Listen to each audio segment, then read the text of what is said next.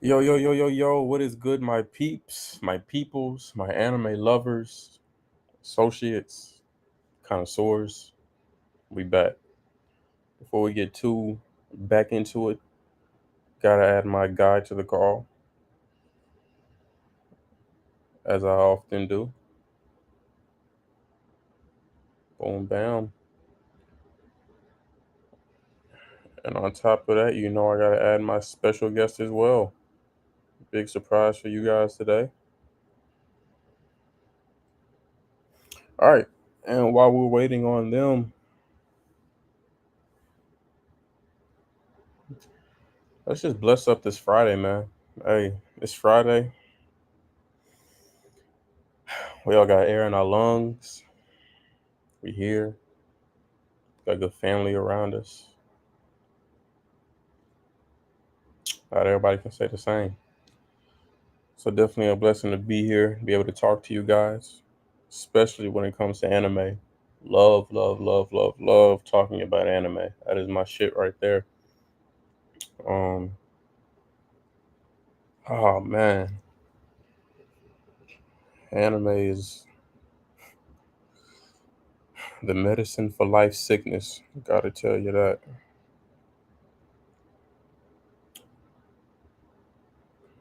Having some technical difficulties. For some reason can't add my guy.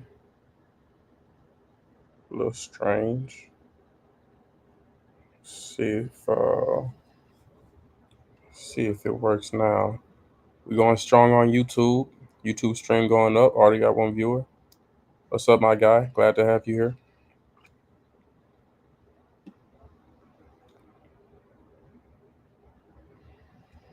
Dun, dun, dun, dun, dun, dun.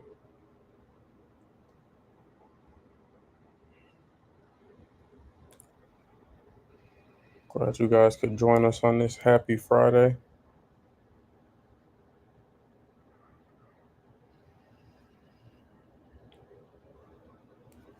You guys could be out anywhere, at the club, with your bitch, steady here with us, talking anime. Wouldn't have it any other way. I swear, every day that moves forward, I just feel older and older on social media because I don't understand why this shit doesn't work for me.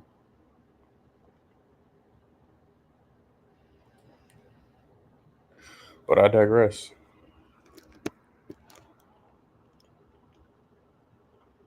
We ride, we ride. May y'all peep the shirt. R.I.P. Toriyama. You know how that is. Oh, I'm bugging. I don't even think I can. I'm able to join. That shit is weird. If it isn't the one and only Mr. Music Major himself, what is good, Mr. Celebrity? Been a minute, my guy.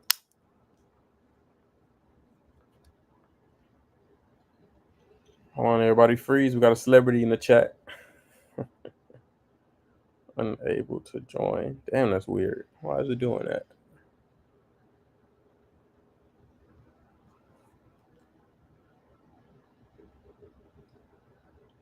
Dun, dun, dun, dun.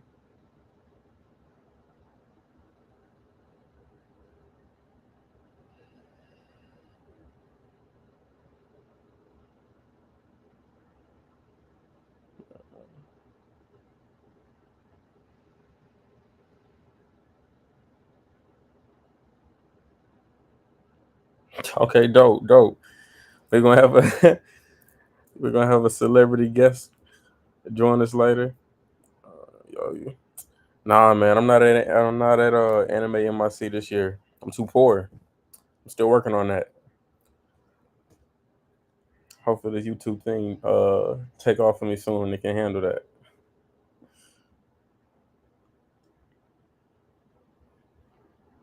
Okay, maybe it'll work now. There we go.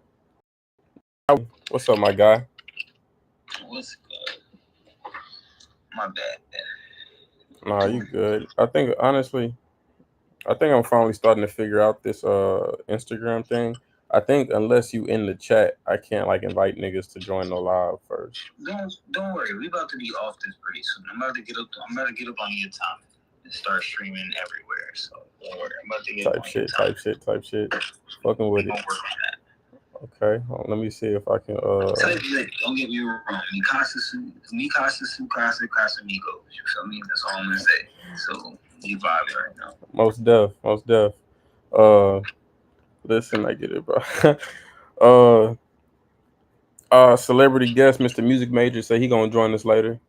He Liddy. Yeah. You know, I'm always about it. So we're gonna have a full screen for the audience today. Gonna be 4 of us on here. Pretty dope. But honestly, I'm glad he's joining today because I'd love to. I honestly would love to hear some of his responses for the questions we got queued up. So that's. Wait, but hold on. See. This is gonna be a One Piece.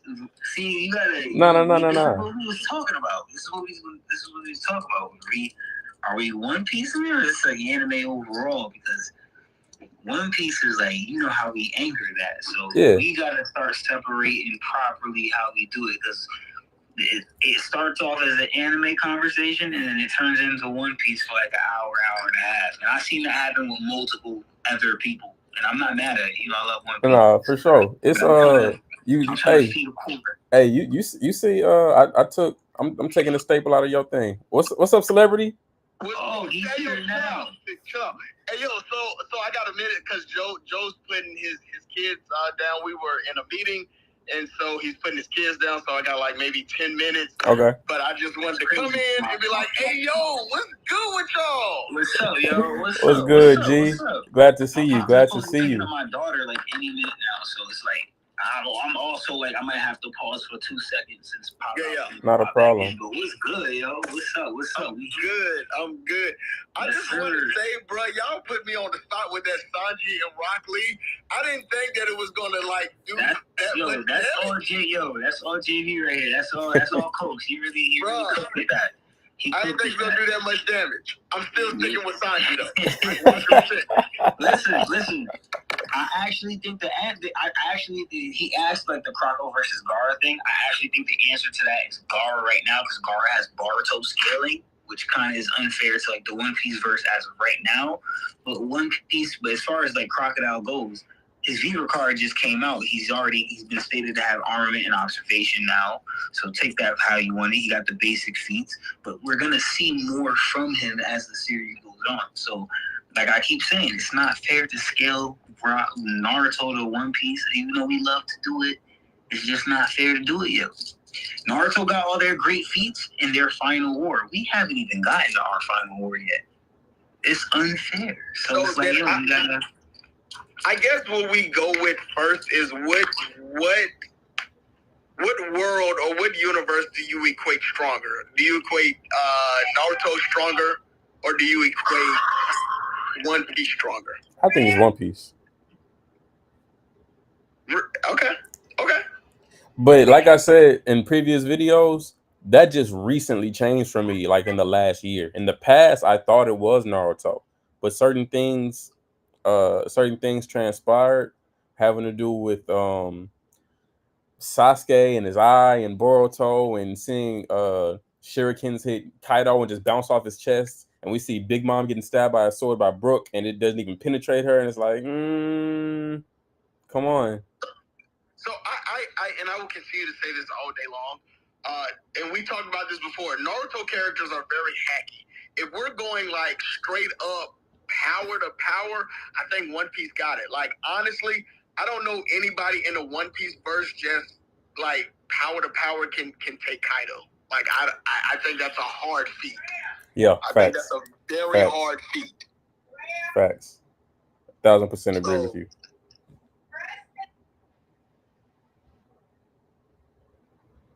So I think that's a very, very hard feat in my opinion. No, I agree with you, because when you think about it, it's like to say that one character, one character out of the Naruto verse could handle Kaido alone, like 1v1. It's then saying, all right, not only are you saying that character could be a Yonko in One Piece, but you're also saying that character could go toe to toe with the the niggas on the roof piece characters, like the worst generation, because all of them were fighting him. And that's a hard sell for me. And let's Exactly. just say that Naruto can get rid of Kaido, which again, I think that's a very hard feat to do. If you put him or you scale him with somebody like Shanks, I don't know if Naruto had. First of all, if what is Naruto going to do against Logia users? Number one, that's a like exactly.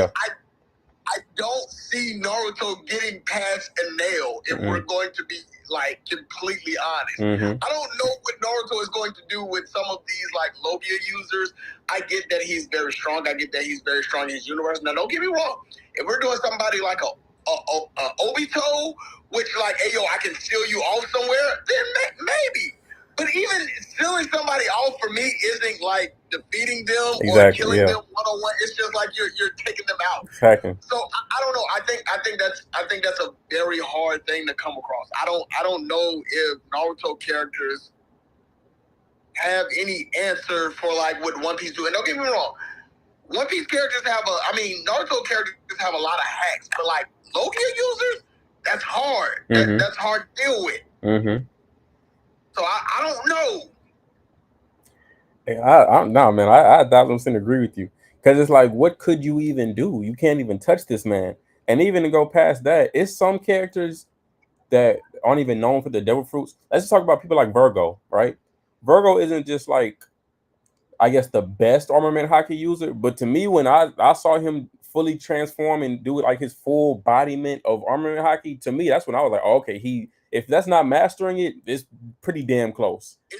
It's pretty damn close, because he's the only character I've ever seen do that. So if that's the case, you're gonna have to show me something convincing that you could like damage him or hurt him, because the durability is definitely on a different level. Definitely. And then on that same token, on that same side, if you have Law that just bodied somebody, like what? So if you can happen to get ahead of Virgo, what are you gonna do with Law? Like I just don't see Naruto again. The idea is if you pull a Kage feat and you seal somebody, but even then, like. Honestly, I think Big Mom is coming back. I think Kaido's coming back. Like, I get that y'all, like, pushed her down, but, like, which is quote-unquote stealing. But, like, right, like, y'all not finna get rid of them unless, like, you really get rid of them. And, again, the way the One Piece world is about to set up now, to where, like, we have the 12 who are going to be pivotal in the One Piece world, I don't see the Naruto world, like, doing anything with them. Naruto is the strongest character that they have, and I feel like Naruto would struggle against some of the mid-tier characters. What is Naruto going to do against Smoker? And I'm not even, like, being funny, but what is Naruto going to do against, like, a typical Logia user? That's the thing. And because I remember we used to have these debates back in the day, like when I was in college, and people just kept bringing up, oh, we can seal them, we can seal them, we can seal them. And it's like, all right, man, we can talk about these seals all day. Like you just said, I don't think that clarifies you as being stronger. But just like this sealing conversation, that's the exact same thing of just saying that you're I don't even want to use this comparison, but like using Master Roshi's technique with the Wafuba shit that he did in the Tournament of Power and like OG Dragon Ball Z. Yeah, it's like shield them into the hole. Yeah. Are you? I mean, I guess you're winning, but did you beat that character? Or are you stronger than him? Not really. Not really. And that's why I always say, if we're going toe to toe and we're going power for power, I think One Piece universe has it 100%. But if we're going like hacks, like Naruto is going to be like a tough situation to deal with. But again, I continue to say, I don't think they have any answer for any of the Logia users. I remember when me, Rob, Tracy, Small Bomb, like there was a couple of us arguing like whose universe is stronger versus Naruto or One Piece, and like our rebuttal was, what are they going to do against Logia users? Like I don't know. Like beginning of Naruto, yeah, they probably could have like a.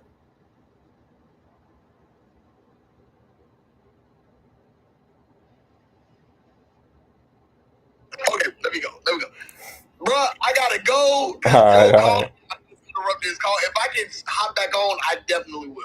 Hey, you most definitely welcome anytime, my guy. No issues. All right, appreciate it, man. All right, be safe, G. All right, now. Hey guys, that was Mr. Music Major himself spitting his knowledge. I'm sure my guy Goo is gonna be back in a second. Let's see.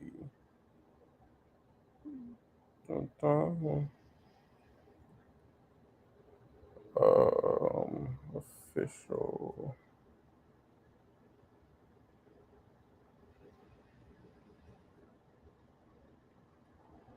Okay. But yeah, hey, while we're waiting on them and the other super special guests that you guys can see in the title, let me know who y'all are taking as far as Naruto versus One Piece characters. Because for me, like Logio types aside, I just feel like the durability is on a whole nother level. Like look at Sanji right quick. Like we were just having a conversation about Sanji and Lee. Lee definitely has 1,000 different types of, just hand-to-hand combat techniques.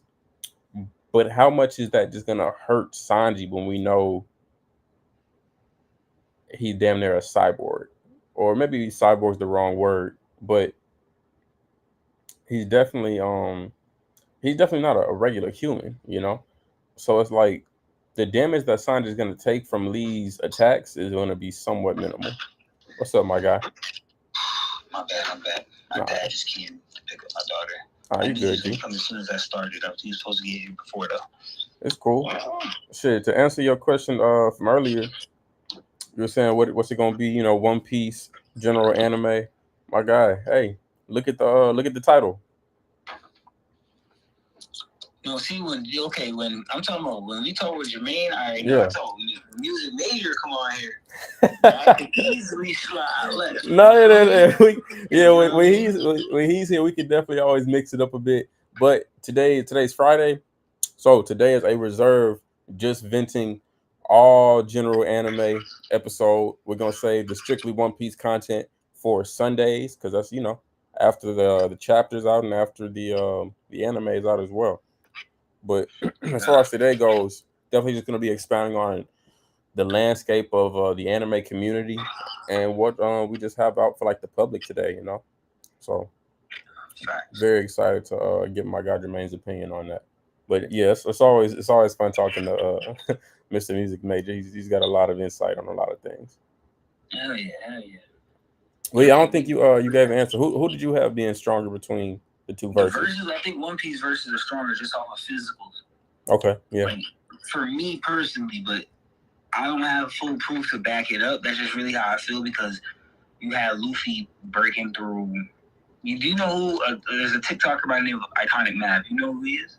I'm trash with names. Well, okay, I may have seen the content. He explains this where we see Luffy breaking through solid gold with Don Krieg, like actually destroying gold off of physical strength with Don Krieg. And then he explains like all of Luffy. He explains Luffy. That's no hockey. It's his main theme video where every video he drops, not every video he drops, but every clip in the video explains like the physical strength of a One Piece character. Because he was doing that because a lot of people were like, shitting on Luffy because, of the big three, our verse technically doesn't scale up to the others. But he was like, if we're talking physical prowess, the One Piece verse scales way harder. Like a punch from Ichigo compared to a punch from Naruto compared to a punch from Luffy. Mm-hmm. Just when we talking a regular punch, it's like a completely different scale of the dent in your face. Mm-hmm. So he was basically explaining it in a very calm demeanor too. Like he was just explaining it through. And I was like, this makes a lot of fucking sense. So yeah, this just off of like, does it make sense? I was like, yeah, it makes sense. Like I was like, okay, because he's really doing these feats. East Blue, then he levels him up. Mm-hmm. Yeah, this is no hockey. Yeah, I'm saying no hockey, no mantra, none of that. Even Udon, he gets to the point where he's training Sea Prison Stone handcuffs on, and he's just working his physicals up. Like he's making sure his body is, you know what I'm saying? No, that's facts. To me, that added into when Kaido said, "Hey, the Devil Fruit Awakenings when the mind catches up to the body." For me, Luffy's mind kind of has always been there.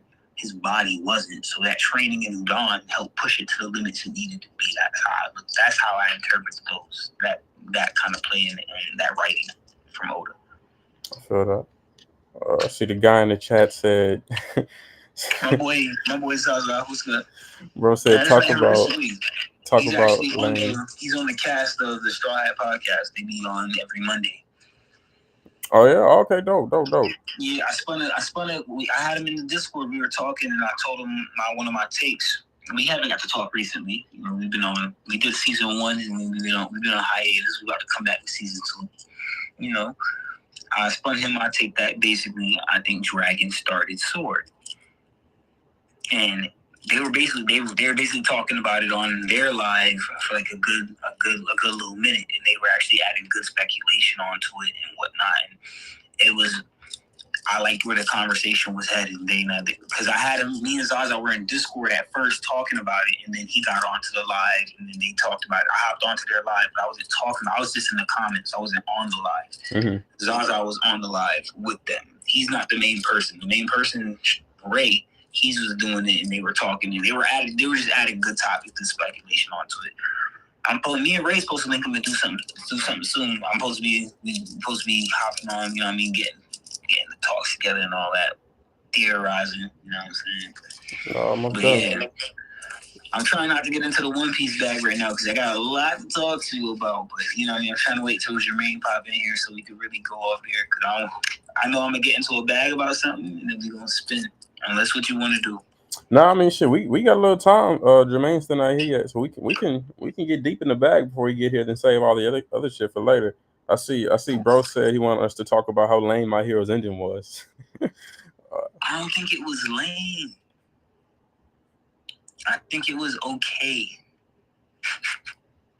So all right. So before I jump in on that comment, and we honestly we can add bro into this into this convo as we get more into it. Yeah, I'm with it. I just want to start off by saying, I haven't seen the ending of My Hero. I also haven't read the manga, but we all have Twitter, so I've seen jokes, I've seen spoilers, I've seen the digestion of the other audience members who have seen, you know, the ending of My Hero, and I want you to tell me, as an anime who was looked at as a position holder of the new Gen Big 3, is okay suitable for an ending of that caliber? It depends on how you take it. Going reader to reader, it depends on how you take it. Because watch this. Have you completed Attack on Titan? I haven't. I have not. All right, then see, the conversations are. But I know that ending has changed like 3 or 4 times. If we talk New Gen Big 3, I have Attack on Titan in New Gen Big 3. I'm not mad at that. I think that's well deserving. And on top of that, for New Gen Big 3, a lot of core hard, die-hard Attack on Titan fans, they'll tell you they hated the ending that the author gave. That's facts. I thought it was okay. Which version? It wasn't that. It was the one that came out already, like the completed version of the anime. Okay. I liked it. Like I thought it was. Did you ever read the manga? Like, say it again. Did you read the manga? No, I didn't. I wasn't a manga reader of it. Like, okay. I didn't. Like, I never really wanted to read the manga of Attack on Titan. The art didn't appeal to me. It was like, sure. This looks super dope to have. It was like, I like this. Okay, watch it right. I would like Berserk, but Berserk isn't the type of shit I want to just do up and put up in my room. Like, it's not dope shit. That I want if my son walks into my room, I want to be like, this shit cool as hell. Like, you know what I'm saying? Yeah, some chill, like, cool vibe. What is this dark shit right here? Like, Pops, are you okay? Like, I don't want him asking me no shit like that. Like, for sure, I get that. I'm gonna have the Berserk in the room, and he gonna be like, yo. Should I be like, wait, yo, you gotta wait till you more mature before you read something like that. That's the type of book I would say that to, like on a parental guidance type tip. You feel me? I feel like, that. That's just my take. That's my spin on it. I had Gear 5 posted in that movie. You know what I'm saying? Yeah. That's hard. Yeah. You know what I mean? I have just a picture of Guts, but I'm not gonna have like certain panels posted. Like, I'm not doing all that. No, I get it. Yeah, I understand. Watch it, right? I could post watch this. A One Piece dark panel to me is like when Vegapunk laying in the back, he's like type of dead. If he's like sitting there laughing, the nigga dead, and the nigga sitting there laughing hard as hell. And Gear 5 and Sanji lighting the cigarette, and then Kizaru sitting there like, because he just shot the laser beam, and he like, okay, this nigga Sanji blood monster. Like, that's a hard panel to just put up. You feel me? Yeah. You know what I'm saying? That's a hard. That's dark, but it's like there's a charisma. It's kind of cold too. Yeah, you feel me? Yeah, for sure. It's enticing. I feel that. So the only reason I asked you about the Attack on Titan manga panel or manga ending is because I know that the first like original ending, everyone hated it as far as just Attack on Titan fans were concerned. But then I heard they redid it again. I don't know if it was 2 or 3 times, but I know they redid it, and the final copy, people weren't just fond of it, but they liked it better than the original manga ending, but they still didn't love it. So me and you, we're really on the same page. If it was up to me, I think Attack on Titan should be in that like stakeholder position of new gen big 3 anime, because I think it's well deserving in everything that it did over the last, let's say 5 years. But yeah, just me. I mean, really true. I ain't like it made too many waves for me to sit here and ignore it. I can't. Attack on Titan had the anime community in the chokehold. It was in its prime, so I don't care what nobody says. Most of. It's hard. Like, I've seen all sorts of controversial takes that I kind of agree with too. Like, some things I do agree with. Like, I can't even really fully express. What's good, guy? What up, bros? What up? What's good, Zaza? What up, man? What up? Thank you for letting me on. Most I was hearing some stuff. I was like, yo, I gotta join this. You know, anime talk. I'm here. Yeah. So tell me, what did you think about My Hero's ending? Because from the gist that I got, it seems like Deku's just putting fries in bags now.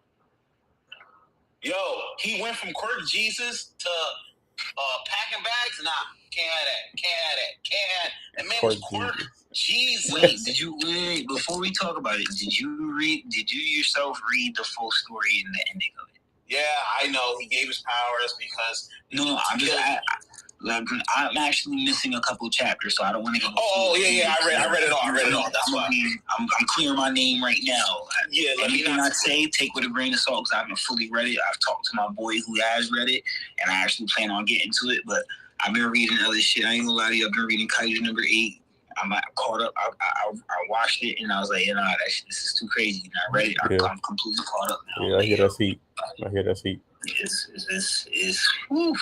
I ain't gonna lie to you. You gotta start talking about that. I need you, Coach. You gotta get on it. Hey, you're not throwing it. I've been my friend been getting on my ass to watch it soon. Only reason I haven't jumped into it yet is because I told him I was gonna react to it episode by episode just for content's sake. It's worth it. But it's worth it. It's worth it. Yeah. But no, man, please. I ain't even gonna try to. Don't cut no corners. That's what you gonna do. Do that shit. Facts. For sure. I might hop on it tomorrow. Very true. But my guy, yeah. What was your impression of Quirk Jesus losing his losing his status? My boy is a super fan, and I know he's gonna give me the positives before he give me the negative. You sound like you about to give me the negative before the positive. No. He said, "Ain't no positives." No. Crazy. But negative plus a negative make a positive, though. No. Crazy. Oh man, you're not hearing. Listen. I get it. I get why he did. I'm not gonna spoil you. You know. I don't care. He loses power. You just spoiled me. He's already told me. I just have to read my. I don't care. But my thing is when they go 8 years into the future, and then it's like, they're all like. I'm like, they're all like, Deku's like, yeah, I'm gonna go out. I'm like, bro, why are you going out to be a superhero? You don't got no powers. Because the last man is all them. I'm like, bro, you should sit home. You have no powers. And first of all, you guys have got to understand, My Hero, literally to me, is just school Naruto. That's all it is. That's all it is. That's really what it's become. And like, I think that's where I kind of lost interest in it because I was seeing too many similarities. Todoroki was gone. I'm just like, what the fuck is this, bro? Okay, so if you feel that way, how you feel about Black Clover? Because my guy up here, he got a big beef with that. That whole point of what you said, when the similarities are too on point.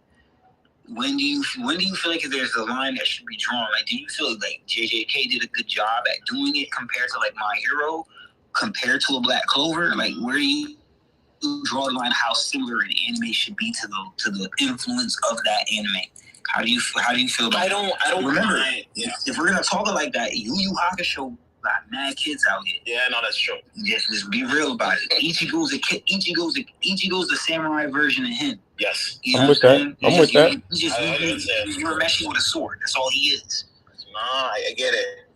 Listen, I get it. Like Fairy Tail had so much One Piece adaptation to the point That's where fact. I was like, okay, you're just stealing That's fact. character designs. I don't mind if it's like, yo, they're kind of like them. But when you steal character designs, I'm like, bro, come on, man. Like the dude with the flames is pretty much Shanks. I was like, bro, that's too much. I think that's where you draw. That's where you step over the line. Wait, you said who Shanks? I think he's talking about Gildarts. Oh, yes. Gildarts. Oh, Gildarts is Shanks. He's pretty much Shanks. Yeah, Gildarts is Shanks. That's what I'm trying to say. I'm like, yeah, he's for sure Shanks. I get it. I get you're inspired, but don't be too much to a point where it's like, okay, like, come on, bro. Like, wouldn't Black Cave? I'm like, bro, red hair? You could have given him any type of hair. You gave him red hair. It's like, bro, come on, man. Like, think outside the box. That's all I'm trying to say. And the thing with me with Deku, because like I was like, oh, you know, he's struggling the first time, and then I'm like, yeah, he starts winning all the time. I was like, this is Naruto. I'm just watching Naruto right now. I'm literally watching Naruto, and then he gets all the other quirks. And I was like, I honestly took a break away from My Hero for a little bit. I came back. Season 6 and 7 got me back, but yo, that season 5 was. Okay, I felt that. I ain't even mad at that take. I'm fuck with it in certain parts would have had you like, I get you. I ain't mad at that. I'm gonna keep it a stack. Like that. It's crazy. I remember watching My Hero for the very first time in college. Like, damn, bro, nigga feel old. It was like 2019. Don't worry about it. 2019, right? And when I first seen it, now keep in mind at this time, of course, like we all watched anime or like got into anime when we were like younger because of fuck damn, I'm having a brain fart. I can't think of it. The shit, Toonami and shit that came on at night. But like me, 2018, 2019 was really me like diving full-fledged in anime. So I had only really seen maybe like 5 or so anime before I watched My Hero. But the moment I started watching it, I was like, damn, this is heat. This is good. It was, in fact, it was so good. I accidentally started watching season 2 before season 1. And it made sense to me. Like it was like I started it and it like it followed. I was like, damn, this is a good ass show. Like, because I think season 2 is the tournament, right? Because it had good moments. Yeah. Right. I was like, it's so good, it makes sense. It doesn't feel like I'm missing anything. Then I like looked at like the episode number I was on. I was like, oh shit, I've skipped a lot. Okay, let me go back. But since then, when I started, I got those Naruto vibes you're describing. Definitely did. But originally I was like, okay, they're taking pieces. And that's fine. I feel like they don't go as in depth with it as Black Clover does. I was like, okay, this is fine. Now, fast forward to like, say a year ago, I started reading the manga. Not really because I wanted to read the manga, but I had a bet with my friends and put some money on the line. I was like, no, I'll catch up. I'll read the manga. Read the manga. I got to right after the war. I seen the live shit with Deku being Batman or whatever. I was like, okay, this is cool. All right. I gotta say something though. I gotta say something in My Hero's defense. The manga has always been better than the anime. The way they depict the art, the blood, I love the art. That goes on in My Hero. I love the art. Always depicted it way more than the anime. So if you do depend on the anime for the real original, like I feel like how your take is on My Hero, it's not gonna be the same as the manga. I feel like the anime translates the moments well, as far as like the moments, like the cool moments that happen in battle. As far as like how gruesome shit is, the anime takes away a lot of detail from the manga has. Definitely. I'll say that much. That's it. That's the I do think that's a justifiable thing for My Hero manga. So I agree with you there, but crazy enough, as I was reading the manga, it's crazy to say, but that's low-key what got me like more detached from My Hero. Because like I said, I was a fan of My Hero. I was a much stronger fan. Because you were a fan of how they railed you in the anime for the moments. Now you're reading the moments. It's not going to translate the same as how you're watching. That's a fair point, but I'll say this because I'm not just like a strict manga reader. The only manga I read consistently or religiously is truly only One Piece. And when I jumped from anime to manga on that, it was no switch, no giddy up, no nothing. It was easy. I was super enjoyment every time. Okay, look, this is my method, right? Take it with a grain of salt. This is my method. I think the best way to ever start reading a manga is to watch the anime, and then the manga. They're just learning that the manga is more to catch up on, and then you read the manga. But you have to start early. If you don't start early, it don't match up the same. One Piece is very different because I watched One Piece all the way up to Whole Cake Island, and then said I need to read this shit, and then I started reading it when Wano really became a thing. Yeah. I started reading in Wano as well. I wasn't an avid manga reader. I'll admit that. I watched it when it was 4 kids and all that, but I never was like, let me pick up a damn book. Yeah. That wasn't me. I don't know what I was doing. You know what I'm saying? No. When I was in college, I needed a lengthy anime to watch. I was like, call back up on One Piece. I called back up on Fairy Tail. Anything that had over 300 episodes, I was watching. I was like, I bet I need to watch some shit that can let me lock in while I do my studies and all that. That's what I want. Because, like, to his point, my bad.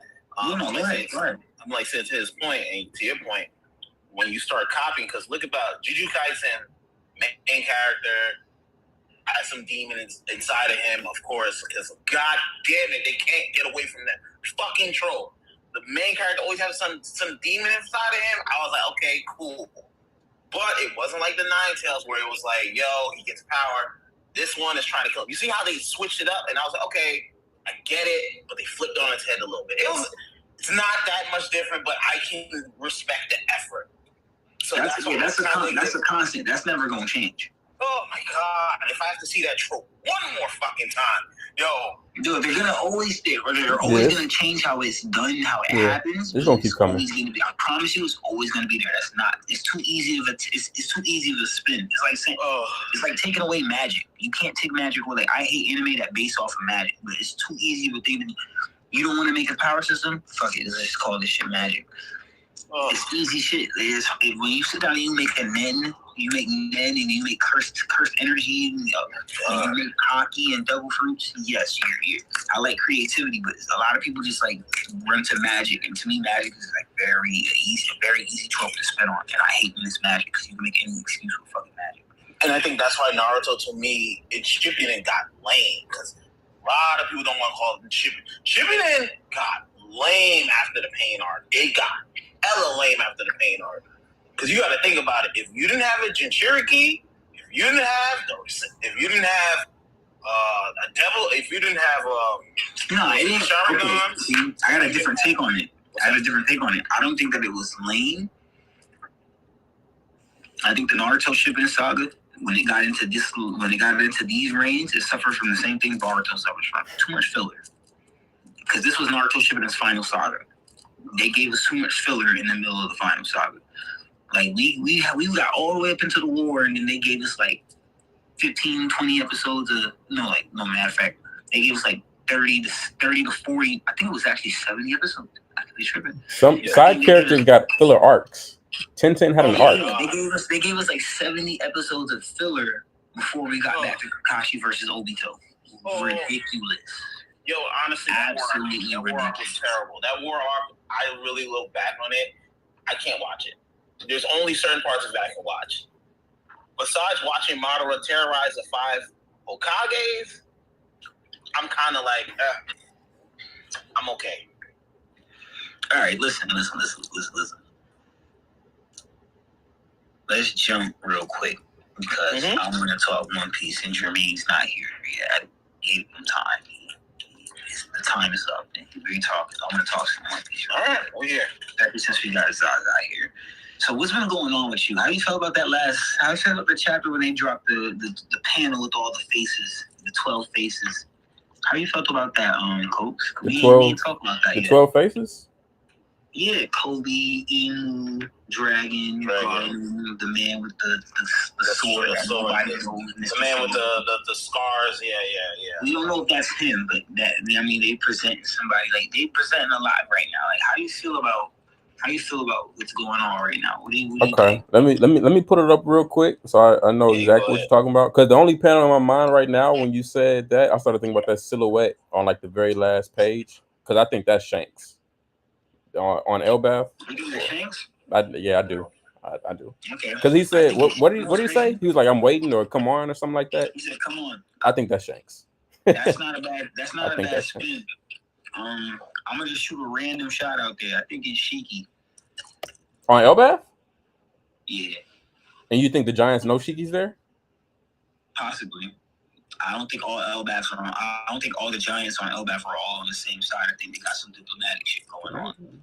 Okay, so it's different. It's different giant pirate crews then. Not different giant pirate crews. There could be, but there's different giant like warrior factions for sure. Tribes. They have a royalty, then there's gonna be a royal line of warriors that fight within Elbaf's ranks. Whereas Dory and Broggy, they would be warriors, probably ex-warriors from those ranks previously in the past, or they just some niggas that's just like that and they top pirates for real, because they're about to power creep. People like to clown on them for the whole shit we saw at Little Garden with Mr. 3. That was just plot shit. They're about to power creep. However you feel about it. Wait, what issue do people have with Little Garden and 3? Why they got taken out by Mr. 3 so easily? Oh yeah, see, Zaza know see, you don't be in these comments, coach. You be, you know what I'm saying? You don't actually be arguing with niggas, and you know what I mean. I refuse to argue with anyone. But you see the bullshit that they type though. Yeah, you got. I read this shit. I'm like, this is. I read this shit, and I'm like, this is why I'm not responding. All right, so when y'all say This shit right here. when y'all say Mr. 3 took down Dory and Broggy, y'all talking about when the explosion shit? Is that what I'm referring to?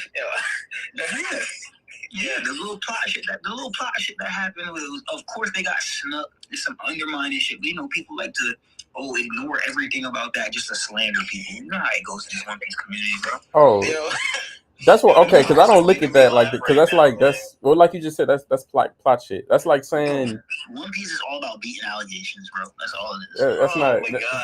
that's not. That wasn't real to me. Like that wasn't a real thing that happened.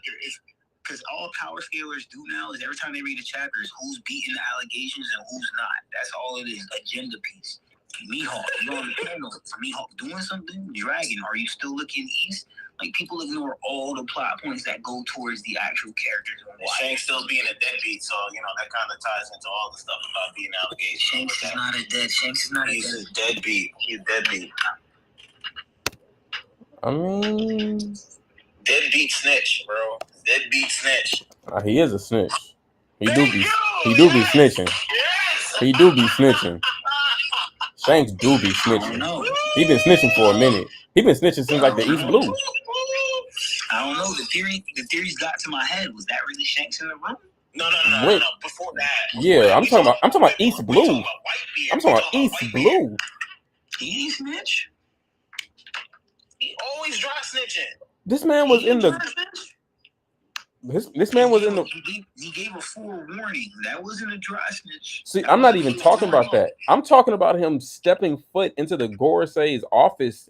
Early East Blue. That's what I was talking about. Was that really Shanks in the room? I'm asking you. There's theories out there. Oh, how do you feel? What's going on? Oh, wait. You saying he has like a doppelganger or somebody that has his exact face? He could have an evil twin. All I know is dry snitching runs in the family. Oh my gosh, bro. Oh my gosh. Oh my gosh. This nigga Shanks can just do no wrong. Dry snitching runs in the family. That's crazy.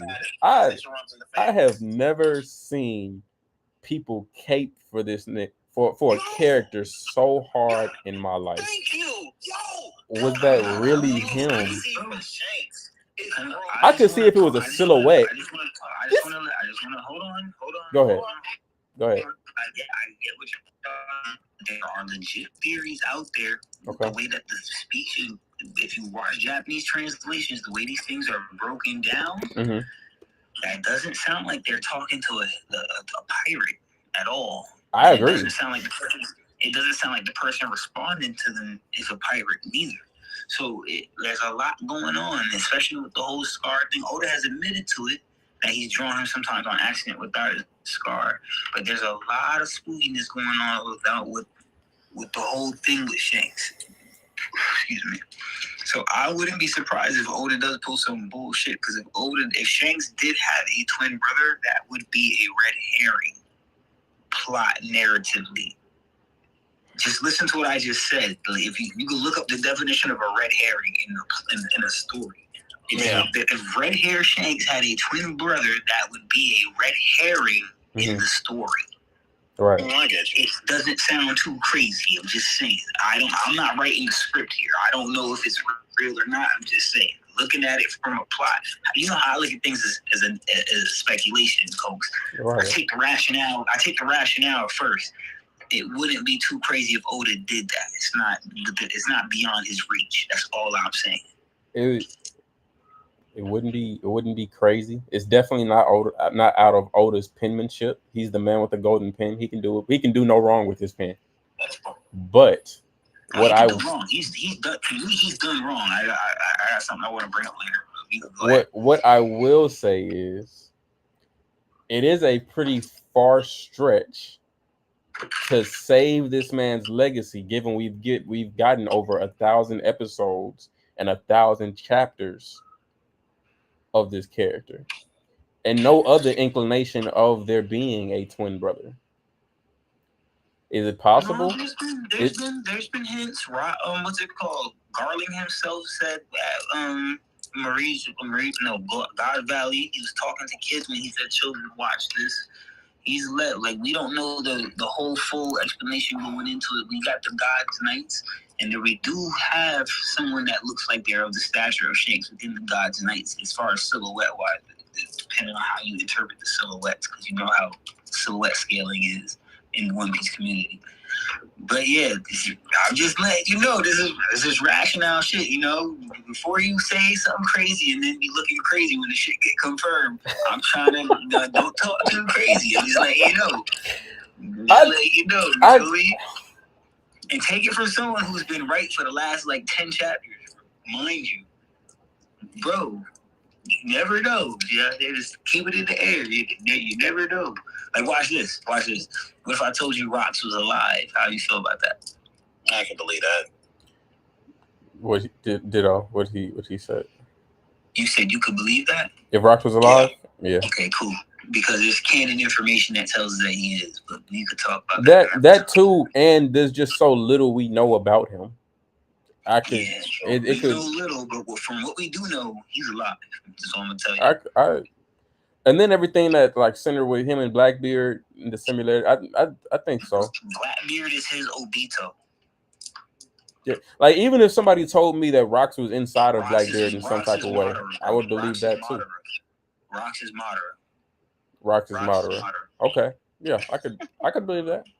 Most definitely. I'm just saying, it matches the legendary ninja that we had, Hashirama. His greatest adversary was Madara, right? The legendary pirate we had was Roger. His greatest adversary was Rox. Then you have someone from the Nowa generation, Obito, uses the name of Madara, gains clout, does his plans, set up pieces, and then in the final war, Madara really makes his move. Whereas you have in the One Piece world, you have Blackbeard, the Saber of Zebek, that's the name of his flagship of his fleet, the Saber of Zebek, and he's literally doing everything that we know Rox would have probably been doing, because Rox was the leader of Hachinosu. What is the first thing Blackbeard does when he gains power? He goes after Hachinosu. Rox wanted to be king of the world. What is Blackbeard trying to do now? Literally trying to get close to Iwu, getting the identity of Gorosei members, trying to get close to the world. He's setting up the same play Obito was setting up for Madara. I just think that instead of Madara duping Obito, Oda's gonna have Blackbeard dupe Rox if it happened. That would be the flip. But I don't know how it would come to be. I don't know what's the connection between Blackbeard and Rox. Do you think there is a connection? And right now it's setting up the lurking legend. This all sounds like Madara shit. All this shit we get built up for Rocks, he's supposed to be dead. That's the same shit they told us about Madara. He's supposed to be dead. Yeah. That's right. And then we get some nigga using his name.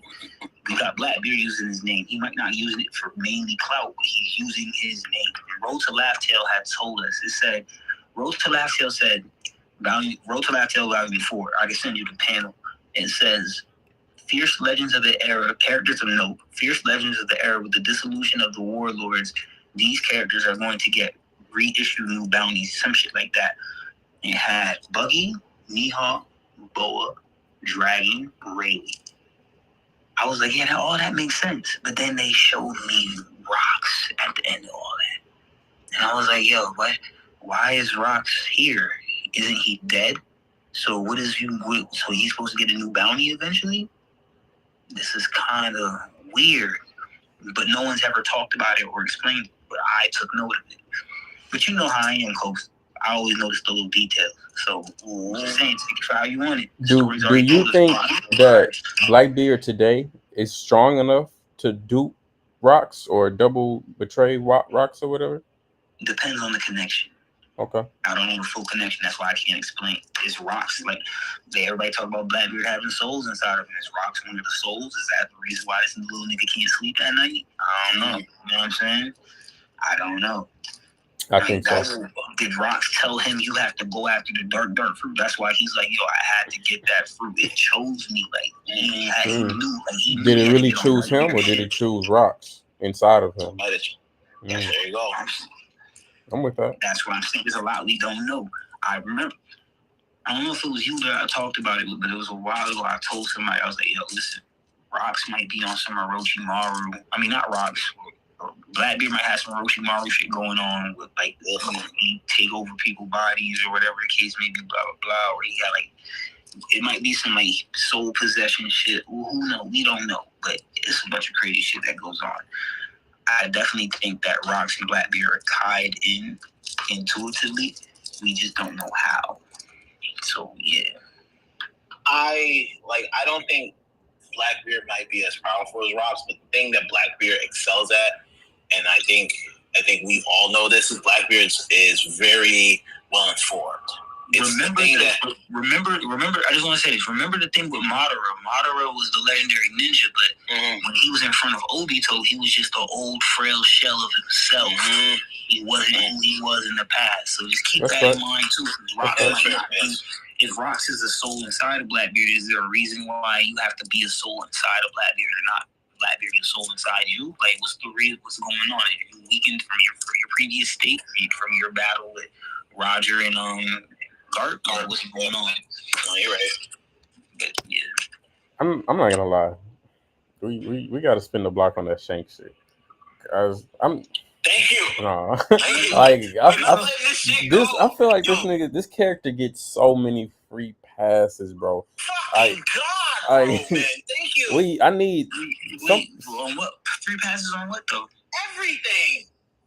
Like his what? Lore. I'm not a Shanks target. I know you're not. That's Rob. I think Blackbeard ends him, like, for sure. The most I give Shanks is I think when Blackbeard takes on Shanks, I do think Oda said that there will be an eye patch pirate, and when we get the eye patch pirate, we will know that's when the race for the One Piece is at its most serious level or some shit like that.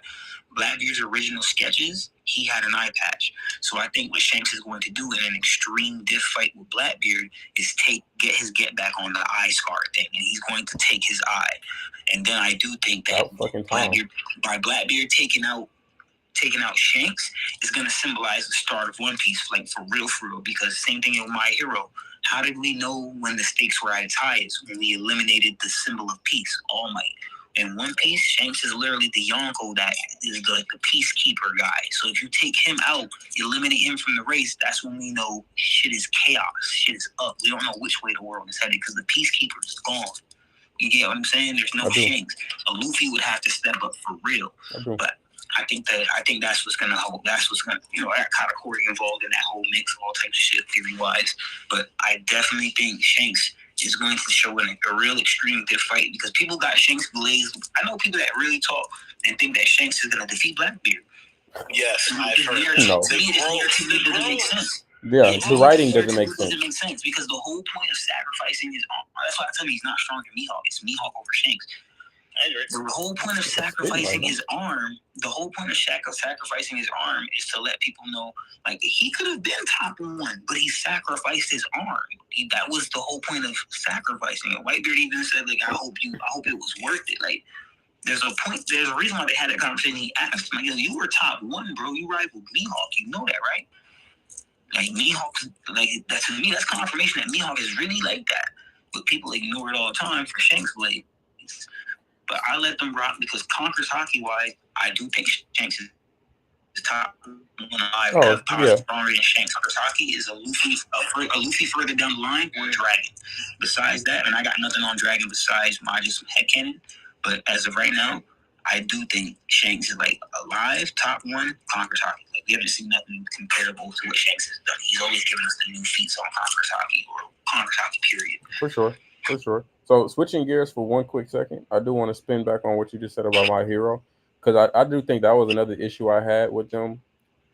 Like you just said, we knew My Hero was at its like peak crisis when they lost their symbol of peace, but we never really lost the symbol of peace in My Hero. They kept All Might alive. It would have been and I feel like, I don't know if that was just like All Might glaze, or I don't know if that was just like a bromance that the writers had with the character. Because literally, it would have been the perfect passing of the torch for him to die at that moment when he lost his powers, gave it to Deku, right? But Pete, this is the best thing. This is the best thing about it, because this is foreshadowing out the ass. The best things about All Might that was still in the show, the best things about All Might that was still in the show, he still could have given us, because oh shit, all of the users of One for All are in Deku's mind. So as soon as All Might would have died, you can still talk to this nigga whenever the fuck you want. He can still train you. He can still coach you. He can still do all of that. But to have him in the show being fucking Iron Man and in a Batmobile and the Iron Man suit, it's like, what are we doing? What are we doing? And that was just like I said, I was reading the manga. I ain't gonna lie, bro. I just got bored after the war. Like, I was reading it and I was like, it's a lot of talking. I just stopped caring. And when I stopped caring about the manga, the anime came back, and I was like, oh, okay, cool. Wait, what are we doing again? And that's when the villain training arc came in the anime. Okay. And I was like, okay, I remember this is live. I agree. But then I was like, I mean, I kind of already know what's going to happen. I read this already. And the livest shit is when they get to the war. I'm going to just skip this season. Then they got to the war. And then I really wasn't reading the manga. I personally don't have a problem with it. I enjoyed it still, but like I said, I was able to predict. Personally, I was able to predict it. But that's my problem with reading most series. I'm able to predict most shit. I've never had any of these issues. It could just be what you're saying. The One Piece is just that different. One Piece is just like that heat. I have no other issues like manga to anime with any other show. I feel like we're really saying it because there's really people to argue and talk about the speculation of One Piece. With My Hero, we don't have there's not too many people that you could go and just talk about real core and argue the theme by it. Like, you come to me and argue with it because you know I'm gonna hit you with some intelligent shit. We have a good show. Not everybody can do that though. That's the problem. You know what I'm saying? So when you find a like mind, you enjoy it. So you never got to enjoy My Hero like that. You got to enjoy maybe Naruto like that because everybody was just into Naruto. My Hero is the age under you that's really getting into My Hero. Like, I got a couple nephews, 12, 13. They eat My Hero up. Like, that's their Naruto. Like, Bakugo's their guy. That's who's their guy. Bakugo's my guy too. Yo, thank you. Yo, please. You know what I'm saying? I'm a big Bakugo guy. Any day of the week. Deku used to be my favorite, but I grew to like Bakugo more because he had more love to after it. Yo, let me spin the block back on Japanese Superman. First of all, never liked All Might. Never. Oh, never? Oh, wow. No. All that. Yeah. I was just like, he's Guy Sensei.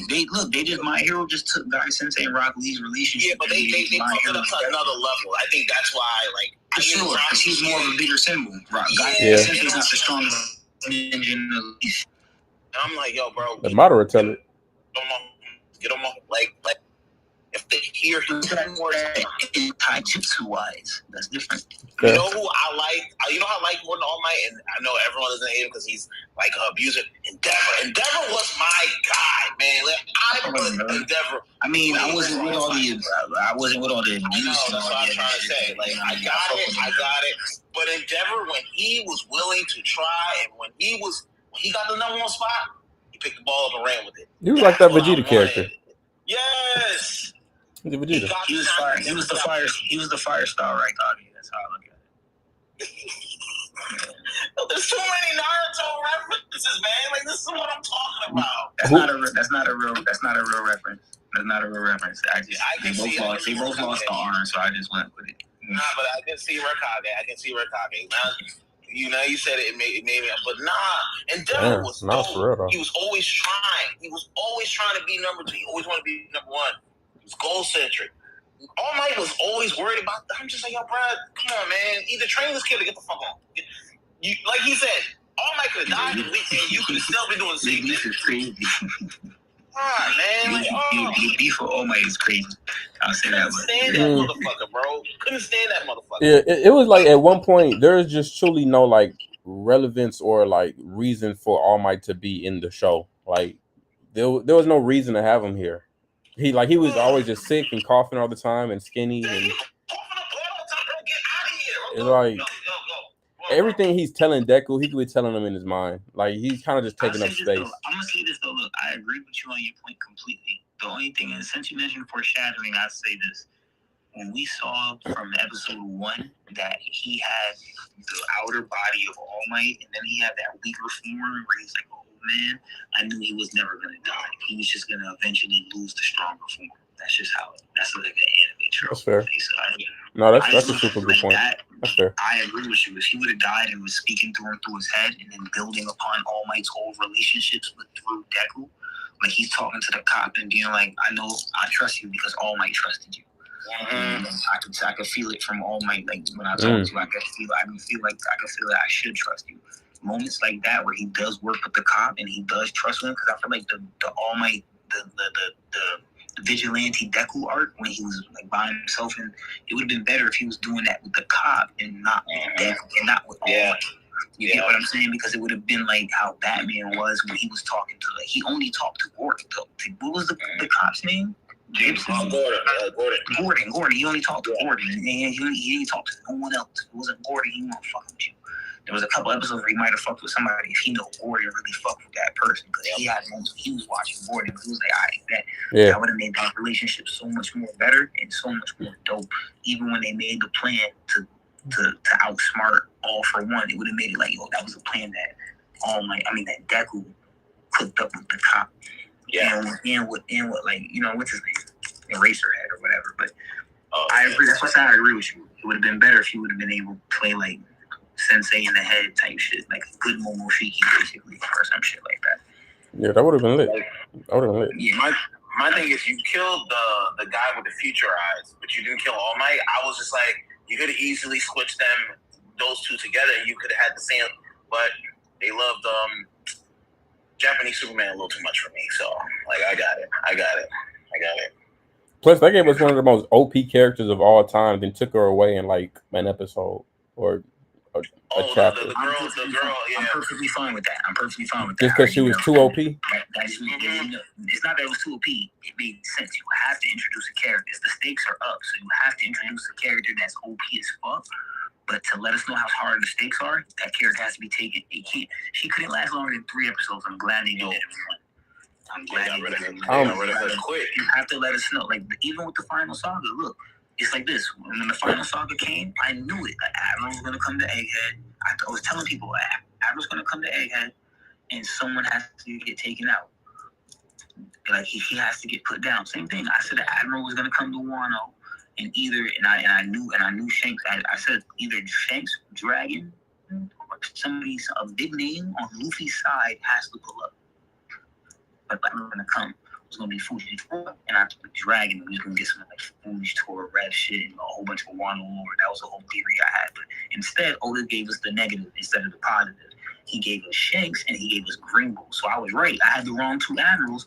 I had the wrong 2 big stars pulling up. But I wasn't wrong in the sense of, hey, an admiral and a Yonko pulled up, someone Yonko caliber, and that's what happened. And then he came and he did what he did. And I was like, okay, that makes sense.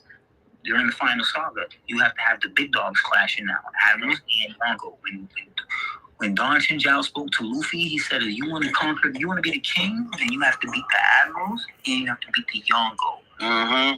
That's what he said. He didn't say you got to beat warlords and you got to beat Cypher Pole and you got to beat the whatever the other worst generation. He didn't say nothing. He said you got to beat the Yonkos and you beat the admirals. So Final Saga is about the admirals and Yonkos clashing, and that's exactly what the title is.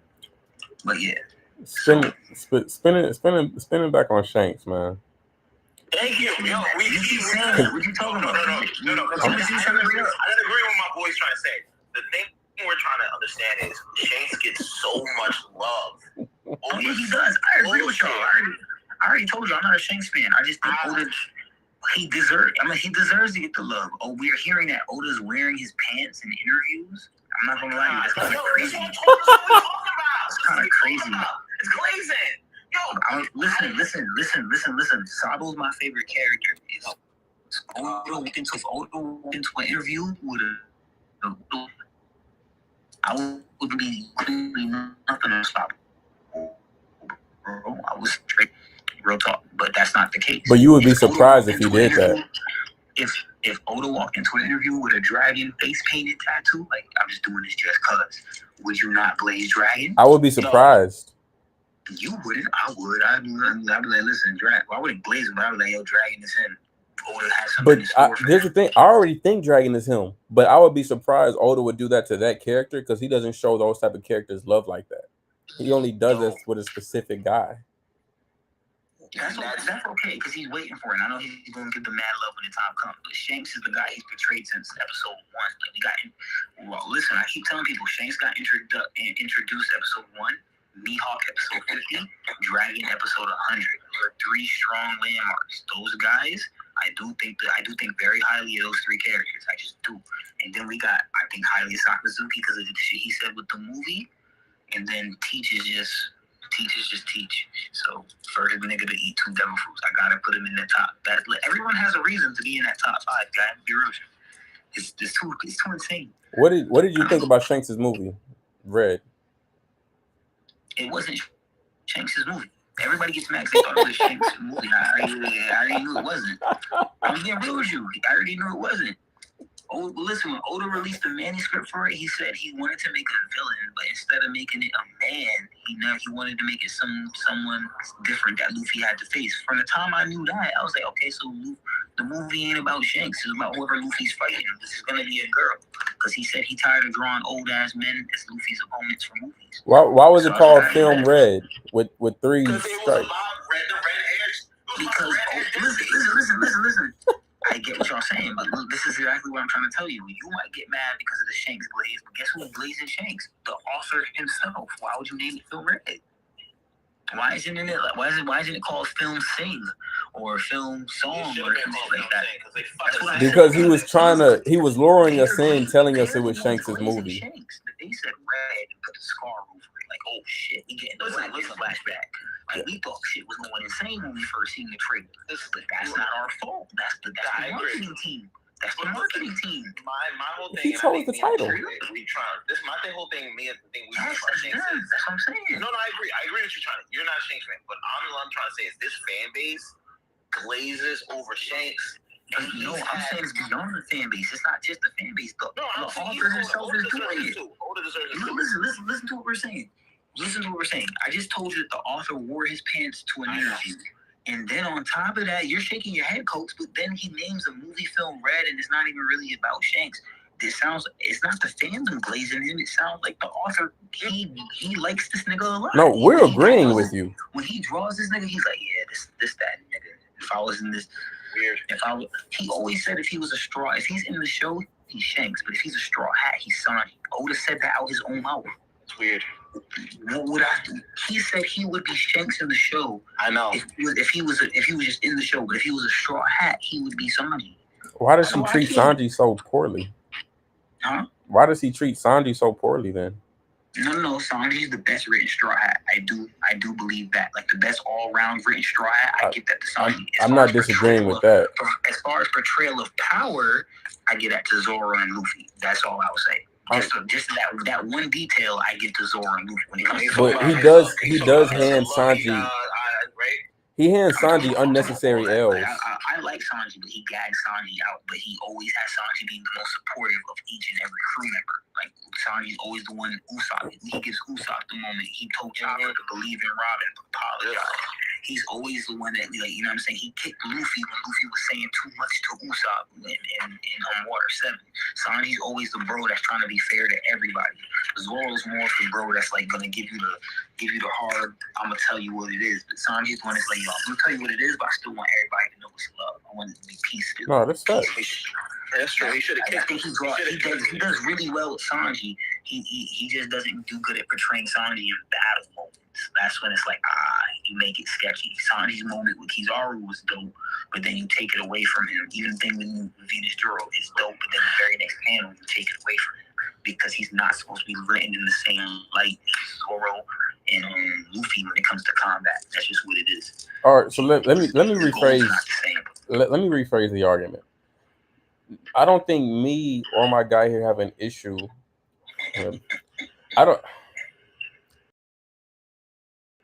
Me and Mike understand that they get glazed by the fan base, by Oda. We see that. That's apparent to us. That's not the main issue, right?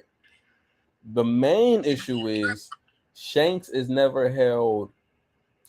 I don't even want to say to the same standard. He's never held accountable for the lore of his character, right? That's you gotta explain what you mean. So I want to hear. I'm here for. I love it. Keep going. Okay. So for one, we had this Mihawk and Shanks comparison, right? From the beginning, we hear, Shanks and Mihawk, they used to go toe to toe back in the day. It was 50-50. And then we get the information, Mihawk's the world's greatest swordsman. He's always been the world's greatest swordsman. So he's obviously stronger than Mihawk. Then you hear the Shanks fans step up and say, oh, no, that doesn't count because Shanks isn't a swordsman at all. He's a hockey man. It's like, what? That's weird. Okay, whatever, fine. Whatever. Since when? I'm not gonna lie to you. That argument was stronger 2 years ago. Now, I'm not gonna say nobody's arguing that no more, but we don't take those seriously. When people say that, we just say, you're not even reading One Piece. You're reading all the Rob stands on that. People still make the argument. Rob is 10 toes behind that. Hockey man. I've seen it. Past that, this nigga Blackbeard, one devil fruit, scars this man's face. Scars his face. You're getting it wrong. You're saying it wrong. Please don't promote it like that. He scarred him no devil fruit, not one devil. My mistake. Because every time I say no devil fruit, somebody tells me, oh no, that's not true. He had one by then. So I just give him one. Bro, you need to just go in the server. There's a reason why you're in the Discord server. Use it and study the material. So when people tell you shit, you can be like, yo, you're just wrong. This is why I'm so hard to convince, and you get mad at me for talking too much sometimes. Because I'm not gonna let you say something that is wrong if I know the facts. That's just what it is. Okay, but here's my fact. Because I agree with you. I agree. I agree too. But don't let people tell you that you're wrong. He scarred him with 0 double fruits, not 1. 0. How come we make fun of Dragon, but we don't make fun of Shanks? I'm just saying, like the fan base. No, I'm saying the fan base will be like, "Oh, Dragon's on fraudulent." You've heard this too. Shanks doesn't make moves just as much as all of these people do. He just makes moves when it's necessary for him. But he don't make moves either. This nigga's been on that same island post-time skip the whole time. No dreams, nothing to motivate him. He's just as complacent as Mihawk is. We don't call him out for that. Yeah, but you got people that made moves on Dragon. That's why they clown Dragon. Like Dragon. I know what I'm saying. Blackbeard made him leave his home base. Like no one ever made Shanks leave nowhere. You get what I'm saying? Let me tag me in. Shanks, Blackbeard scars this man. No devil fruit. We don't have details. We don't know what happened. let me finish. Let me give you the context. I have context on what I do know happened. I know what happened after. He scars this man. No devil fruit. What's Shank's next move? Hey, hey, Whitebeard. I ain't gonna lie. You might want to tell your boys to sit down because he's a bad man. You don't do that. Tell Ace to sit down somewhere because I don't. Not. Hey, don't worry about it. Don't tell Ace to sit down because I'm gonna go get my get back. I'm gonna handle it. No, just Whitebeard. Sit down, stand down. Because Teach, he different. He a bad man. Not. I'm gonna go handle it. Say that because I say that all the time myself. So no, see, and that's not attacking you. We're talking about the community and the Shanks fan base. Why aren't they saying anything? And another thing, tag me back in. Like when I think about Pirates, when I think about Luffy, like I compare it to this. Think about it like this. Shanks lost his motivation, and everyone's like, "Oh, Shanks is a guardian." I'm like, "Yo." He still lost his motivation. He was on the Pirate King shit. He's the closest to laughed at. He knows where all this stuff is. He just doesn't want to be a pirate for the last 15 years. We don't call that out. But y'all see, I know what you're getting at. You getting back at that Shanks complacent thing. I still disagree. He's complacent. I know. I still disagree with you here. There's nothing wrong with it. It's not taken away from his speech. He's still strong. He's still this, but he's complacent. No, he can't be complacent. He can't be complacent because even with one arm, he was able to amount to so much. If he didn't get one arm when he was already a Yonko. He got one arm and then 6 years later became a Yonko. So he still had that drive. That's why his Conqueror's Hockey is top one alive right now.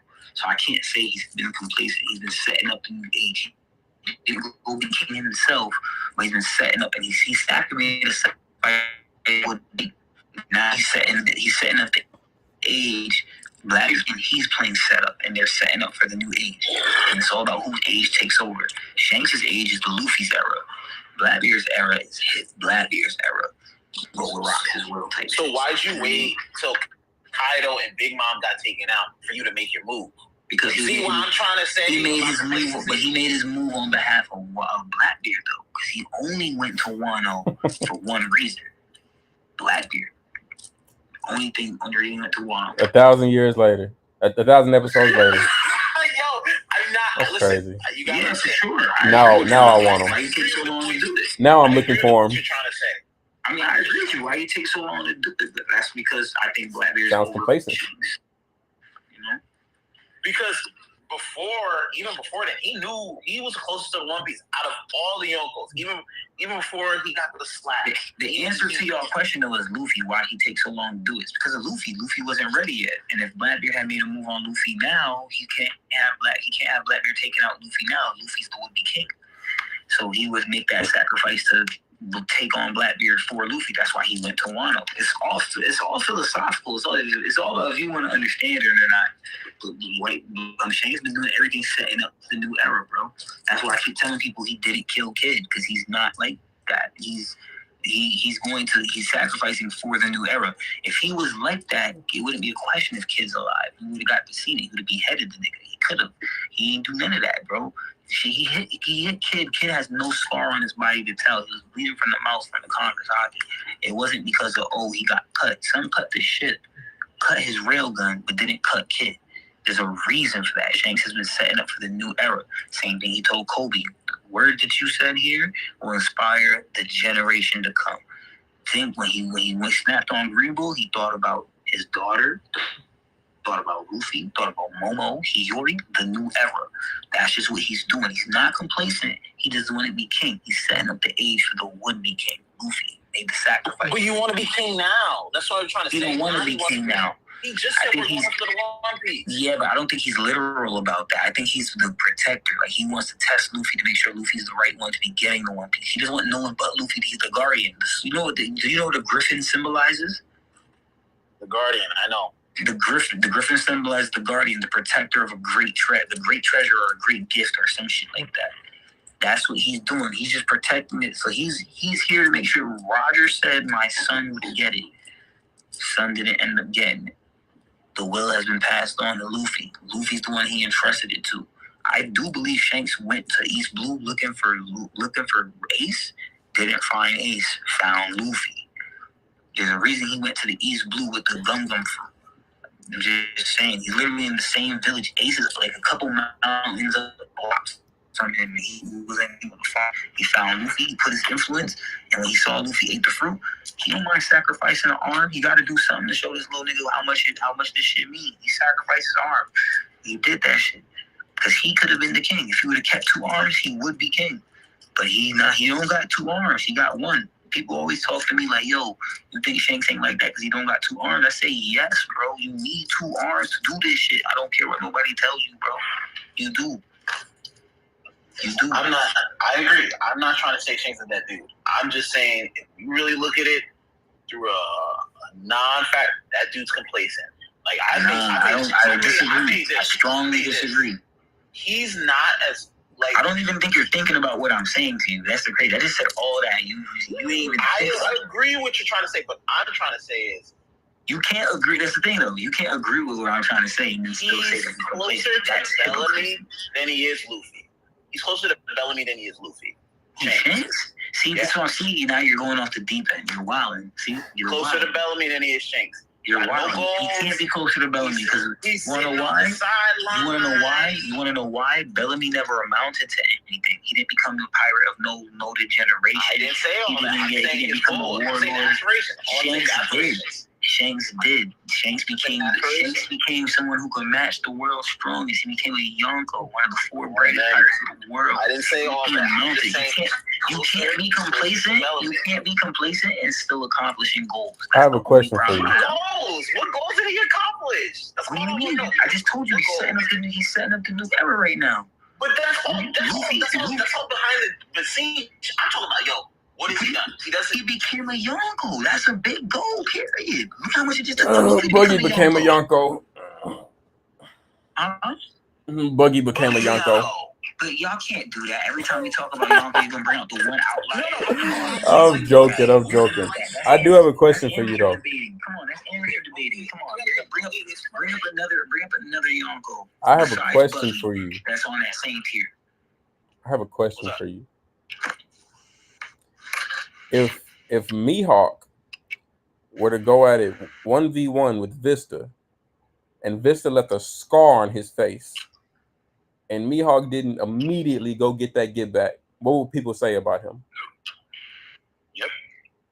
It depends on I would say it depends. See what you're saying? You knew the context of that. You said if he's scarred on his face, we don't know the timing and we don't know the situation of how he got the scar, bro. We don't know who put that scar on his face? And that's good, but we don't know what the situation deemed and why he got it, how he got it. The nigga went and got it and still hide on Whitebeard shit playing low key. But on Whitebeard's ship, he said he gave him the scar. Shanks did scar by Blackbeard. Cool. But you think Shanks is willing to start a war with Whitebeard because of that? Wasn't he gone at that point? Gone where? Shanks got scarred when Blackbeard was already on Whitebeard's ship. Okay, I'm trying to think back because I'm like, that's what I'm saying. Did he kill? Do you think Shanks should go to war with Whitebeard over the scar? If you think so, then I think you're consistent, and I'm not mad at your argument. But if you don't think Whitebeard should have went to war with, if you don't think Shanks should have went to war with Whitebeard over one of Whitebeard's men scarring him, then you're not being consistent, and that's okay. You should have won war. I also don't think he should have went to war. I just want to understand what you're saying first before I answer you. You're saying that Shanks and Blackbeard had a running in with each other while Blackbeard was already on Shanks' ship, and then he scarred Shanks? Already on Whitebeard's ship, and then he scarred Shanks, yes. So he scarred Shanks while all of Whitebeard's crew was around? We don't know. That's what I'm saying. That's the fight. This is why I can't say. That's even more reason to fight with. I love your theory, but we don't know if it was a rooftop battle where it was like multiple people versus Shanks, and then Shanks got scarred, like how Zoro scarred Kaido. We don't know if it's because then at that point you could say Shanks are stronger, but what's it called? Blackbeard was able to catch Shanks lacking in a moment and scar him. We're not lacking. Oh yeah, you definitely got. He was fairly able to get the scar, but at the same time, that was a battle with Shanks and multiple opponents. we don't know if it was Teach by himself. We don't know if Teach. We don't know the context of the fight. We don't know how it happened. Was Shanks trying to escape, and then Teach got the scar on him because Shanks was guarding something that Teach wanted? He's trying to escape now too. You're trying to spin it. You're trying to spin it to be funny, and I'm not mad at that. You're trying to spin it to be funny, and I'm not mad at that. But these are hypotheticals. This is why you can never land a concrete argument about Shanks and Blackbeard because there's information you don't fucking know. That's just what it is. All right, so I was under the impression you can make shit up to suit your head canon, that's fine. But you can't tell me factually this is how Shanks got the scar and Blackbeard. So he should have fought Whitebeard. If he's still on the crew, you have to go after the captain. Think about it. And that's what I'm asking you. You think Shanks is gonna go after? You think Shanks is like that? Like I don't think Shanks is like that. I'm sorry, I don't. All right, so the only reason I think Shanks is like that. The only reason Shanks pulls up to Shanks is literally strong and Whitebeard Marine Corps is Whitebeard sick. I didn't know that Whitebeard's sick all the time. That sickness thing is something that Whitebeard crew knows about him. So of course, no one's just trying Whitebeard because he's the strongest man in the fucking world. It makes sense. But when you find out that, we get to Marine Corps, we find out, damn, when he uses Conqueror Hawk, he catches a heart attack. It's like, okay, that makes a lot of sense now. So when Shanks pulls up, I could confidently say, yes, I think Shanks is stronger than sick-ass old Whitebeard. But that's at that moment. Before that moment comes, Whitebeard holds that title and is that motherfucking nigga for a reason, bro. So I'm not just gonna think Shanks.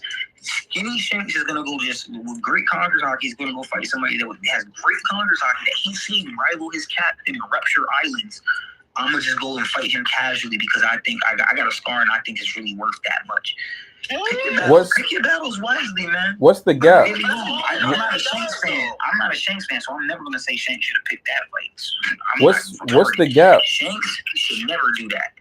Never. What's the gap between Whitebeard and Kaido at the moment Shanks is on Whitebeard's crew telling him to leave Blackbeard alone? Oh, you're talking about sick old Whitebeard? Oh, you're talking about. I think Kaido was strong at that point. I also think Kaido is most likely strong, but we didn't get into Kaido yet, so you don't scale Kaido at that moment. Okay. Because all it is post time skip is just 2 years later. So I definitely think Kaido's above that. Right, but I'm not even going to post time skip. My thing is I think Shanks is that man, not only because of the way Oda portrays him, but also because Shanks is the guy that stopped Kaido from coming to Marineford, right? So you got to be that man if you're gonna stop him. I'm gonna think that you can't handle Whitebeard. I agree with you. I agree with you.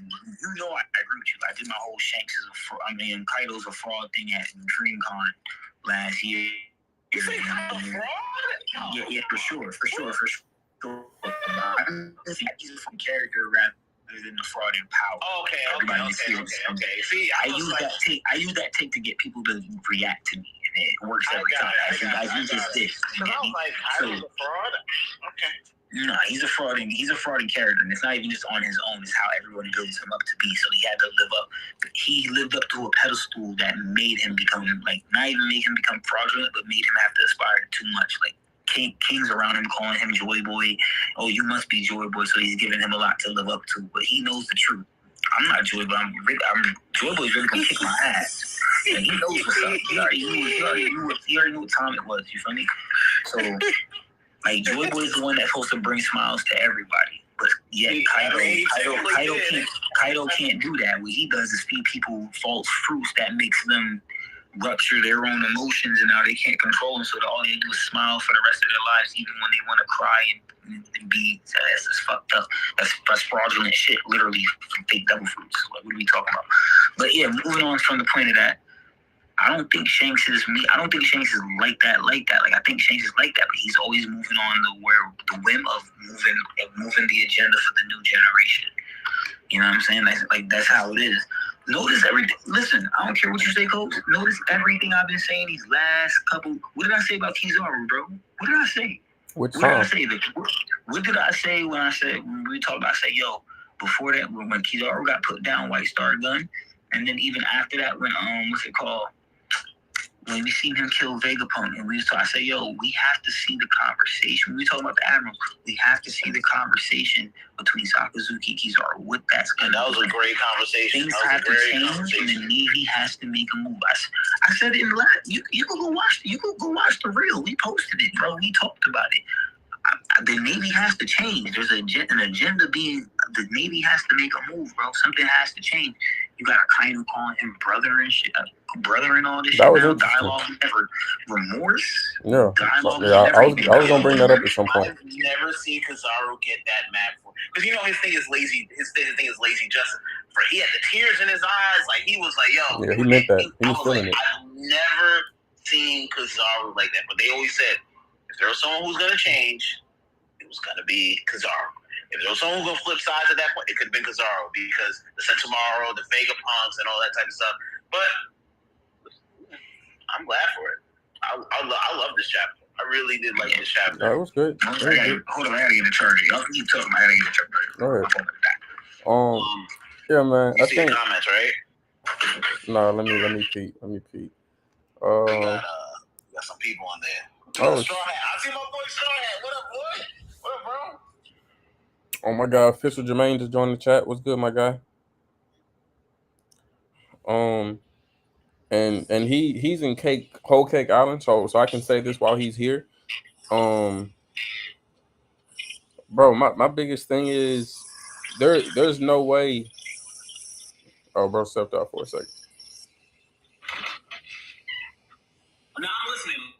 Okay, but yeah, I was saying there's no way you can tell me that Shanks is strong enough to deter Kaido from coming to Marineford, and that's no issue for him, one arm and all. But when Blackbeard is running the seas, oh, I'm gonna wait. No, I'm not jacking that. Hello? Hey, did you take Coco out to use the bathroom? Yeah, I took her out. Okay.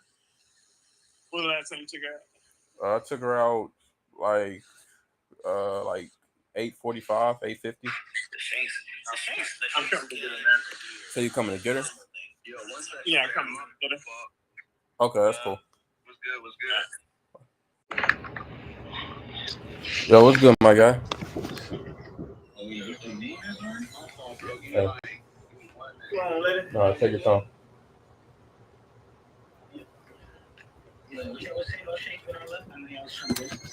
Nah, man, I was just saying that it's no way Shanks is this big and bad, telling Kaido, "Hey, you can't come to Marineford because I say so, and I'm gonna go shut down the war because I'm that guy." Wait. But what you think that was like, though? How you think he was able to tell Kaido go backwards? I don't think Kaido's a man of diplomatic words. I think they scrapped. Oh, no. I definitely think a show of power happened because he had got Kaido in his top. He got Shanks in his top 5. That's not for no reason. Yeah. There's only one time that altercation canonically can make sense. Yeah. But how do you have it going down? What do you think it was? Like, what was it? You think it was a clash and an even clash, and then he was like, all right, bet he has coding, or he could probably harm me. He could do this. Like, what do you think it was, bro? You think it was just like? You think what? My bro told me something slick. He said he had the clash with him, and then he persuaded him with Saki. No, like on some Big Mom shit. Like when they linked up in one of them. That's actually, remember when he came to Whitebeard, he brought Whitebeard some Saki. You get what I'm saying? So it's like, oh, so what if he had Saki and really was like, Kaido really little out? I think it actually makes sense. Go to that and he actually brings his gas to like that. Makes sense. Even to him, didn't Shanks stop the whole war? Remember, he stopped the Kainu with Fist and all that type of stuff. How do you do that? But then you run away from Blackbeard. It just doesn't make sense. I'm not trying to take away from Shanks. I'm not he trying ran to away from Blackbeard. He ran away from Blackbeard. Blackbeard ran away from him in that moment. That's where everything contradicts, bro. That's why you gotta leave. But he's not talking about that moment when he says run away. I'm not talking about that. I'm not talking about that. So what moment do you talk about? I'm saying you're saying Shanks is this and that, and I'm like, but if Shanks is this and that, why is that whenever these moments happen, he does one thing and he does. Just to know, I did not say Shanks was this and that. I literally said that. I did, but we're saying he's this and that, and then you're low key agreeing with us with the points that we're making, like, oh, he's fighting Kaido, oh, he's stopping the war, he's doing this and that things. So because of portrayal matters though. Actions also matter. Actions speak louder than anything. Listen, Jermaine, let me ask you a question, right? Let me ask you just randomly. I know you're not caught up on these, so I'm gonna cut this conversation first. We don't spoil certain shit. Oh, for sure. Nah, you good. He had whole cake, so we ain't said too much. If the author is wearing the pants of his favorite character, okay, let's say you wrote Dragon Ball, right? And you like, all right, I'm gonna wear everybody's outfit, but I love Goku's outfit, or I love Gohan's. You know what? I'm gonna wear Broly's chains. Broly my favorite character. But then we always see Broly getting glazed in the series. Would you not expect the fandom to also glaze the hell out this motherfucker too? Right. Like, so why we get mad? We're not upset with the glazing. Yeah. We're talking about accountability. I'm just saying, the guy Oda said if I was to be a character in One Piece, I'd be Shanks. If I was a Straw Hat, I'd be Sanji. So why do we get mad when any of these characters get the glaze they get? No, boom, jumping on your Dragon Ball Z reference, right? I'm a huge Broly fan. I love one of my favorite characters growing up, right? We're not upset about the glaze. We're upset about the accountability. Now, Broly's character design, his fighting, all of that is dope. We love it all. But accountability-wise, the lore of his character, oh, Goku cried when he was a baby. That's why I hate him so much. No, that's ass. That makes no sense. So we're gonna hold him accountable for that weak ass reason to fight him. Shanks, we get you the favorite character of the show by the fandom, by the writer, all of that. But I'm gonna hold you accountable to certain things that you're supposed to be doing as the number one guy. And if you're not doing them, I'm gonna hold you accountable. Hey, why aren't you doing them?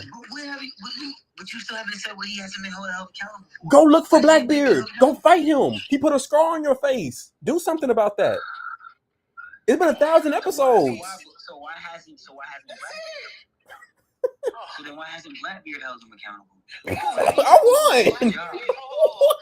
Why hasn't Blackbeard? Listen. Heck, bro. I'm the biggest Blackbeard blazer I know. I got him top 1 antagonist when this is done. I got Blackbeard top 1 antagonist, but he didn't say, let me just finish the job. He's like, no. But you know who Blackbeard is. He can't finish the job. He has no fruit at the time. I'm not even expecting him to do that. You just marking his face is a championship alone. That's a trophy alone. Exactly. And you also got to understand, Blackbeard's not that type of person to go into a fight and finish it if there's no reason. Blackbeard is a true pirate. So once Blackbeard did what he had to do, he's gone. Just like Marineford. We got our fruits. I'm out. So Shanks the same way. He didn't go to Marineford to kill Blackbeard. He went to Marineford to stop the war. He accomplished his goal. But you're the Yonko. You're the number one guy. You should be one doing all this type of stuff. I can't look at you and Blackbeard at the same point. Y'all aren't the same. You're the number one guy. Who is he? You have to do that. Listen, who is this no name that just put a scar on your face? I'm just saying, it makes sense for Blackbeard to climb the scale and then fight Shanks and then take out Shanks when it's gonna happen. And I know when it happened, it's gonna make sense. I don't think Shanks has never got taken out before. None of that. I think Shanks has been waiting for Luffy to make the move, and now it's time. And then now after he see Luffy's ready, now he gonna get his ass whooped by Blackbeard. We dancing, bro. We dancing. We tap dancing. No, we are dancing. What else you want from this guy? Bro, Blackbeard had no devil fruit. Blackbeard had no devil fruit. Who is this man? Who is this nobody that scarred your face? You just gonna let him? You just gonna let him get off with that? No. If that happened to Mihawk, so you think? Okay, wait. So you think Shanks should have went to war with Whitebeard? Yes. I stand on that. I stand on that. I stand on that. I stand on that. I stand on that. Shanks is supposed to go to war with Whitebeard then. I stand on that. As long as you feel like that, I'm but, okay with your argument. But my thing is, only reason I'm confident to say go to war with Whitebeard is because you were comfortable to possibly go to war with Kaido when he came to Marineford. Because you're not just about to just talk to him and he's just gonna turn around. You're expecting a clash. Exactly. So if you can expect a clash with Kaido, I know you can expect one with Whitebeard. Don't just let this nobody just fucking Bro, you're the guy. Yo, I agree. That's I agree. crazy. I was making sure you staying consistent. No, in your for argument. sure. I don't want you know me. I don't want you to You're say the number one dude, so you should be able to face any Yonko. I don't care if it was Big Mom. You're Shanks. I'm cool with that. I'm cool with that. That's why I said Shanks is not him like that. That's the whole point of sacrificing his arms. Oh, so where do you rank him with all the Yonkos? Listen, look. Everybody, Shanks sacrificed his arm, but everybody still thinks Shanks is as strong as he is when he has two arms. What was the point of the sacrifice? I'm so confused. Like narratively, what's the point of I'm not even talking power scaling. Narratively, what's the point of the sacrifice? So you're not giving something up. So here's my thing. From the jump, the sacrifice. If I give you, go ahead. From the jump, the sacrifice was always non and void to me because who you sacrificed the arm to was power scaled far below you, even at that moment. Because it's a fucking Sea King. It's not even like it was one of the biggest Sea. It was a worth. I don't want to call it a worth of sacrifice. It was plot. It was just for the sake of the story. Like if somebody of stature took his arm, okay, that's a sacrifice. It was a baby Sea King. It wasn't even like, bro. And then that same Sea King, you scared off with just a glance. He's called Lord of the Coast. So respect on his name, gang. Seriously, bro. He looked at that Sea King, and the Sea King was scared shitless. Bro. Yonko Hunter. Right arm devourer. Stop playing. Bro, no, man. Yo, Lord of the Coast versus the Sky Kid. That's crazy. That's crazy. See, and this is what I mean when I say no accountability for Shanks. No accountability when it comes to Shanks. Shanks fans. Oh, I'm not a Shanks fan. Remember, I'm not a Shanks fan though. I know. I'm a Solo guy. I know. I'm just letting you know. Fans in general. We're just talking about Shanks fans in general. I'm here all for Shanks devil's advocate. Why? You feel me? I just think like the fact that Shanks gets no call out, nothing. You know who called him out and I loved it? Buggy. Buggy called his ass out the last time. He's like, yo, you want to do this? You don't got to go anymore. I was like, oh, see? The person who everyone thinks is a clown. I don't want to defend him again, but I have to defend him again. God damn. Yeah, see, y'all be saying shit just make me have to defend the guy. But I'm saying we don't know what Roger said to Shanks. I do believe he said some shit to Shanks. I agree. Like, yo, I agree. But I'm saying, look at the person who we can't argue when we don't know the context. He said, yo, you have this goal. Yo, I wanted to follow you. I don't want to follow you no more because you lost your drive. I don't want to go after the trigger. He said it there. But there was a reason. We don't know the reasoning. Ain't enough reason. Hey, so my nigga Jermaine is here. No, watch this. Let me just parallel this. Go ahead. Our guy Jermaine, right? I'm just gonna involve him in the conversation. Jermaine meets a lovely young lady. Everything is fucking perfect with her. She's great. She's marvelous. She does this take stuff with the anime. She gives him great takes. She always has our guy cheesing. She obliges to spend her money and not his. She's a great woman. She feeds into everything. But then Jermaine is just like, nah. But we want to know why Jermaine said nah. But Jermaine will never tell us why he said nah. That I don't care what you said. If I'm Jermaine's mans,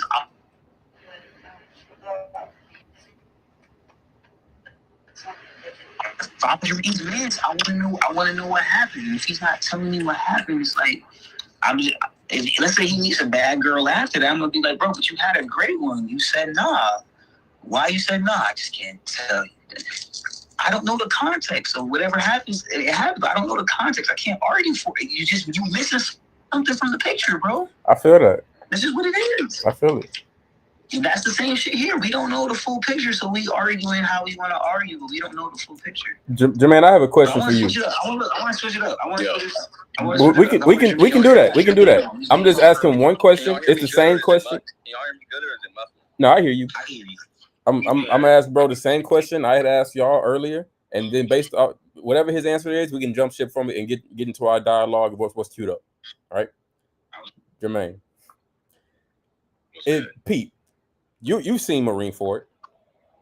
If in Marineford, if you saw Vista scar Mihawk in a 1v1 swordsmanship battle, we don't know who won, we don't know who lost, we don't know anything. All we know is they scrapped and Mihawk left with a scar on his face, the world's greatest swordsman. Would you not expect how do you think people would perceive Mihawk in that moment? And would you expect him to once we get back? I mean, they're gonna perceive they gotta perceive him as like when they portray Mihawk at first and everything before that, it's like, oh, okay, this is like one bad motherfucker. Like, all right, like it can't, Zoro. This is Zoro's like, you know what I'm saying? Like top end goal. Like this dude gotta be up here. And then he leaves Marineford with a scar from, you know what I'm saying? Like,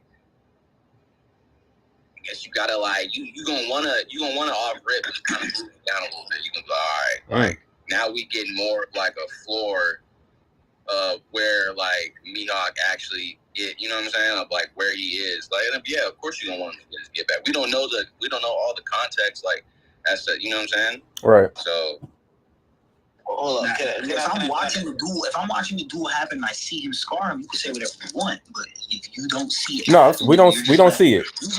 You took your eyes off. But we know. Ace gets killed.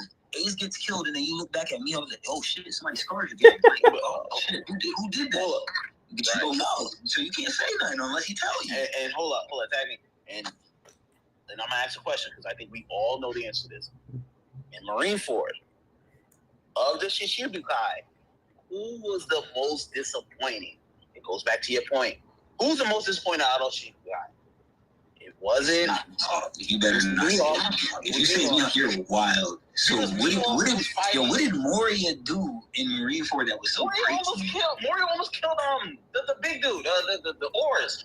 Almost killed is not good enough for you to put him above Mihawk. You're crazy. Mihawk was fighting. Mihawk was fighting with Vista. We don't know what Vista is. Mihawk fought with Vista. Mihawk fought with Crocodile. Crocodile. Who got beat up by Luffy? He's really going toe to toe. You're saying that. See, I have no problem with you saying that, but the author himself came out and said, I introduced Crocodile too early.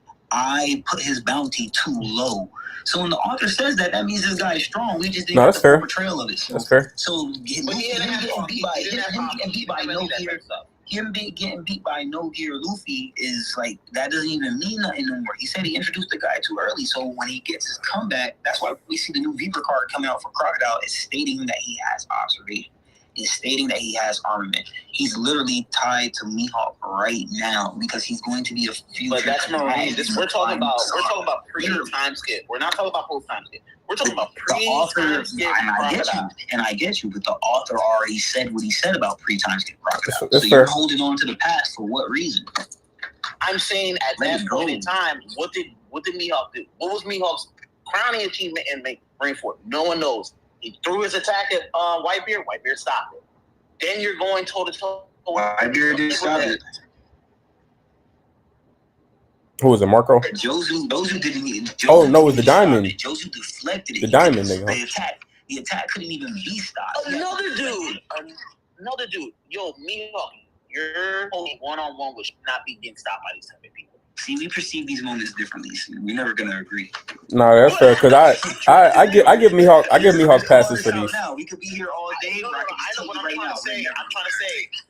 We put Mihawk to the top level, right? We thought Mihawk was this, but Mihawk had a mid-performance. Mihawk had a mid-performance in Marineford. He did. And what performance did Shanks have? Shanks came and stopped the fight. I bet. All right, we jumping.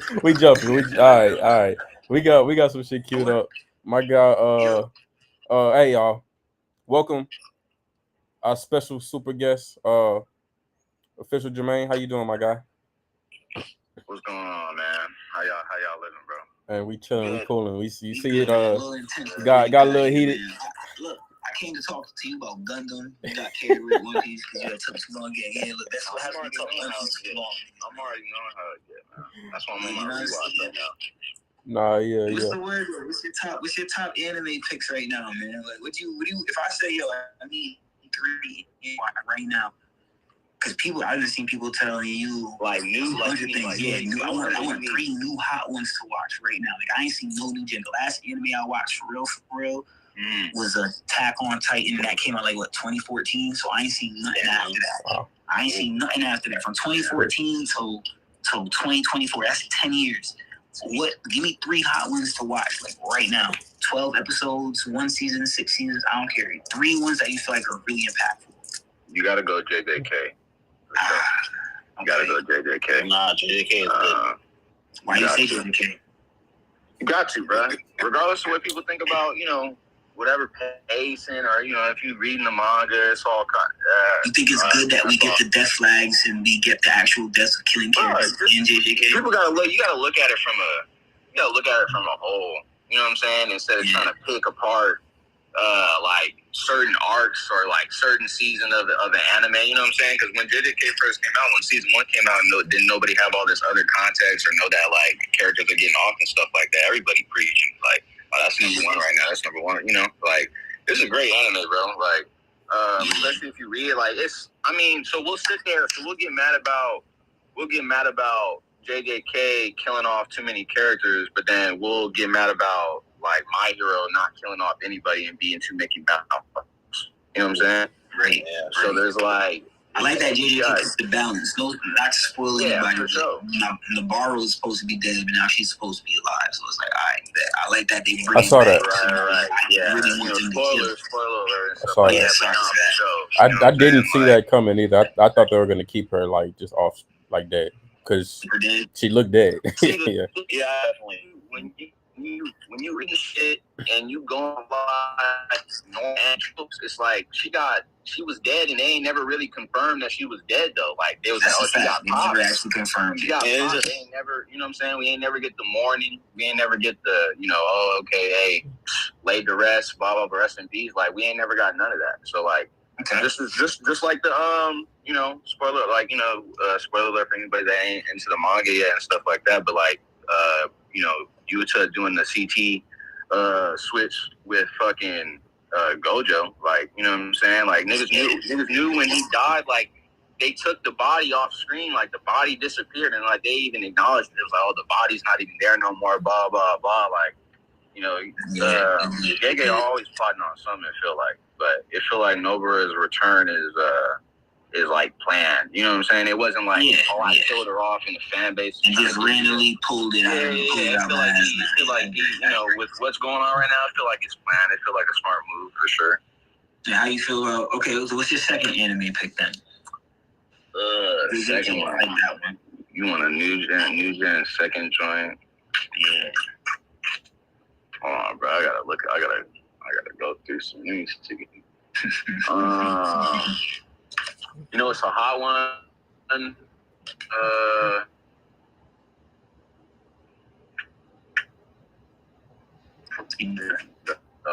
ain't gonna say it Demon Slayer. Reincarnated as a slime is a good one. Oh, the one that I fully refuse to get into. It sounds ridiculous. You refuse to get into it? I refuse to get into it, man. I'm not appealed by it at all. Like I've seen like the first like 6, 7 episodes, and it was just like, nah. But somebody told me to give me a rewatch, and I was thinking about it, but you mess with isekais like that, or not really? That's not really. Not really. Some, but not really. So it's pretty good. I'm really a shonen enthusiast. That's really what it is. I ain't gonna lie. Tokyo Revengers is probably the most far left isekai I've ever really went, or like. Hey, watch this, right? SAO. Yeah. I think SAO is dope, but the reason why Solo Leveling is so hard because it's just a more shonen SAO. Okay. That's my parallel and take on that. I get it. So that anything shonen, I'm really here for. But I'm not mad at certain isekai. I feel like I gotta go into it really knowing that it's an isekai. Shonen, then I'd probably be like, I'll take you off. I won't do you the Demon Slayer. I'll do like Fire Force. That's heat. That's actually my pops. So I tried with Fire Force. I can't get past season 2. For some reason, I can't do it. I'm not saying you only got 2 seasons. Yeah. I mean, it's deep though. You get deep. Yeah, I agree. I think it's peak.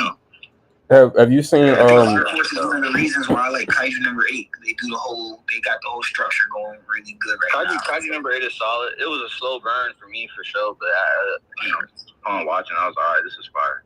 I was messing with Windbreakers more though. I started that. Windbreakers is a better anime. How do you feel? Have you seen Tokyo Revengers? Yeah, I've seen Tokyo.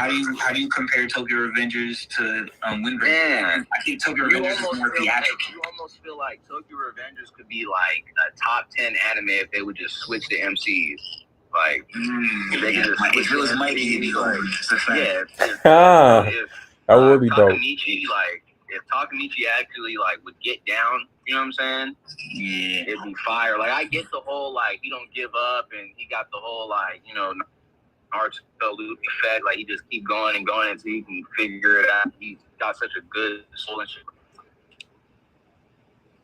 It's fun to be back on, you know what I'm saying? On side characters, like, okay, yeah, I follow with that. He just got heart. He learns the spoiler alert. He learns to fight, but that's like later down the line. You know what I'm saying? He put his hand out, took the knife stab and stuff like that. But that's like his highlights. You know what I'm saying? Like, I want to see you actually get down. He don't box, but it's gonna be too. It's gonna be too late down the line. Right? Yeah. Like, he'll box you, but he'll also it'll be like multiple little clips of him just getting dogged. Like, but he get up and kind of throw some punches at you. It's like, all right. How many punches can you take till I stop punching you? So exactly. It's like who got the most endurance? Like, it's like, all right, bro. Like, but nah, yeah, for sure. Windbreakers is definitely up there though, just because of the MC. It's the same. It's almost the same show. We just don't got the whole like the mystery effect, trying to figure out what's going on. But if you like to watch motherfuckers box, that's the one for sure.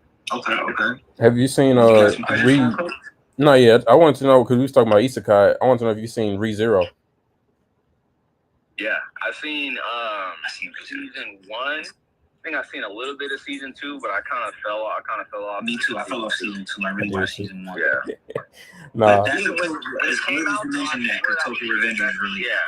When it came out, I swear it was one of the best ones though. Like, facts. I came up on that.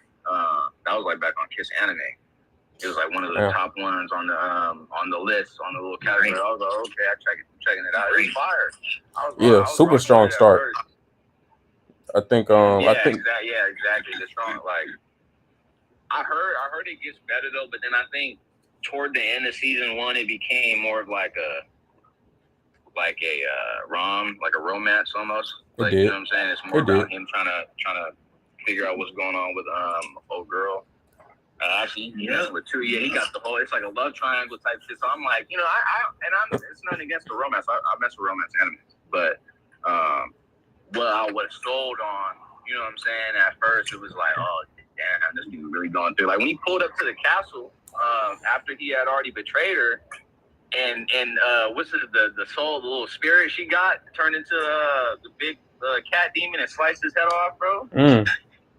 That shit was crazy. Nah, that was crazy. I was like, oh, that shit was I crazy. was like, oh damn, that was like a late night watch too. I was tripping. I was like, oh, this is wild. Like, what the fuck? Yeah, like, that shit got dark. But yeah, no, for sure it did. Yeah, I think I fell off sometime around after like those bunnies got introduced. I feel like y'all know what I'm talking about. Is that in season 1? No, the bunnies are like bunnies for sure. Season 2 or season 3. Season 2-ish. Y'all know like the bunnies that like attacked them and like eating like piranhas and shit. I think that's season 2. I might have not even got that far. I remember I got into like maybe like 2 episodes into season 2. They were recovering from like the little battle they had, right? The little war. I've seen that. But yeah. I don't think I remember too much after that. Yeah, I started following because it was good. I just started following off because I felt like it got really repetitious. But because I remember I was watching it and I would like converse with my friend about it every now and again, and we both be like, "Damn, if it was us that this happened to, we wouldn't be doing none of this shit."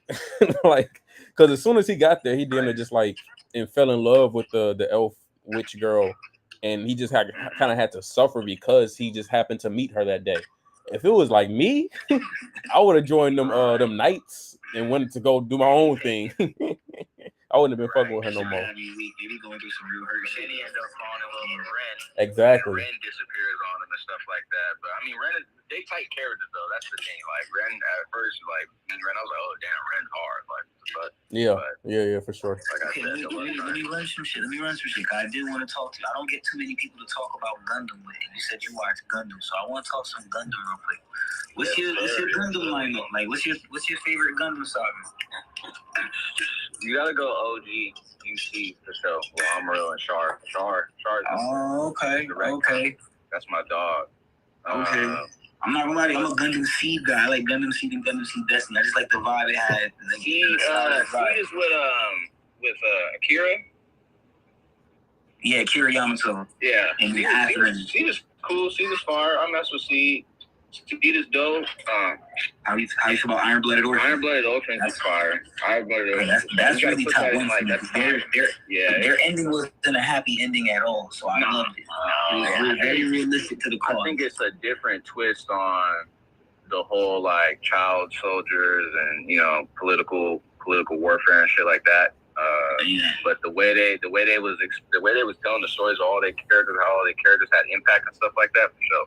And just Barbados is one of the top Gundam frames. You know what I'm saying? Like, yes, sir. If we power scaling Gundams, then yes, sir. Yeah, Barbados is up there. Barbados is up there. Yeah, definitely got to go. Iron Blooded Orphans, Double Zero's fire. Double Zero from Gundam Wing? That was my yes. That was okay, yo, Gundam Wing is classic. He's talking about Double O with my boy Setsuna FCA. That's my name. Yeah, man. He's a drone ass nigga, but I fuck with him. Because most of them do be, bro. Most of them do be drones. Yeah, like that. They just be getting it's child soldiers and shit. Like, but nah, yeah, Gundam, bro. I don't know. There's just something about them, bro. I love mechs. Like, Yeah. Okay. So how would you compare something like Gundam, like Iron Blooded Orphan? How would you compare that to like something like Code Geass on a mental note wise? Like, which one do you think is more like you watched this and you mentally either picked up something or you knew like, all right, bet this is different. I feel like Iron Blooded Orphan is different, but Geass is very different as well. Yeah, I think it's two different types of like. They're both. How do I put this? Like, so Code Geass is like mech anime second, like more strategic and like, you know what I'm saying, like tactical warfare first. Yeah, philosophical. So yeah, you know what I'm saying. Mm-hmm. So like, you gonna pick up like quotes, and you gonna pick up like ways to, you know what I'm saying, like mental, like, you know what I'm saying, really how to finesse your way through things, or just how to like strategically move through a situation. You know what I'm saying, like really how to go about some shit. Thanks. Iron Blooded Orphans, you gonna learn how to deal with loss, like, and that's just, and how to like power through that shit, because that's really what they be on. It's like they're like, bro, we got this mission, like we gotta go through this, like this is to get everybody back home solid, like, and we gonna lose some people on the way, but we can't stop what's going on, like, you know what I'm saying, we mourn our brothers and sisters, and we gotta keep going, like. Damn. You really just not do this, and they just, bro.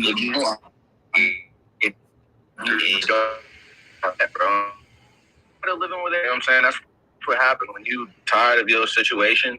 You gonna do whatever you got to do to, to make it better, to get it better, and that's what them boys had to do. Like, I could be wrong on this, but I think the person that voiced Lelouch is the same dude that voiced Orton. From like the English dub. When I'm listening to it sounds similar. So I wouldn't be opposed to that. Yeah, that's probably right, to be honest. Okay. Yeah, no, definitely. Those are two different types of, like, you pick some two different things up from those, but those are definitely top tier. I got both of those in like top 20 probably. It's weird. I'll say top 10 one day, and then I'll be like, I can't. I'm still trying to structure the perfect top 5, and I just don't. I just got one. Everybody, bro.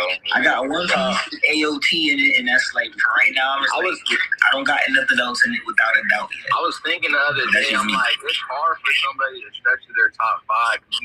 Just off rip, like you gonna have your nostalgia piece in there, and you gonna have like one that you really, you know what I'm saying, that you just off rip regardless. Anyways, like sometimes I'd be like, man, you should just put the big 3 in its own little, like, you know what I'm saying? That's what I do. That's what I do. Like, I tell people I don't consider the big 3, man. Like, I leave the big 3 out of anything we do. For a reason. Everybody, that's the most, like, that's, if you ask, like, a pool of people, you'd be like, yo, give me your top 3. like I don't know what the structure. Sometimes it might be like hard with Bleach because some people it's very split with that. Yeah. That one, I feel like just based on talking to people and stuff like that. But everything else like Naruto, One Piece, you're gonna get people that's gonna throw that in their top 3 regardless every single time. You don't And run it hard. like No, and you're right. it like you know what I mean. It saturates the list because it's like everybody knows we all fuck with either one of those or not all of them. So. But that's what I was thinking of. I was like, if you're doing a top 5, you might have to leave, you know, and then break those down afterwards. That's tough. I feel that. That's tough. Because that's how I try. When I structured my top 5, I was like, all right, I gotta have one anime that's like hard shonen core, One Piece. Yeah. And it gives me moments. It gives me like the ability aspect, all that. And then I go for one that's kind of like more on a diplomatic sense, but kind of dark. I was like, all right, Attack on Titan, hit that. Yeah, no, for sure. So it's like, all right, bet. And then I'm like, all right, because I don't want to have like. I don't want to be like, I got Naruto, Bleach, and One Piece in my top 5. I was like, yeah, you kind of get most of the same things. They took I do. So I don't want to have all of them in the same thing. Like, you know what I'm saying? I'm like, all right, I just picked One Piece the best out of it. For me, One Piece is the best out of the 3, so I put One Piece in my top 5. Right. Anything else is like an honorable mention. You know what I'm saying? But if it's just if it's in that same structure, that same category, I don't put it there. You know what I'm saying? Like Kaiju number 8 is really. It's really, I ain't gonna lie, it's really turning my head right now. I watched the anime. After I watched the 12 episodes, I read the whole thing in one night. I was like, yo, this shit kind of insane. But I think that's because I was raised in a militant household. So I attached myself to a lot of military style anime, like World Trigger, like I said, Attack on Titan, Fire Force. Anything with the military, I'm gonna be like, all right, I kind of fuck with it. Full Metal. Like stood out on that. Oh, there you go. Full Metal Alchemist. That could be in your top 10. There you go. That's top of your top 10. Yeah, I fuck with it a lot. It kind of contradicts some of my themes with Attack on Titan because they're very similar. I ain't gonna lie. Like Attack on Titan. Are you talking about Full Metal and Attack? Yeah, I mean Full Metal Alchemist is just the more handsy technique type of version of Attack on Titan to me. Attack on Titan is like a mecha. They're just not actually mechas, but they fight in the same style where they're relying on mecha style shit to fight. They really shit to fight. Where Naruto, like not Attack on Titan. What I was saying, Full Metal Alchemist Brotherhood is really coming down to like, yo, I'm a certain type of alchemist. I know this certain type of technique, just like Naruto. Or like, I'm a certain type of ninja. I know this certain type of technique. Oh, so yeah, type shit. It's more like a small time to it, where they're still dealing with, hey, they might sacrifice this whole country. Like that's they both fighting on that type of level type shit. But y'all right, I could throw that in my top. You know what I mean? I might be number 3. Regardless of my top 5, it's always gonna be Full Metal and Attack on Titan in there. Always. Those just hit way too hard. It's not a. I mean, you could say mature, I guess, but like it's just I don't know. It's something about the story, bro. The story just go crazy. No, it feels. No, you're right. It feels mature. Cause my boy was trying to. Have you ever heard of Shaman King? Oh yeah. Okay, watch this, right? My boy was trying to preach to me about Shaman King being just as hard as JJK and all the other things, and I was trying to tell him I don't disagree with you. It's just they would probably have to revamp it for me to get it and to rewatch. The reason why is because they deliver their theme in a way where I feel like this is a Saturday morning cartoon. Like it definitely. If I'm looking into it, I know it gets dark, and I know it's kind of dark theme behind it. But the way they give it, the way they package it and deliver it to me, I feel like this is something I probably catch on Cartoon Network Saturday morning cartoon, like right after Beyblade or something. You know what I'm saying? It definitely was. It don't feel like the Adult Swim. It don't feel like Adult Swim. Let me watch this after I just seen some like Boondocks type of vibe. They don't give me that. You know what I'm saying? So I wouldn't put it right there. That's why I was telling him. But they do get. I like the theme of Shaman. It used to be on Fox Kids. Yeah, with Sonic X and fucking Pokemon, Yu-Gi-Oh, and all that stuff like that. That's what it fits in. That's what it fits in. They don't fit into the whole. Right before I got home. Yeah. They're not gonna show me Attack on Titan and then show me Shaman King. It don't make it. It's too different. Those are too different. They not as hardcore. The dope thing about Shaman King is just like it's kind of like I would if I had to like compare it, I would say it's like a JoJo's almost, like a smaller, not as bizarre JoJo's. Like everybody got their own shaman that they rocking with. No, I can see that. 108 people, you know, like it's a power system. You got your main character, and then you got the, the evil whatever, counterpart, blah blah blah, and that's really what it is. Like, it's dope though. Like, the lore is dope. It's got a big lore. Like, if it does, they got Shaman King, and shout out to Shaman King for fixing their black characters, bro. Like, they designed a black character back in the day, and it was, true. I'm not gonna lie to you. One of them dudes look like Miguel, bro. I seen him in the final episode. He looked just like Miguel. You talking about the white getup in this shit. It's a solid story though. It's a solid. No, it is. I think it's valid. I just think they don't depict it in the same way. Like, I could see JJK coming on after Attack on Titan. Like, it's bloody. You get me? Oh yeah, I wouldn't. If they do, I don't think it'd be on after Attack on Titan, it would be kind of like the reset joint. You know what I'm saying? All right, let's switch it up. We about to, some new flavor type shit. Completely agree. How you feel about Soul Eater? Soul Eater's fire. A lot of people asking for a revamp. You think it needs a remake? Yeah, for sure. Oh, you think it needs? Okay. I ain't like the animation. The Fire Force. I don't know if y'all read it. Blah blah blah blah. Are they connected? It's in the, you know what I'm saying? It's in the same universe, and so that coming out afterwards, and it actually tying, whatever spoiler alert, it actually tying into Fire Force, like. I think that's what I was wondering. You would want, and I think they said like the adaptation was fucked up a little bit too. So one, it's not as true to manga. Yeah, it's not true. It's manga already, and then you want to be able to expand upon the universe that Fire Force is essentially about to end up creating. You know what I'm saying? End up creating. Or I think is it backwards or is it front? I forget. It's Fire Force is first. Shinra creates the Soul Eater universe. Right. The Soul Eater. I mean, Fire Force plays with it because remember there was a scene in Fire Force where old girl goes. I mean, you remember dude that he keeps fighting the girl that has the Lucky Leech or lore or whatever, and he fights her or whatever. When he was in the bar. There's a scene where he's in the bar, but right behind him is a dude with red hair, and it's supposed to be Spirit. Maka's father. He's over there talking about his daughter. The dude behind him is talking about his daughter and shit too, right? Yeah, all types of shit. So I don't want them to do a remake. I want them to just add on to the series. That's how I feel about it. Like, I would like to see a Fire Force. Like how Bleach did? Like, not a Fire Force, but a Fire Force Soul Eater type of thing where it's like a third branch off of it. Let's add something to make it cool. Yeah, either or, bro. Either or. Yeah, I think Soul Eater is one of them ones where people just, it's kind of like Yu Yu Hakusho. You know what I'm saying? Like, Yu Yu Hakusho is perfect. We really don't need to do anything with it, but just to please the fans, like, we'll take a remake. Like, we'll take a remake. Soul Eater's animation still eating a lot of niggas' animation. I ain't gonna hold you. I like Yu Yu Hakusho though, like that on the nostalgia vibe. On the nostalgia vibe. They're about to remake that. Y'all don't. So if they remake Yu Yu, they eating completely facts.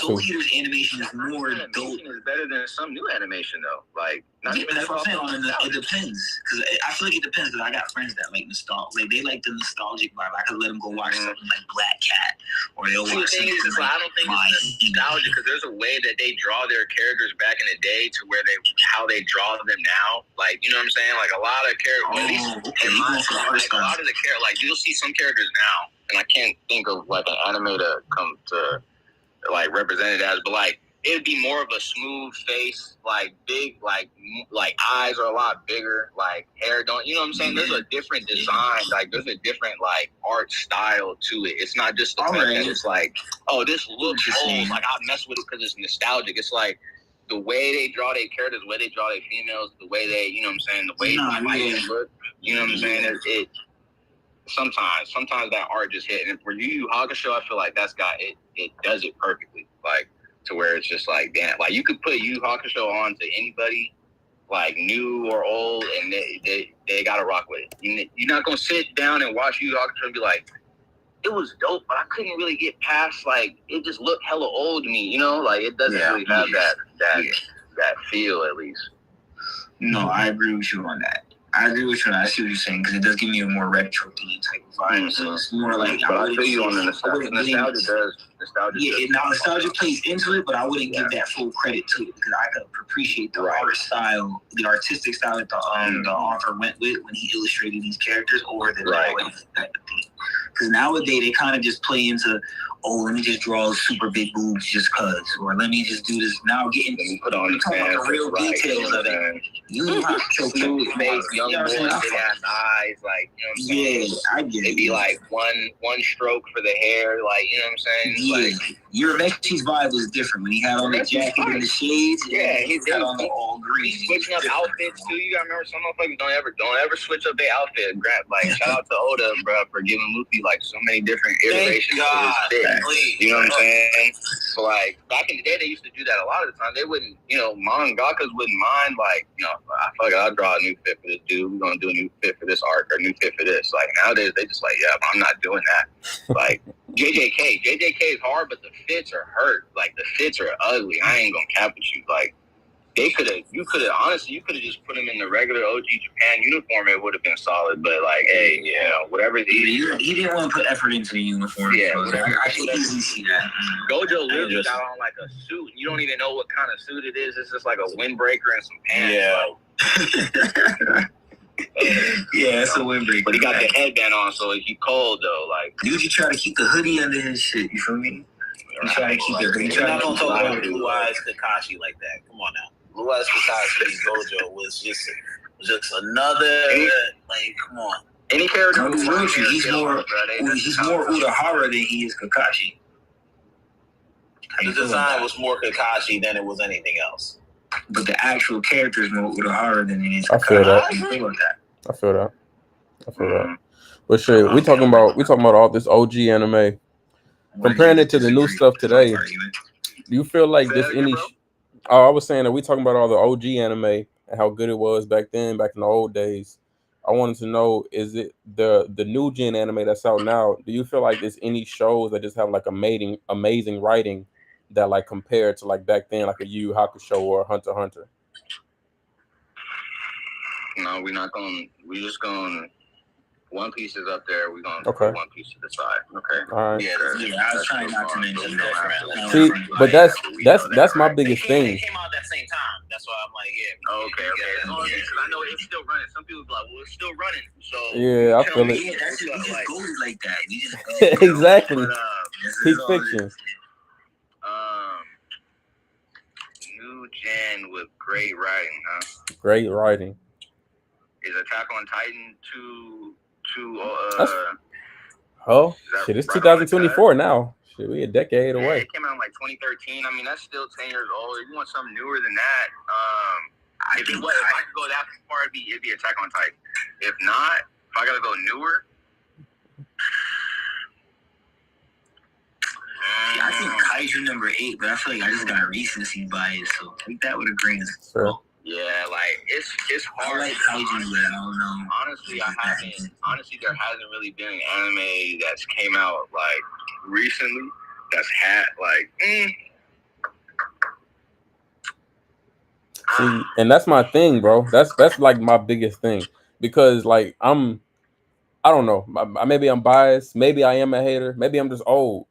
It's a lot of new gen out, and I think the amount of new gen that's been out the last 5 to 6 years, I'll say, has gotten a huge new fandom of anime fans like to the community, which is cool. I love that. I love the fact that anime has been growing so much over the last decade. Mm-hmm. But it's like when it gets to a point that the fandom is so big for new gen, they start to shit on the old gen.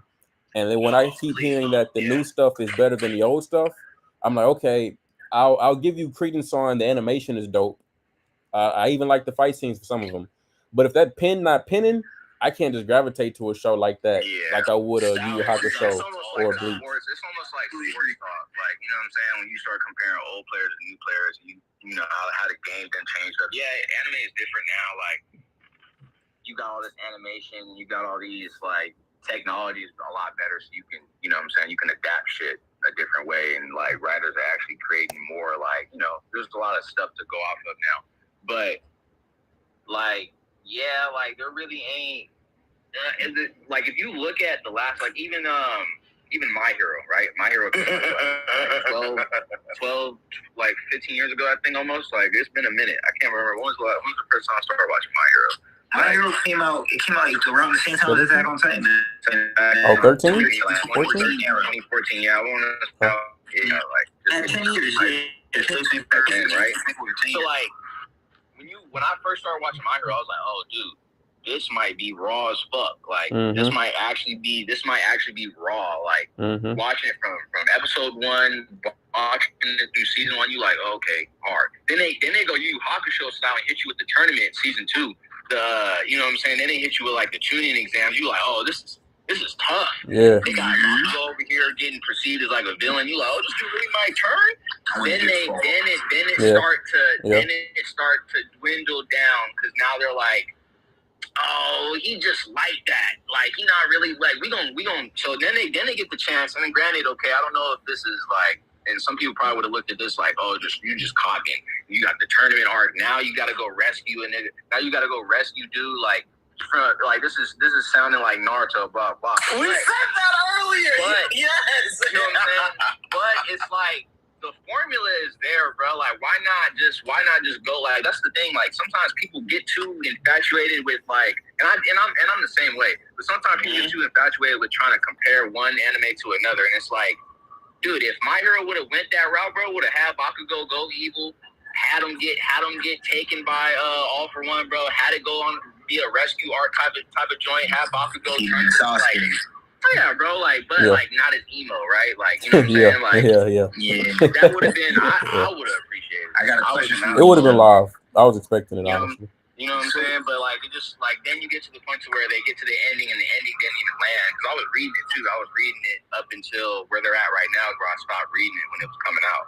So I hadn't been reading it for a minute. But like hearing about the ending, I'm like, dude, you did this is 10 years in the making. You couldn't even stick the landing.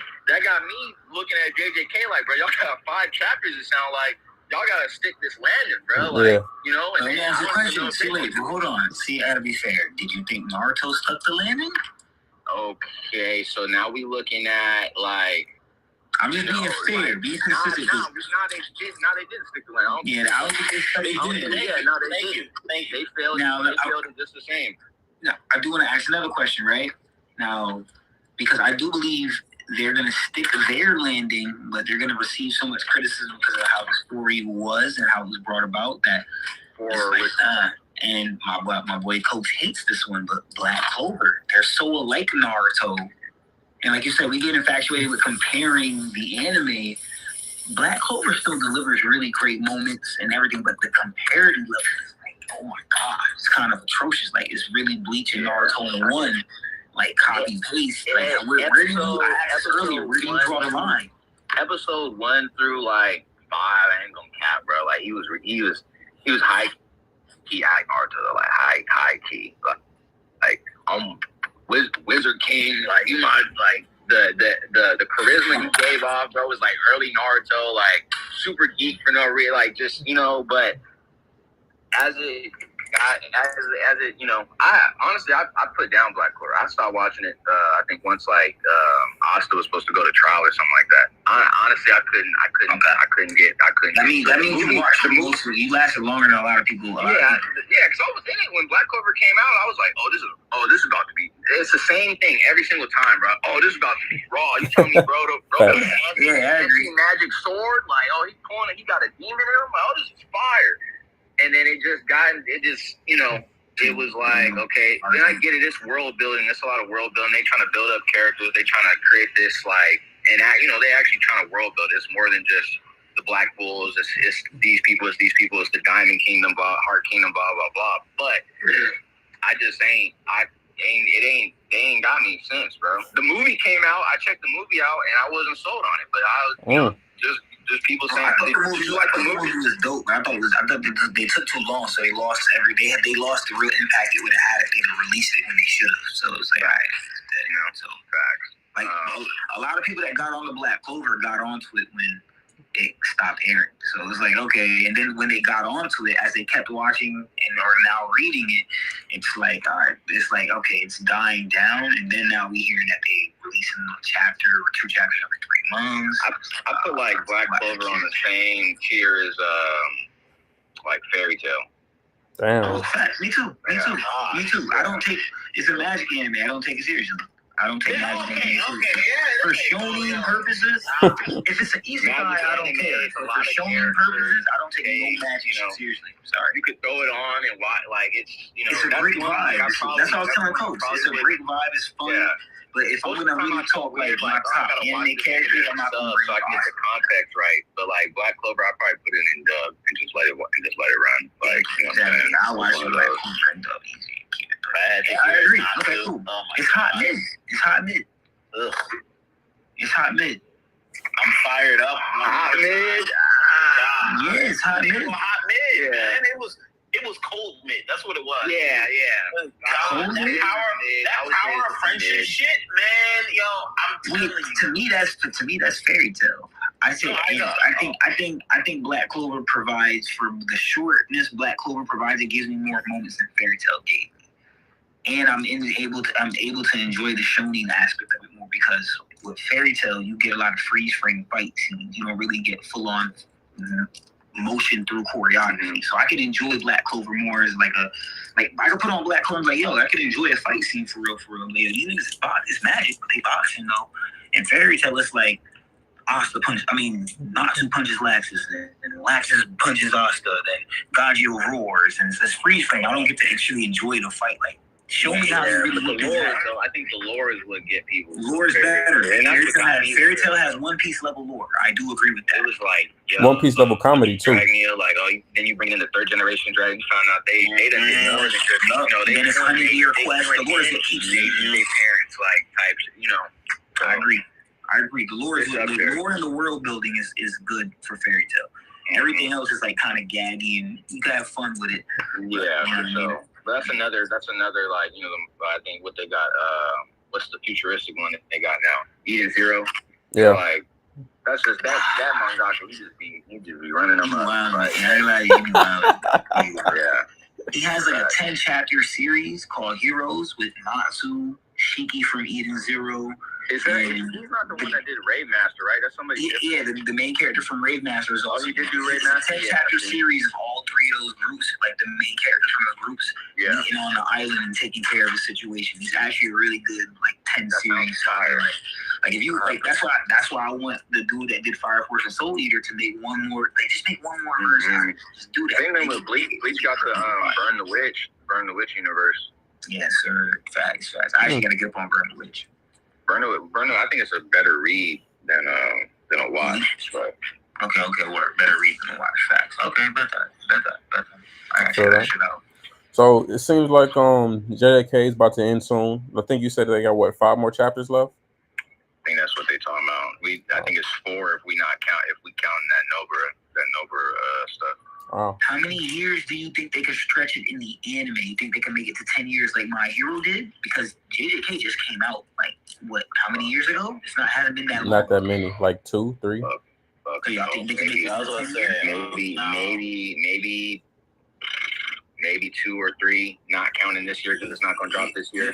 They're gonna need to. You can't. Yeah, you can't because it's literally about to end. They do like spoiler alert again. It's culling games, and then literally like right into the final arc of Gojo, and and literally from where like Gojo, like Nobara, like she died like in the manga. That's been like 4 years, like since that happened. Like Nobara been dead like in manga for like 4 years, damn near. So all of that is all compact. Like it's all compact. That's why some people are getting mad at the pacing because they're like, "Yo, what the hell? Like, how is this all like?" You know what I'm saying? So it just depends. Like, if you go the Kubo route and start trying to add in stuff in the anime to make better sense of the manga, then you could probably give it like 3, 4. But if you're gonna do what you gotta do, bro, you're gonna adapt the culling games and you're gonna adapt this last ending, this last season, two or three, especially because they doing 2 cores too. They did 2 cores last season, right? We got 12, and then we got 12 again. Yeah. I think 24 episodes. Yeah, they're gonna do 24 episodes. They can wash that up in like 2 to 3. See, this is why I talk about this, because you look at people like My Hero, they were able to last 10 years. JJK just came out. It looked like it was a lot of hype. The story only lasted for how long, and they don't seem like they might not milk it like that. But do you think it will be more successful than My Hero was? Has it already been more successful than My Hero? Oh yeah, it's already more successful than My Hero. My Hero did what it did and opened the door for a lot of motherfuckers. So like, can't disregard. Like, My Hero was #1 anime at some point in time. I think like 5 years ago, 6 years ago. So then, with that being said, how hard is the stamp going to be for Demon Slayer? Because they just stretched out all the seasons they could, and now they about to drop a movie, then take 2 years and drop another movie, then take 2 years and drop another movie. Infinity Train is 3 movies. If they wait 2 years per movie, they flopped it. I mean, you can't do that. Check it like this, right? I'm sorry, I don't mean to cut you off, but check it like this, right? I just want to get this train of thought off. The first movie is going to be fire as hell.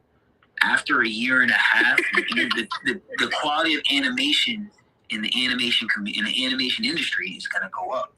So whatever we get in, whatever we got for the first movie is going to be intensified for the second movie, and then they're going to quit. Then it's going to be the third movie. So because they're going to do this, they're already doing Infinity Train in parts. We're getting 3 movies. That's what they said. The manga been over for a while. Right. And that's another. And they were able to eat with Demon Slayer last season. Learn to stick a landing, like. Did you read the ending of Demon Slayer? Did you like it? Me neither. I didn't like it. That was one. Actually, it was the first, because I think it was like after like season 1 or whatever, picked it up. Yeah, me too. They had me literally to the ending, last 5 chapters. I'm like, I was reading it, and then has everybody read it here? No. I don't even want to. Yeah. I don't care. I'm not watching. They pull one of those, like, they could have ended it hard. It could have been tough, and then they wanted to do the Mickey Mouse and do shit like that, and then then they got Offspring and shit like that. It's yeah. I'll say this much: the author had got sick, so she rushed her ending because she didn't want to Hunter. She was afraid of Hunter in her situation. And then, so then if they do movies and she retells it, but then still she already came out with, like, I don't know how you can retell that. I don't know how you can retell that story when they already got kids. You know what I'm saying? So it's like, I don't know. Unless they give it an anime canon only ending, which we're ending not tied to the manga. We didn't get it with Attack on Titan. We're not getting it. I think we as a community should stop trying to think that we can just finesse these writers. I think they're gonna animate some new canon scenes, but they're not gonna give us an alternative ending. I think the ending it'll probably hit though. They'll somehow make it hit. They made the Nezuko shit hit for me again. After I was reading, I was like, oh damn. I'm watching. I'm like, yeah, I remember this happening. The whole scene again. I was like, damn. I was like, damn, that shit was tough, bro. Like, that's what I said. They already doing a good job. I think they're gonna give it to us how they did it, and just probably add in a couple more like anime canon scenes. I don't think they can take 2 years of movie, regardless of whether the animation get better. They got money. They doing movies. They already got the funding. There's no need to. I think it's gonna be more of a year, and I think they're gonna take different time in between each movie. That's what I don't know. I think maybe a year between one, a year and a half another, maybe 2 years the next, maybe 2 years. You're gonna force people to pick up that book and read that Ansel ending, and then like it's. You can't just. I mean, I get it. It's a smart move. It's gonna be the first. It's gonna open up a lot of doors for a lot of anime. First of all, like as far as like. Just think about this. Boruto and Black Clover said they're releasing their upcoming season. Boruto said they're remaking their whole anime. They're going to do Two Blue Vortex as well. They're taking out all the filler that they did in Boruto, but they're going to adapt the style that Demon Slayer has said. Same thing for Black Clover. So now people are picking up on the trends that Demon Slayer did. Don't forget, JJK had a canon movie after Demon Slayer did it first. Yeah, for sure. I mean, I feel like people gonna pick up on the wave for sure. But Zero was a perfect movie. That was literally like a prologue. Like, I don't think you could have adapted that into a series. It was just more. I think that's like, yeah, Demon Slayer paved the way because the train was small as fuck in the manga too. Like, there was no way they could. And obviously, but then they did us and they adapted it anyways into the series, and that's what they've been doing as of late. I like that shit. That's what I'm saying. They the money grab. Every time a new season come out, they put it in theaters. They make you watch the last episode of the last season, and then they throw in the first episode of the new season and try to sell it to you as a movie. I'm like, bro, I'm cool. I mean, I get it. They got, the audio effects, the animation is fire, but you don't gotta try to sell a movie to me every single time. Like, you know what I'm saying? Yeah, shout out to Rob. I'm glad he put that in his last Shonen Showdown skit. That was funny as hell. Man. Because every time they put it in theaters, they put 2 episodes in theaters, people line up, bro. It's crazy. I think it's a true. They got me the first time. I was in there like, oh yeah, this is about to be spot.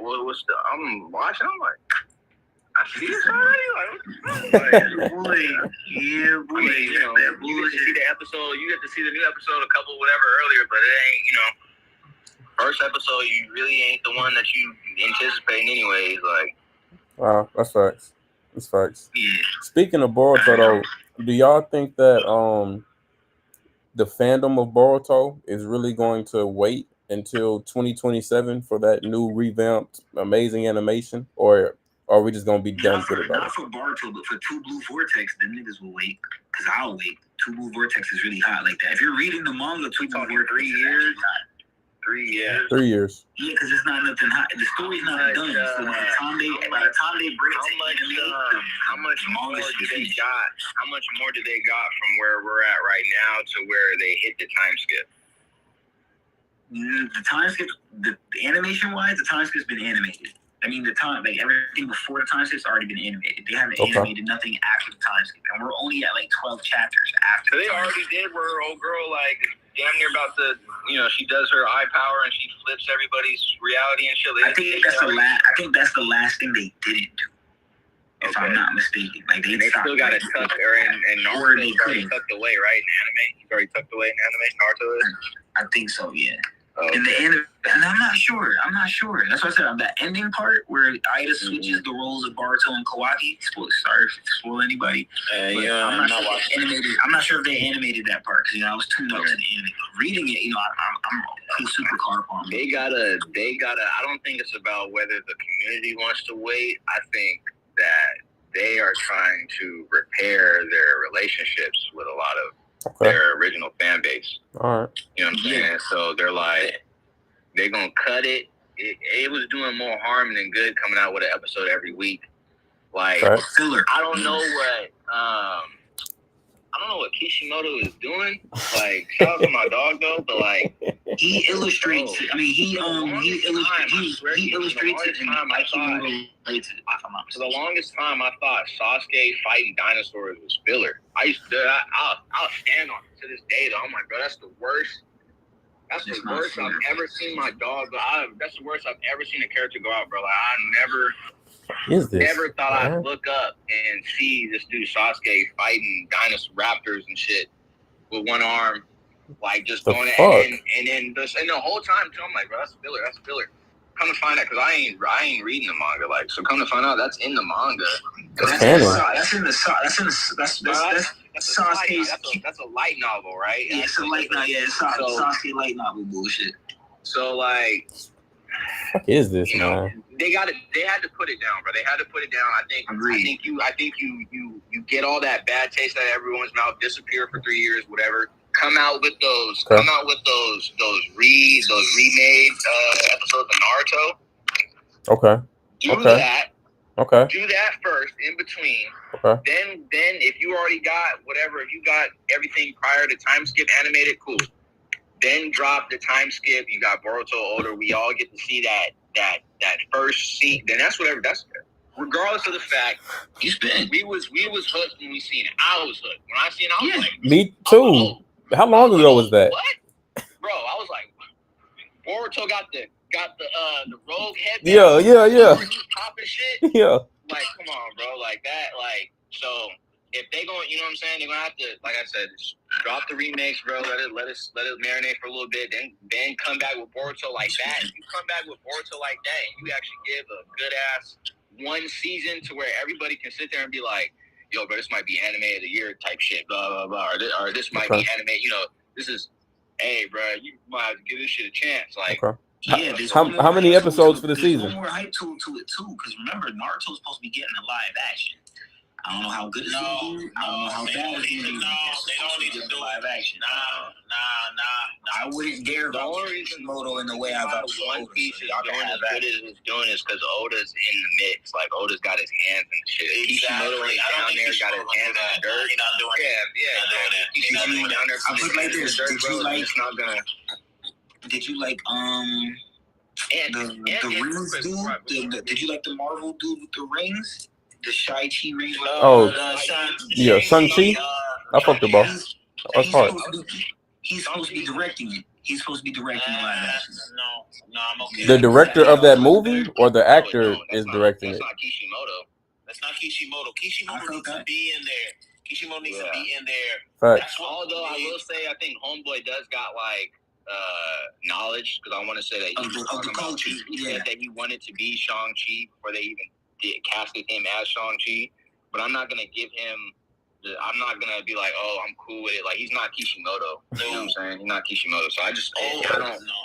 No, and to top it off, like, a live action of Naruto is gonna be mostly so like hard. a fucking like a comedy anime in the beginning. It's gonna be ridiculous. It's literally like a what am I trying to say? Like, it's super comedic in the beginning. Like, it's super comedic. Yeah, it is. Yeah. That's right. I think they're okay. Let me ask you a question. Have you seen Ninja Assassin? Ninja Assassin? Yes, it was a big deal when it first came out. Like, it was like 2012, 2011. Is Ninja Assassin the one where his master's like slashing his feet because he's yes, on that's the one. The board? Yes, that's the one. Yeah. Were you a fan of that? It was cool. I mean, it was okay. The people that messed with that movie were supposed to be, when they did that was supposed to be like some whole thing about looking into doing anime, like using anime technology with movies and stuff like how they first did Matrix. When they did Matrix, they used a lot of animation theme shit, not anime, but animation theme shit for the Matrix. That was like their first time trying that out. So I feel like if they went the Naruto live action route, they would have to go. Their safest bet is to emphasize and expound on whatever Ninja Assassin did. But I'm not even a Naruto fan. My thing is, just because One Piece was created, it does not mean all these other animations do it. That's the thing I think all the people are seeing. They're like, oh, One Piece is good at it. We can do it. Nah, bro, it's okay. You don't need to do that. Listen, I love Kishimoto, but honestly, if we call it a spade, Kishimoto was throwing wet paper balls at the wall in that war arc. Because that war arc was too long and too much nonsense in that shit. You can tell he wanted to do it. He was having a blast, man. Thank you, that's what I'm trying to say. That's just like the super team. He like, bro, I'm bringing him up on his back, bro. I'm getting, he's getting the money, dude. That motherfucker didn't care about nothing, bro. Y'all been playing with my guy the whole series, bro. I'm gonna have him take on the strongest villain. Right, brother. And I'm gonna give him his stand proud, bro. Like, yeah, dude. That was wait till One Piece get to that final one. Kaguya was nonsense, and I was like, yo, that's when I stopped. I literally looked Kishimoto. I never looked at him the same again. When he brought Kaguya in there, I was like, nah, bro, you can't do that. You cannot do that. I was mad at the Kaguya thing, but remember, you don't know Zaza, but my whole plight with Naruto, when people ask me why I slander Naruto in the light of 9 times out of 10 because people always try to show One Piece, so I'm gonna defend One Piece to the day I die. But my problem with Naruto is the duper nigga syndrome. Every villain they had is like he dupe a nigga to dupe a nigga to dupe a nigga. Yeah. No. Like you give us pain gets you give us pain gets duped by Obito. You give us Obito, Obito gets duped by Madara. You give us Madara gets duped by Kaguya. Like find a new plot point instead of keep introducing and then exiting the villains the same way all the time. That's why I appreciate One Piece a lot more. No, you know my into every villain. I get You know it. what? I feel like that Me was personally. old. That was like, I mean, he's an older mangaka. I feel like that was an old trope. He's more core themed to the ninja shit. Because that gave us like more, like, how do I, like, we didn't have that type of like reveal. You know what I'm saying? Like it was easy. I'm not gonna say easy way, but it was more like interesting. Like, oh damn, like okay, these 6 motherfuckers pulled up like the whole time. Like who's like we thinking Pain is the the leader, the main villain, but he's not. The whole time it's Obito. Come on, man. You know what I'm saying? Like, that's what I'm saying. He kept giving us that portrayal and then took it away from us. I feel you on a dupe, but I more feel like it's like a twist and a turn because that's what he's been trying to do since day one. Like when Kobe pulled up and everybody was, and I remember this, bro. This was like before, like I mean, obviously the internet was popping and stuff like that, but it wasn't like you hop on Twitter, you have to go on like a forum, bro. Like motherfuckers would be like Toby, and it was the most blatant, like in your face, like. Yeah, I better say I caught that. I caught that the moment we found out. I said that's Obito. It has to be Toby. It has to be. Oh, he got the one eye showing like. And this is what we didn't have this anime. I don't even think the manga had came out this year. I think it was more we like. We didn't have it. Story he had out. You know, no, you're right. You know what's my biggest problem with Naruto, and I heard what you're trying to say. It was the nepotism. There was so much nepotism in Naruto. So much nepotism in Naruto. Once Naruto found out he was a Hokage's son, every time, yo, I'm the Hokage's son. I'm like, nigga, you was an orphan. Now you're a nepotism baby. I was like, nah. I threw my hands up. It's a lot of Then you find out his mom is. Then you find out that Jiraiya actually taught his dad the respect. Then you find out Neji was basically right. No. That's what made me love Naruto. But it's a lot of connecting, though. It's like it's a way for him to build because you can't lie like that. That world building in Naruto is also like I mean I may be terrible. Biased, it's terrible. I may be terrible. That world is terrible. I'm a Naruto. I don't think it was terrible. I just don't think it was bad. It wasn't like profoundly large. It wasn't as large as that One Piece. It wasn't in depth on effort. Your goats, and so you guys like people look at it like man, like that was a shitty way to do it. But at the time, it's like, yo, like what? Like this is crazy. Like you telling me like. Obviously, writing. There's ways like okay, because what like they were all around the same time. Kishimoto and Oda, like they really. I think it was like maybe a year apart or some shit like that. Yeah. I think Monkey started before. There's just different ways of writing, bro. Like you can't lie. I mean, like I said, it's probably biased, but like as I'm watching it, bro, like finding it out, you talk about it now as a whole, you're like, that was kind of an assful. But like in the moment, you just like, oh, this is fire, bro. No. I agree with that. When I was in the moment of it, I was like, okay, but that was something. That's because I'm a little bit like I'm not gonna say literally like literary profound or like that. I'm not no professor or nothing like that. But I've always been into like when I read Harry Potter, Huckleberry Finn. I've always been somebody that's been like, okay, the plot of it, is this really good? What can I take from it? And I get into predicting and making theories and all that kind of. I've always been somebody like that. Like do that really like shit. It's a lot of in your face, like, hey, like, like Naruto had a lot of that, and then it had pieces that was like, man, like. Okay, so this is my thing with Naruto right now, right? Naruto had a time skip.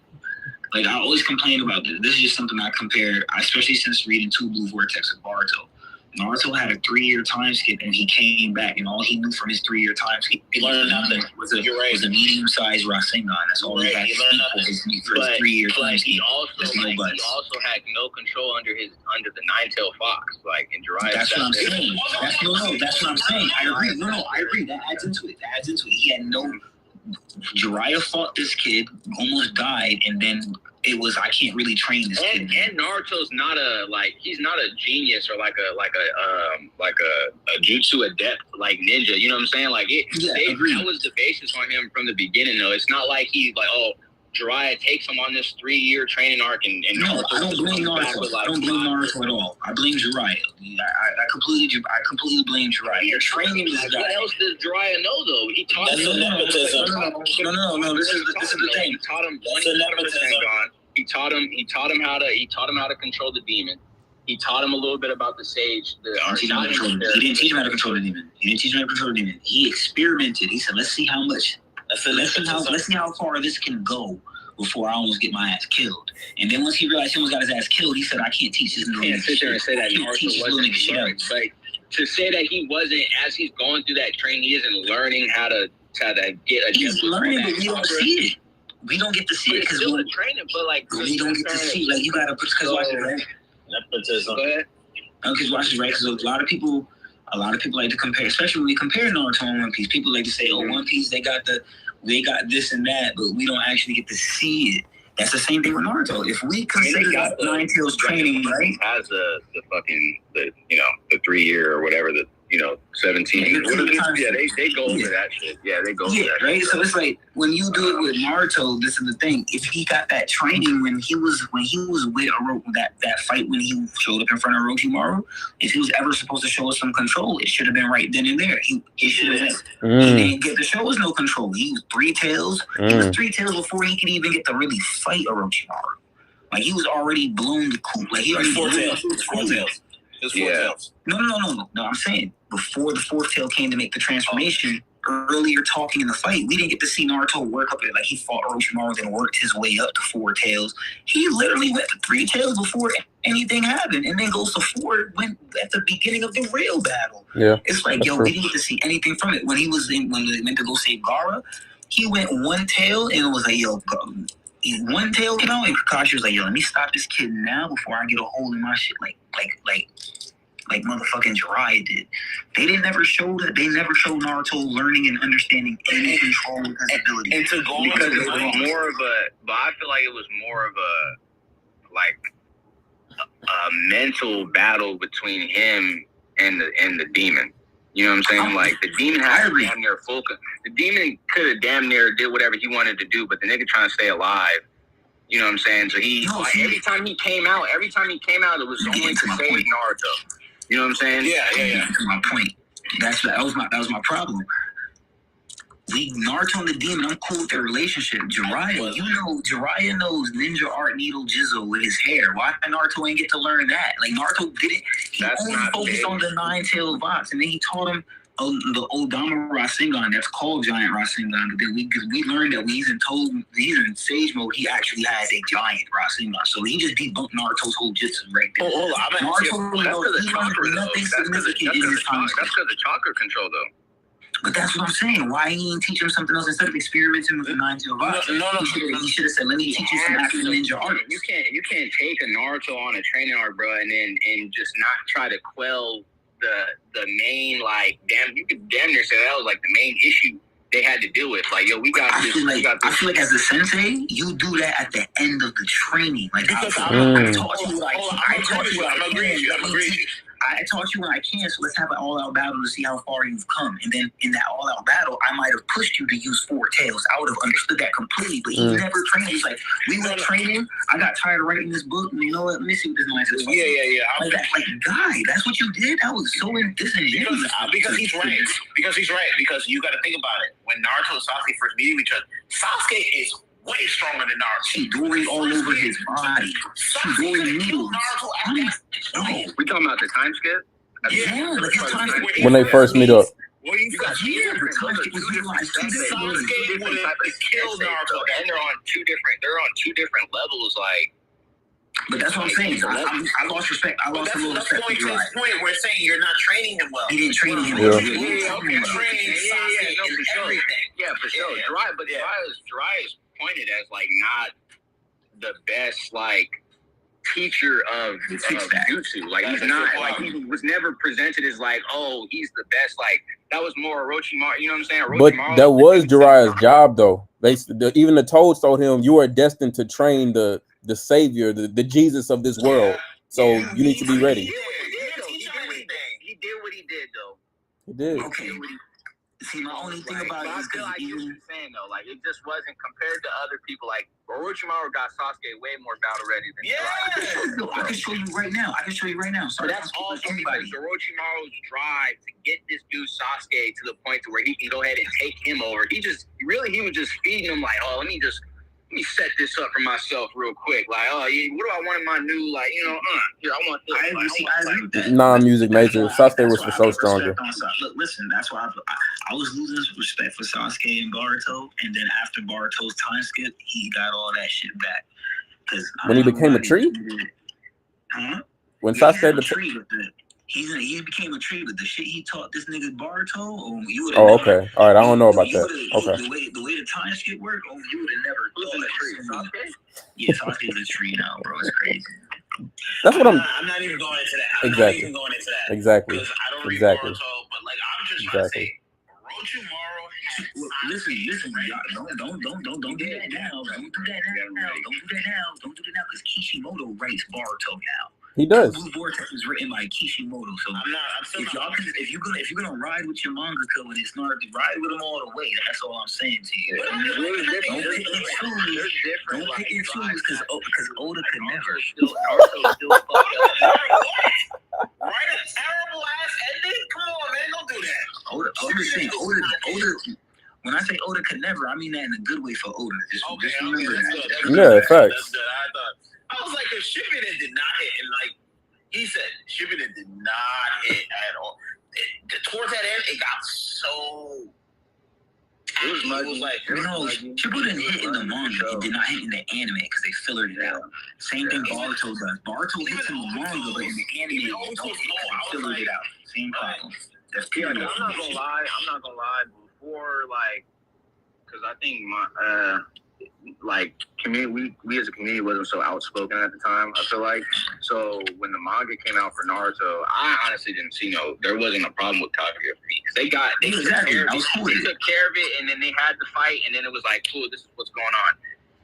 When Boruto came out and they started expanding upon the Otsutsuki family and all that time, and Kaguya's family tree and shit like that, that's where it started. Now you're actually looking at it like, like, what? Like, but before they try to expand all of it, it was just kind of like, okay, I get it, right? Like, you just trying to figure out, like, whatever. Writers do whatever writers do, I guess. Honestly, but I still don't, I think we all agree to the fact that Madara should have just been the end-all, be-all. That's what I'm trying to say. You didn't have to bring Kaguya in that. Like, he didn't. Then Black Zetsu tricked him. But maybe he, maybe as a writer, he was getting to the point where he's like, there ain't no way I could drop this, bro. Ain't no way I could drop this, bro.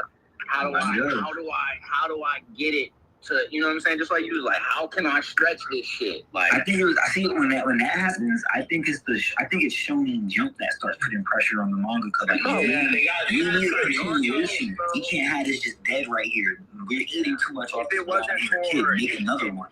And obviously, One Piece is not at this point because we haven't gotten to the ending. Like, this dead ass. Like, it's crazy. It's not at that point right now because we haven't gotten that far yet. So if we were that close to One Piece, I think we're gonna get it. We're starting to shit on and the ending started to fizzle out like that did, then it would, you know what I'm saying? Like, but the fact that Naruto is already on its end and it,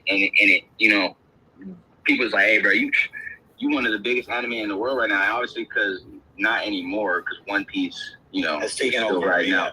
But imagine if Naruto never got to the war arc and he somehow just kind of like was able to finesse the war, you know what I'm saying? Like to drag, like we still in the middle of all the shit. Like we still dealing with pain somehow. We still dealing with like they got something else going on in the Rainville. You know what I'm saying? Like I think we would look at it. I think we would look at it a little bit differently.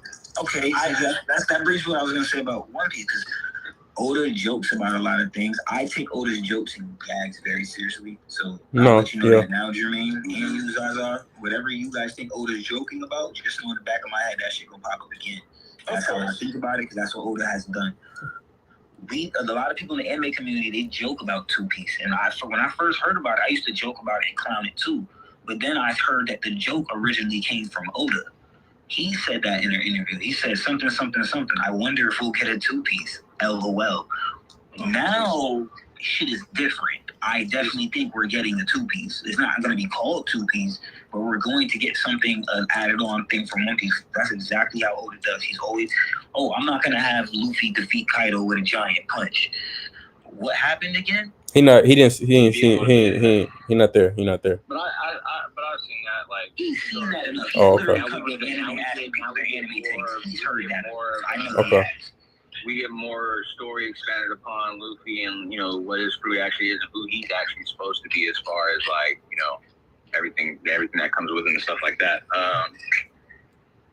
The way that Oda is written out One Piece, and luckily it's about like dead ass pirates, bro. Like, you can't really, like, you could just tell that story for like, it can go on forever. That's what I was saying. That's what I was saying about that compared to Naruto. Naruto's closed off. It's ninja. There's only one way to be a ninja too, though. That's the difference. Like, Naruto is a lot smaller of a world than One Piece. Exactly. That's why there's only one way to be a shinobi. There's a million different ways to be a pirate. And there's so many, and he's already, you know, when Naruto was written out, like, it was like some Avatar shit. Yeah. Sand Village, like, hidden in the rain. That's all. That was it. Leaf. This is what we got. It's the elements. Like, there's jutsu is revolved around elements. It's fire, water, you know, blah, blah. You got, you know, a couple of different ones, but that's about it. They don't get into dark, and they don't get into, like, you know, magic based or, you know, like, different type of shit. They don't really do all that. So, like, with the way that Oda's constructed One Piece, it's like, bro, one is pirates, bro. Pirates literally, I think, like, in regular folklore, like, pirates' journeys are never ending. Like, there's literally never a point to where they bring pirates until they die. Pretty sure I think One Piece has the fluidity to do what it wants, where Naruto kind of boxes itself in because you get the pirates thing that problem. Yeah, and that's not a bad thing. It's not a problem, but then it's like you can't bring space into it because, like, you focused on this so long. Yeah, you haven't even did Earth fully yet. See, I was about to say, you could bring space into it. I just think it's way more acceptable with One Piece rather than it would be with Naruto. I think with Naruto, when they brought us to space, it was like, what the hell? In One Piece, we was on Sky Island, and then they just went to space. But they also try to modernize it too, though. They try to bring us up to speed and try to keep it, like, you know, what is more modern? Like, what would like the Naruto universe look like in modern time? You know what I'm saying? That's why Boruto, like, as soon as Boruto starts, bro, they show, like, the infrastructure that's going on in the Leaf Village. Like, they got buildings and shit. Like, they were trying to do real technology. Like, that's kind of, and I get it. Like, it's just, I think Ain't that kind of stupid? I think us as a fan base, we just like, bro, come on, bro. You took, we treasured, like, we can't even do that. You know what I'm saying? You took our baby, kind of like threw it in the mud, and now you trying to pick it back up and wash the mud off. And it's like, there's still some stains on there. Like, you can't do that. With One Piece, like, for sure, bro. I don't think they could.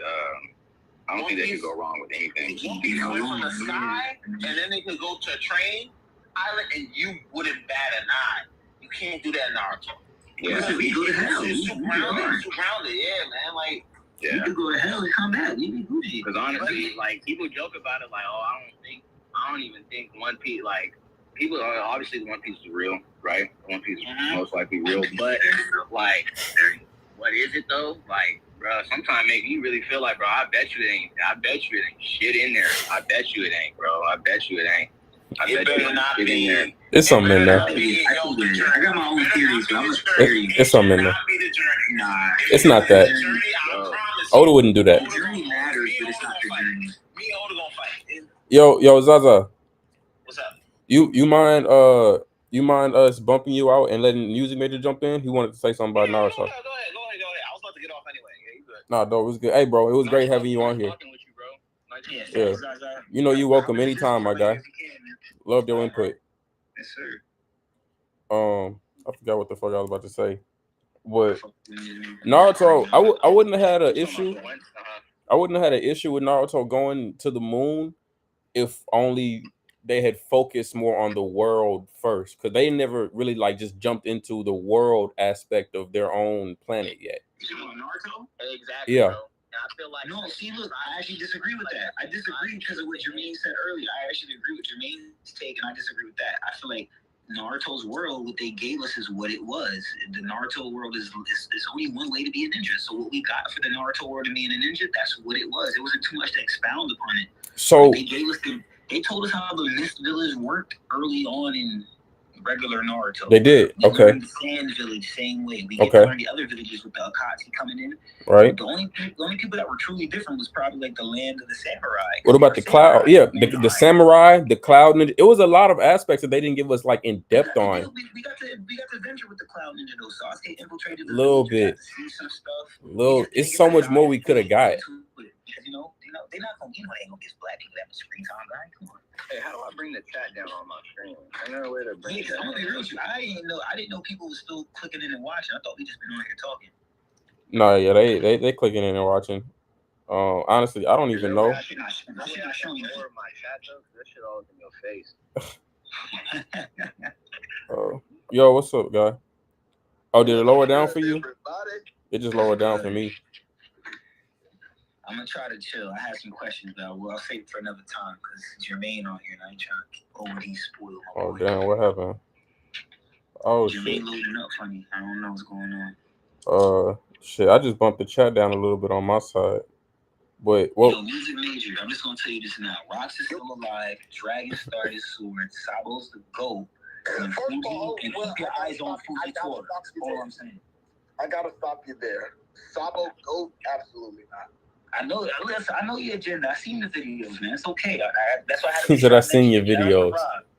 Hey, what makes you think Sabo is GOAT? Like, what? ASL. What do you mean? So let me ask you a question, like real quick. This shouldn't take long. Do you think Sabo is Yonko level? Do I think Sabo is Yonko level? Yeah. I'm gonna wait till his next showing before. I'm not gonna rush with this power. I'm not gonna rush with the power scaling. I'm not gonna rush with the power scaling to states. Because if you could ask my boy Copes, I'm more of a narrative guy than I am a power scaler. So where's Sabo now? Where's Sabo now? Where's Sabo now? I think Sabo is. Where's he at? Is he Admiral level? No, he's not full on Admiral level neither. I need to see before I can say that. Level. So he Vice Admiral? Is that where we going? I think he is Admiral level personally. And that's as far as I'm getting. You have to actually. The thing about the Admiral level thing is, I could believe that, but there's no actual evidence to portray that. I feel you. I feel like you don't leave. Oh damn, bro, and you don't leave that room unless you Admiral level. That's all I'm gonna say. I think you can leave that room at Admiral level. I could agree with that. I think Usopp would have left that room at Admiral level. You say who would have? I think Usopp would have left that room at Admiral level. Here's my only thing. What? Being that he's boxed with admirals, I believe he's on the playing field of admirals. I just called what you said. I'm weak. I don't think that he's above admiral level, but he can box with admirals. We've seen him box with Fuji. Yeah. We've seen him box with a couple of admirals. Does that mean he's admiral? Yes. What's going on, Jermaine, by the way? What's going on, man? I'm good. That man said Usopp could leave that room. Fuji fight. I just want to say the thing about the Fuji fight is, in the Fuji fight, he was mainly getting trained by Fuji Tora. He was getting trained by Fuji. He wasn't actually putting hands on Sabo. Sabo even said that, like, yo, you're way stronger than this. Why are you holding back? Where is Rob? Rob understands that. If you understand Fuji Tora, then you should know that. That's why I said I understand Sabo and Fuji Tora. They're both GOATs. They're just gonna show it. But we all know that one Fuji Tora was never, ever trying when he battled twice against Sabo. Even then, he helped Sabo free slaves. Like, so we already know that Fuji was never trying against Sabo, which again leads me to believe that if Fuji Tora was to go all out on Sabo would not stand a chance against Fuji Tora. Listen, I got Fuji top admiral besides Sakazuki himself. I got Fuji top admiral, so I've been on this. I got a whole theory of Fuji and Conquerors, bro. So. Agreed, 100%. There we go. I got an agenda.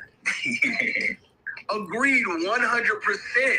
If it ain't Akainu, next boy up is Fuji.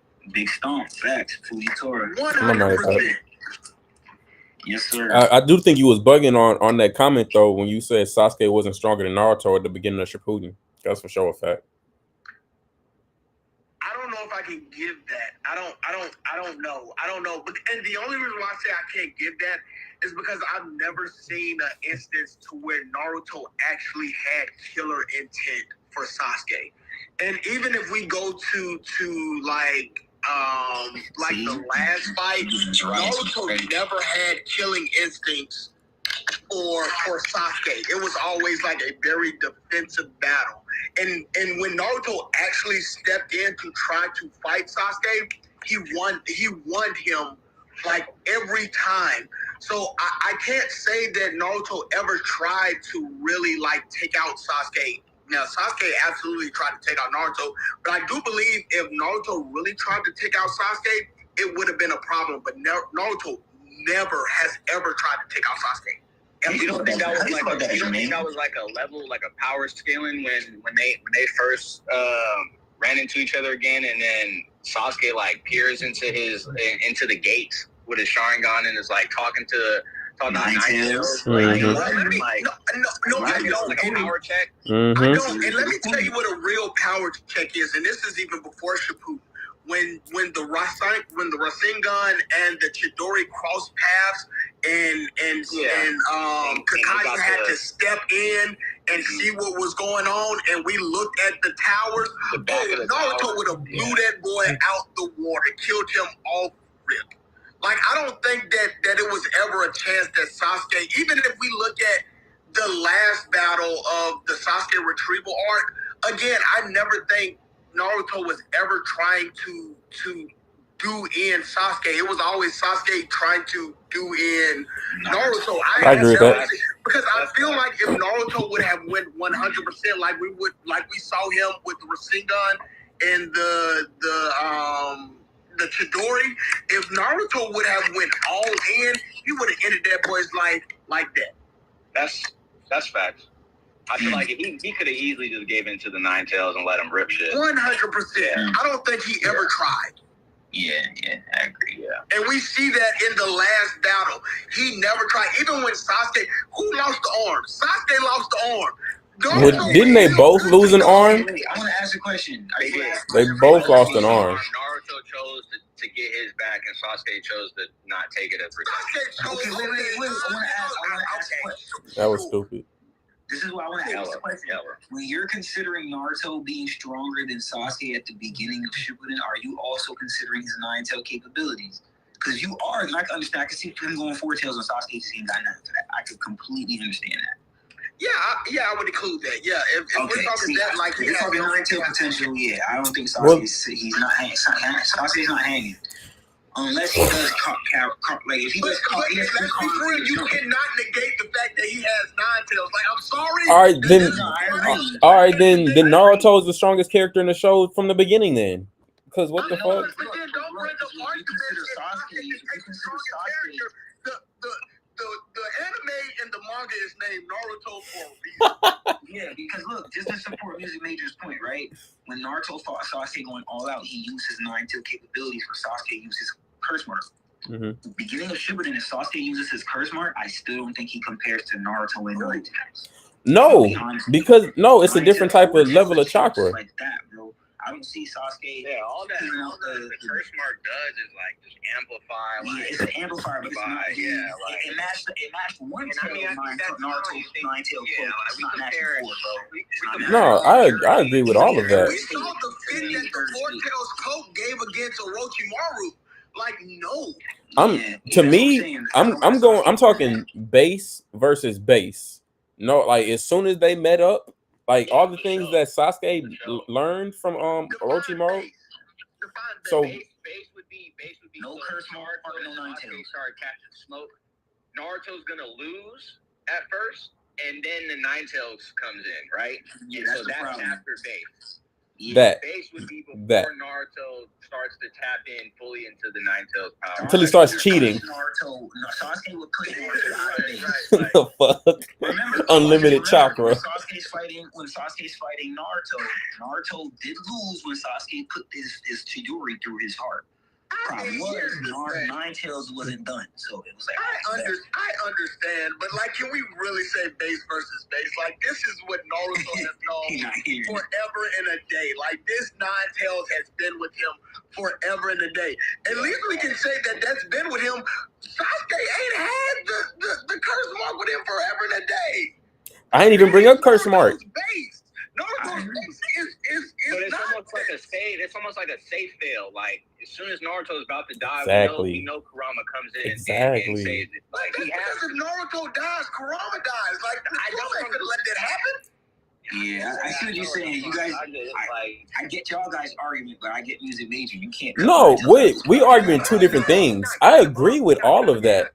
Yeah, I'm just saying, like right out the gate, if we're not gonna, and I get it, we're not gonna include, but I get why you're saying you can't not include the Ninetales. I mean, now, don't get me wrong. If Naruto was never born with the Ninetales, he would be a I think more so we probably talk That's about facts. this, like that first appearance, they start boxing. Who wins the initial fight? It was probably Sasuke, and then. I'm not mad at that. What, Jermaine? I don't. That's what I'm don't saying. like that. But I also agree. I don't like that. I don't like that, but I agree. The initial fight, I just, but I get you. You drive a strong point. Like Naruto, like now, like looking back, he never really like played his full hand. Like, and he never did. The intent was never behind it. Yeah. Ever. No, I agree with that too. That was a sharp point. That was a sharp point. In the first fight at what's the valley called? Like, yeah, at the valley, like.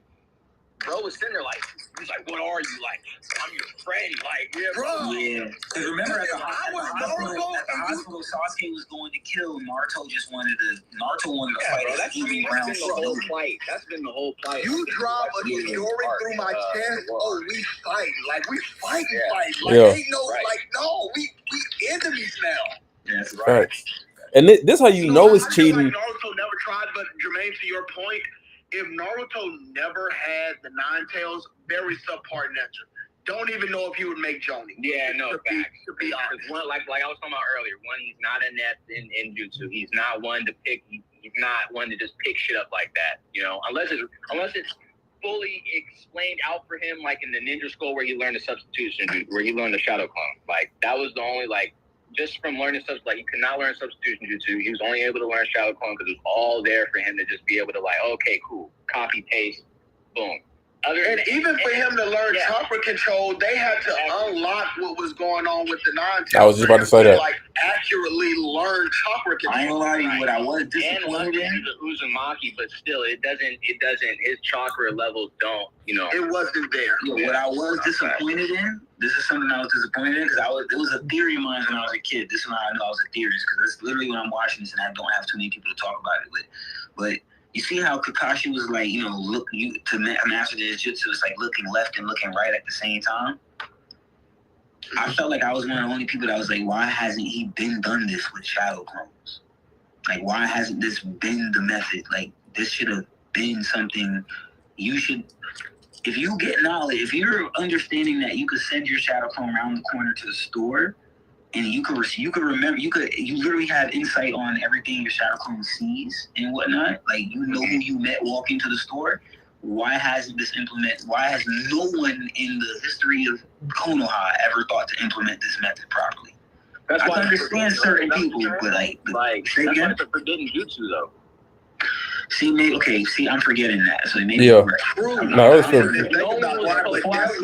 plus they had like real feelings, real emotions. Yeah, it was your real personality. That's why it was tucked away, bro. Like that shit wasn't get that. used by anybody. Yo, I never even really thought about that, but you're absolutely right. That was a forbidden jutsu. Because when Kakashi does look at it, when Kakashi does do it, he was like, I don't have the room to keep doing shadow clones like you can. No. Like, he's doing this one. And his shadow clones are like, they're like the people. Like they are like one in one of him. Yeah. It's almost like on some on Monkey King shit. Like he can literally like make copies of himself. Only Hiruzen in the second Hokage was doing like it's that. not the crow clones that Itachi uses. Right. It's not like the water clones that Zabudaki. It's not. That's actually him. That's what makes him so special is the fact that he can make thousands of these mugs as the original.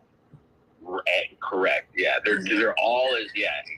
That Naruto barrage is literally like 100 Naruto, like all hitting you with the same strength of the punch. Like, and they do emphasize on it because even in Boruto can only create up to 5 clones. He can't create no more than that. And Sasuke legit tells him like, your father could create like thousands. You know that, right? I mean, so I was like, all right, bet you got you. Bro, they put all that old Boruto, man. That man got the daggone 9 tails. Like, there ain't nobody gonna do what Naruto can do, man. Like, it's a listen. His daughter already surpassed the quarter Uzumaki at one point too, right? Or like he's not as like his, Naruto's half Uzumaki, like so he's got half of Kushina's like. He's half Kamikaze. Then you dwindle it even more because the Hyuga clan don't got like I don't think their chakra like container, like you know what I'm saying, the amount that they contain is a lot either. So like it is not good. They're just already on control. Yeah, Naruto is an anomaly. Like nobody will ever reach that man. Like degrees plus the Uzumaki clan with having heavy chakra levels, like that's just So boom, this what I wanted to ask y'all. Since I got both y'all here now, we were saying, Boruto coming back in 2027. They getting this new amazing Demon Slayer animation, right? Boruto Kawaki, and I'm hearing his little sister is also stronger than Naruto and Sasuke ever could have been, right? So when this Blue Vortex comes out, will Boruto ever surpass Naruto as like a shonen anime? No, I don't think so. Never? It would have if they didn't fuck up Boruto already. Okay. I don't even think if they would or would not have messed up Boruto, I don't think that would even have played a difference in my opinion. Okay. Because I keep hearing how heat this manga is. Naruto at this point is too iconic for Boruto to even try to step in the shoes of. And it's stacked on top of it, right? Like, I think it's just it's a different playing field. Like I get Boruto is going to be what Boruto is going to be. Even if Kishimoto like has a hand in it, Boruto is going to be what Boruto is going to be. But it is never going to stack up to what Naruto is or will ever be. Originality plays into a big part of that too, though. It's like when Naruto came out, it was. I mean, you gotta think with Naruto was the generation of Naruto is like Demon Slayer to what it is right now. When Naruto came on the scene, like it got so many people into anime. I remember like 13. I was 13 years old watching like Naruto on Toonami. Facts. So I remember like the group of people that it grasped, and like after that they made new anime things. Boruto is not going to do that. I'm watching the first couple episodes. My cousin coming in like, oh, the dub sounds weird. Like, oh, let me know when Rock and Gaara fight. I'm like, I had to go on YouTube like, what you talking about? Yeah. Like what? Like, so like, but yeah, it definitely had a grip on it had a grip on the anime community for sure. I mean, that's why it's like I said, it's like the big three is a big three for a reason. It ain't just because of what. The anime, it's a reason why they titled that the big three. Like those was number one in their own, Yeah, I don't think it's ever gonna have big three influence. But it could have definitely been like a gateway for the new gen. Like Boruto could have been a diehard for the new gen, like how JJK is. Do you think it could have stacked up to like a JJK or a Kaiju? Right? You think Boruto could have stacked up like that? If they did it right, I could see it. When they had first released the anime, if they had only released canon to the manga, I think that was the issue, and I think that's the issue with Boruto is they started too soon. They didn't have enough anime to stack up, so they had to start making filler episodes because they didn't have enough episodes for the manga to catch up. And I think that was their biggest mistake. Now, if they would have kept up with the manga, we might have an argument. Yeah, that's what I'm saying. Because the Boruto manga was always top 3 on any manga site. That's fact. As far until it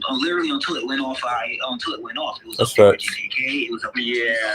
It was up there with One Piece. It was up there with Demon Slayer. Yeah. I think that's just on hype though. I do agree with that as well. I do agree with that as well. I read it as a chapter. was actually, I actually think it was good. Like, it had me locked in. There was Like some top three concurrent manga at the time. Yeah, for me personally, it was. Like, whenever it dropped, I'm rushing to read a chapter. Because I even remember like when Fire Force was out, and I still think Fire Force was still above Boruto, and Boruto was still a very good. No, you're not wrong. Fire Force was. Anime wise, Fire Force was top. If Fire Force would have never slowed down, if they would have never stopped, if they would have did their season 3 and then probably did the season 3 part 2 or season 3 part or season 4, their conversation game, they were nominated for a few things when they first came out with their season 1. But then they took a little while for their season 2, and then when season 2 came out, they went on hiatus afterwards. They lost their momentum. If they would have expanded upon the base or the roots of what Naruto was, then it would have been a gateway for new watchers to like actually want to go back and watch. But Naruto or Naruto, but the fact that what they do is they just stack upon of what is already done, and they use, and the only base or root that they really dive off of is like the Kaguya stuff. And it doesn't really make anybody want to go back and watch like OG Naruto. Like it doesn't, you know what I'm saying? Other than to your actually like defense, like what could Boruto have done to separate itself from Naruto? Kill Naruto off. I think that was going to be a hard feat in itself to separate these two anime, to say like Boruto stands alone from Naruto. You had to kill Naruto. I'm not answering that. Transition the sensei to son or the sensei to mentor role more smoother than what they have been doing. Instead of how could they have done that though?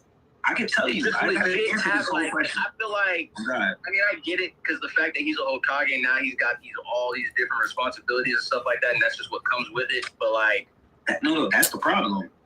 So like, I feel like all the other Hokages, we still seen them like, other than Sarutobi. I got the problem. What have we seen from Tsunade? Like, I think that's other than Tsunade too, though. But Tsunade was in the mix, though. She was actually in the mix. Like she was in the mix for the 5th grade Ninja War for a good minute, and then she got beat by Madara. Before she was a Hokage. Okay, so then that goes into the fact she wasn't a Hokage at the time. She was actually in the mix before she was a Hokage. So I get it. I'm just saying, I feel like they could have, if they would have put Naruto in the actual mentor role. All right, bro, like. I got the shadow clones taking care of all the paperwork shit. Me and you gonna go out here and we gonna train. Oh, okay, we got to deal with fucking so-and-so. Let me actually pass this shit off to you correctly. How though? How? Because, and I think this is the issue that they have had. And I think this is my biggest issue when they introduced the reincarnations. I forgot the two incarnations names. The dude of you talking about the Dryad motherfucker? No. The incarnations of Naruto and Indra and Ashura. Yes, when they introduced them, I think like Naruto like kind of like went off rails, because when they introduced them, these two now are the strongest in the world. And when you try to put like another anime like Boruto into the scene, how can Boruto compete with like the two reincarnations of the sons of the like strongest creators of YouTube and shit? Like, how does that work? I mean, no, you're right though. You're right. Like, you're not wrong. Just off rip, no. Like, if you just had to ask me in simple terms, if I'm not sitting here trying to spitball some shit, no, I don't really think that's it's almost, you're almost gonna deal with the whole like when Akira Toriyama tried to write it into being Gohan's story, and he was getting death threats and shit, and he literally had to change up what he wanted to do because the fan base was like, there's no way you're going to pass it off to Gohan, blah blah blah blah, which I totally don't agree with. I would have, bro, Super Saiyan 2 Team Gohan, that was peak. Like, should have just let it ride out. Like, that was peak. Supposed to be. That was peak. But I do got something I want to say though, Jermaine, right? Because I feel like the problem was with Naruto Shippuden is because his whole goal was to become the Hokage, right? Then why in his own show does he not become Hokage? Why do we have to wait till we get to Boruto to actually see him in the Hokage seat? We went 500 episodes in Naruto Shippuden, and he does not become Hokage in his own show. It's almost like I'm not gonna make him be Hokage, and then like he was already planned, like right before the, like remember we had talked about, like I think right before the ending, like he was already trying to plot on like what the succession was going to be for Naruto. Like, all right, how am I going to expand upon this? And so we probably would have, initially, we probably would have got like a 2-episode, you know, ending with Naruto being in the seat and him doing whatever and him kind of just crawling and, you know, dealing with whatever. But the fact that Boruto was probably already in plan, already being planned out, plotted out during the war arc, that's just, he was just like, Exactly. That's exactly my problem. Preston, you on mute. Yeah, you on mute. I think, buddy. You on mute. We can't hear you.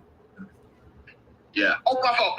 At the beginning, at the end of Naruto Shippuden, Naruto's only 15 or 16. We're not finna put Hokage at 15 or 16. Gar was. Still gotta go and pass the training exams, right? But you should have never time skipped with Boruto. That should have never been a thing. No. That's what I'm saying. I think when we got Boruto, what we're getting now for 2 Blue Vortex, that's where Boruto should have started in the first place.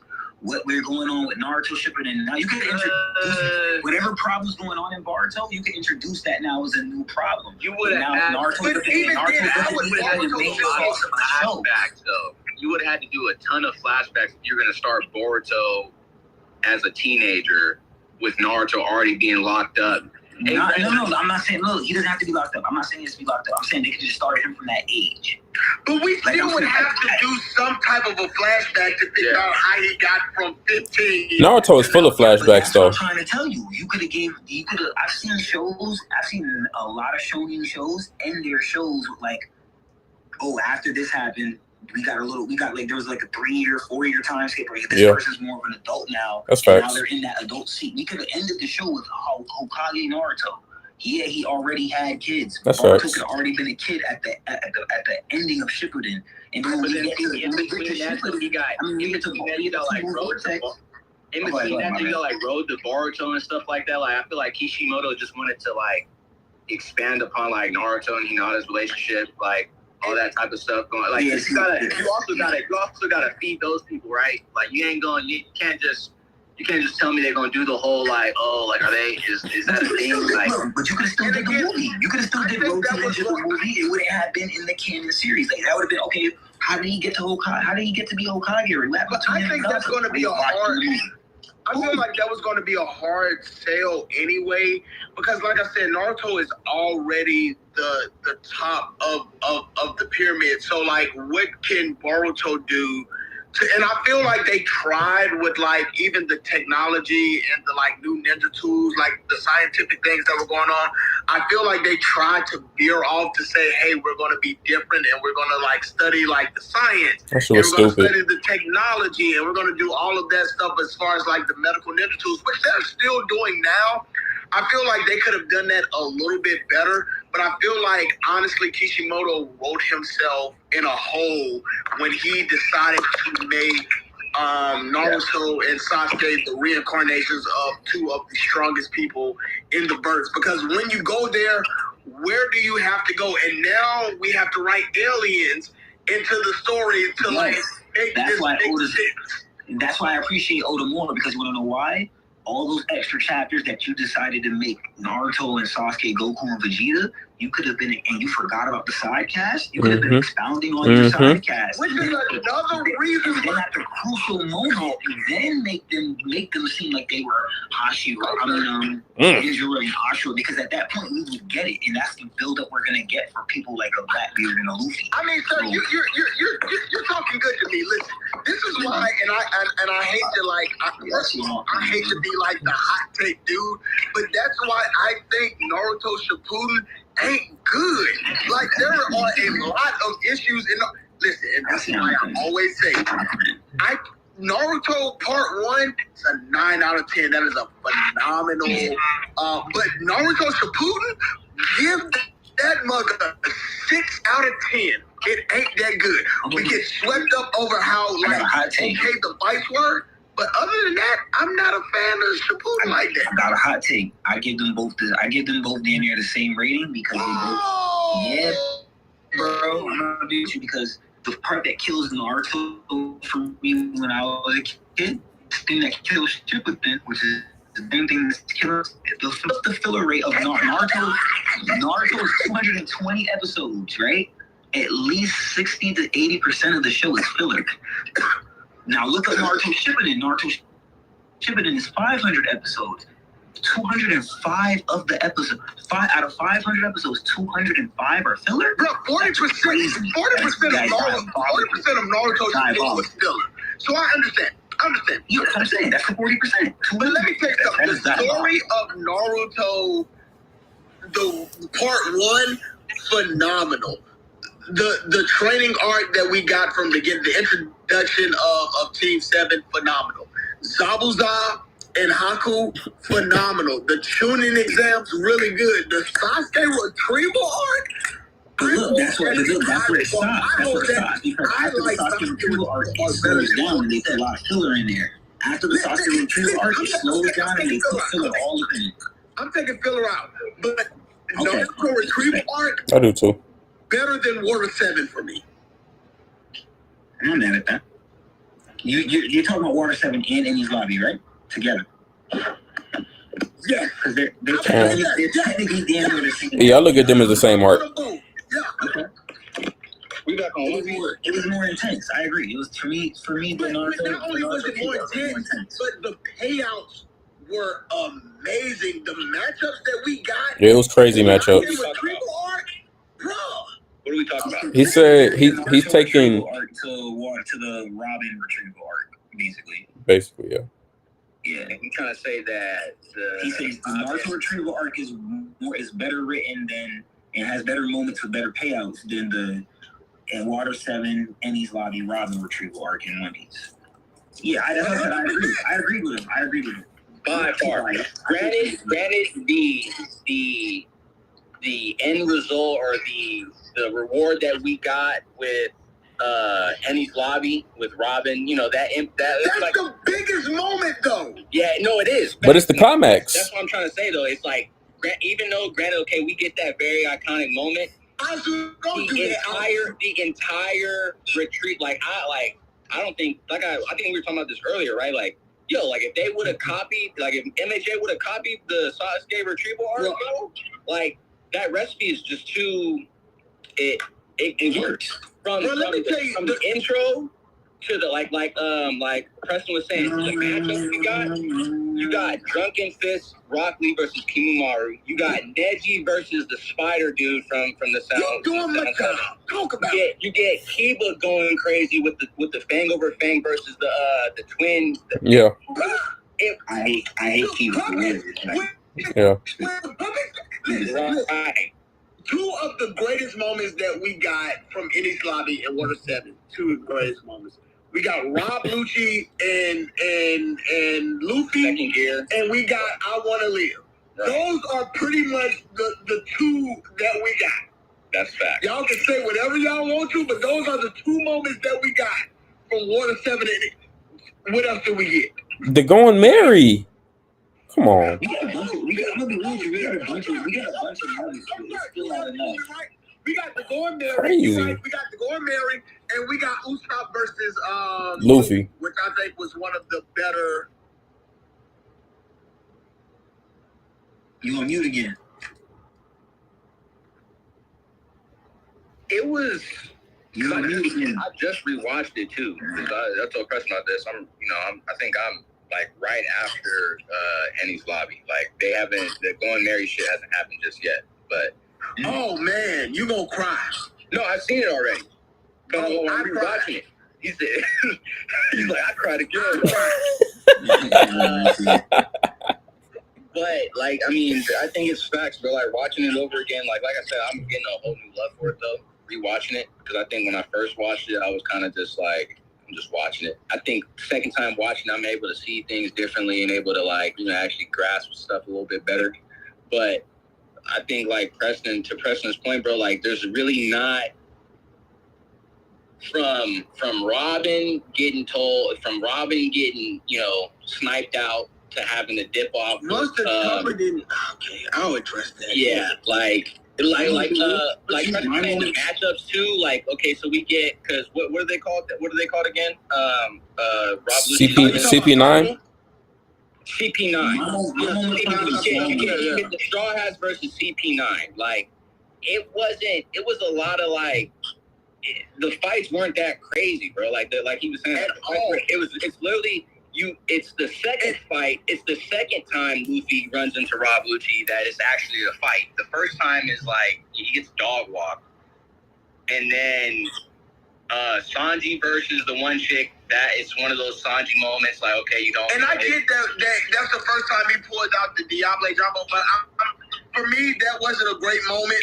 Monster Chopper wasn't really a great moment. Nah. I feel like I enjoyed that better when he was the giraffe shit was funny. And Wano, they were more like side. It was like a side thought, not a side thought, but like it wasn't the highlight of what was really going on right now. And all even of that the was Frankie lore wasn't even like that to me. Like for me, I already knew Tom was going to be somebody, so I already knew like what the Frankie lore was going to be because I knew they had already built Tom up to be like somebody. Right. If Frankie was going to be a shipwright like that, then the dude that trained him was also going to be like that. So like that really even wasn't a moment for me. Right. The only, like you said, the only good lore fact is the poneglyphs. And it's like you start learning about and that's really all I took from as far as lore from that side of from that arc. It's just like, okay, this is where the poneglyphs are starting to get mentioned like that. This is where we're starting to find about like the weapons. I don't even know like past Whole Cake. Like remember I told you I haven't got past Whole Cake, but like I don't think they even mentioned the weapons anytime like anything out of Eni's lobby. So I mean, and that's what I'm saying. I don't want to spoil you too much, but just keep watching. Just know that the weapons are always going to be an important thing. I mean, they talk about it Alabaster too. Worry about a weapon that's certain people. That's the problem. Man, you got time. What about Skypiea? They don't talk about it in Skypiea? Off about that, but if they're not a person of certain caliber in One Piece, the weapon shouldn't even be. You see what happened to Crocodile? He was after a weapon, but because he wanted him, he made no sense. Let's not talk on Croc right now, though. No, I'm a Crocodile fan. I just saying real quick just for that. I'm a Crocodile fan. But I will say to Jermaine's point, like, and those, so we got like maybe 4 good moments. We got and shout out to Azu. We got Going Merry. We got Usopp versus Luffy. We got Robin saying I want to live, and we got Usopp with the flag, or I'm sorry, Sniper King with the flag. Yeah, Sniper King. Yes. That was fine, Country. That was fine. You interrupted me, but that was a really good moment, damn it. Forgot about it. Need then that. we got Rob Lucci and Luffy. I just think that the payouts for the Sasuke retrieval arc, like we just got off of like the third Hokage being beat by Orochimaru. We just found out who Orochimaru was. We just found out like all of the evil crap that he did. We just saw him in a one-on-one with Sasuke and how Sasuke almost tried to dog that dude out. We saw Sasuke be like, you know what? I want power. Y'all think I'm this guy, but I want revenge. I'm going with the evil guy number 1 who just killed the third Hokage. Bro was We get to see Naruto put together a team that he thinks is going good enough to like body these guys. We get to see Choji in his moment. We get to see Reggie in his moment. Goes crazy. We get to see Rock Lee in his moment. We get to see Naruto in his moment. Like, I'm sorry, and I love Naruto. I mean, One Piece is my top 2 of all time. Naruto ain't touching my top 20 of all time. Oh no, you're bugging. You're bugging. But when we're talking about the Sasuke retrieval arc, payout is a lot better. Yeah, that arc is what gives all the like, I wouldn't say hype, but that's what makes Shikamaru who Shikamaru is. That's why he gets like all that. Like, yo, this dude can lead the team. That's facts. He knows how to run operations wise. like that's where that, like we get that too. He got bumped up to a Jonin after that, huh? That man should have lost the fight, but because of his brains, he pulled out, bro. He pulled out of it. Yeah, Absolutely. I did want to say this though too, right? That arc fleshes out every single character that's involved in that arc. Talk about it. Yeah, I did want to say this though. One thing that I did get from the and the Robin retrieval arc that I really did appreciate was showing us how far and developed the Straw Hats are compared to random ragtag crews, because we get a lot of development with the Straw Hats for the fact that Sanji can make the move on his own boarding the ship. Like the moments that we get for the Robin retrieval arc, they're more small time moments, but the payout form isn't full on for the whole longevity of the story. It's just for if you actually look at it in the Straw Hat term, a lot of it's really big. What Sanji was able to do, I'm not even talking about the Diabo Jambe one, I'm just talking about the fact that he went and boarded the ship, not knowing if his crew was actually going to come after him or not. That was big. The fact that Zoro was able to take on somebody that was deemed to be a high caliber slice. Zoro's moment was that big. Don't give Zoro that big moment like that. No, I'm talking about the fight with him in the giraffe? Him and that book. We talking about him and that book. That wasn't that big of a moment. I'm not talking about that. I'm talking about for the fact that Zoro literally had the Frankie family thinking that he was the captain of the crew. Like, yo, this guy's doing all this and he's not even the captain. Yeah. All that did was hype up Luffy for me. So like I said, I'm not saying it was more than I'm not comparing and saying it was more than Naruto classes. I'm saying those are the moments that go into the Straw Hats that for me I like those small time moments that add up for the Straw Hats. Because being a Straw Hat pirate, they really small time. They really small time. Like at that point, they're really small time. At that point, they're really small time. But by the time Luffy gets to, we already knew that Zoro was like second in hand. Like we knew that already. Didn't we? He was called the Pirate Hunter for a reason. We knew when Luffy picked that mug up that he was that guy. That's what I was so profound about. People don't ever just respect the Straw Hats off rip. They're getting that love now in post time skip. But before, when people pull up and they see the Straw Hats, nobody took the Straw Hats seriously. Before they pulled up, they was talking about like, yo. Akainu pulls up and is like, yo, bro, like I really should take you motherfuckers out right now because what arc are you talking about? Be a problem. Wait, what arc are you talking about? That's right before Enies Lobby when Who am I? It's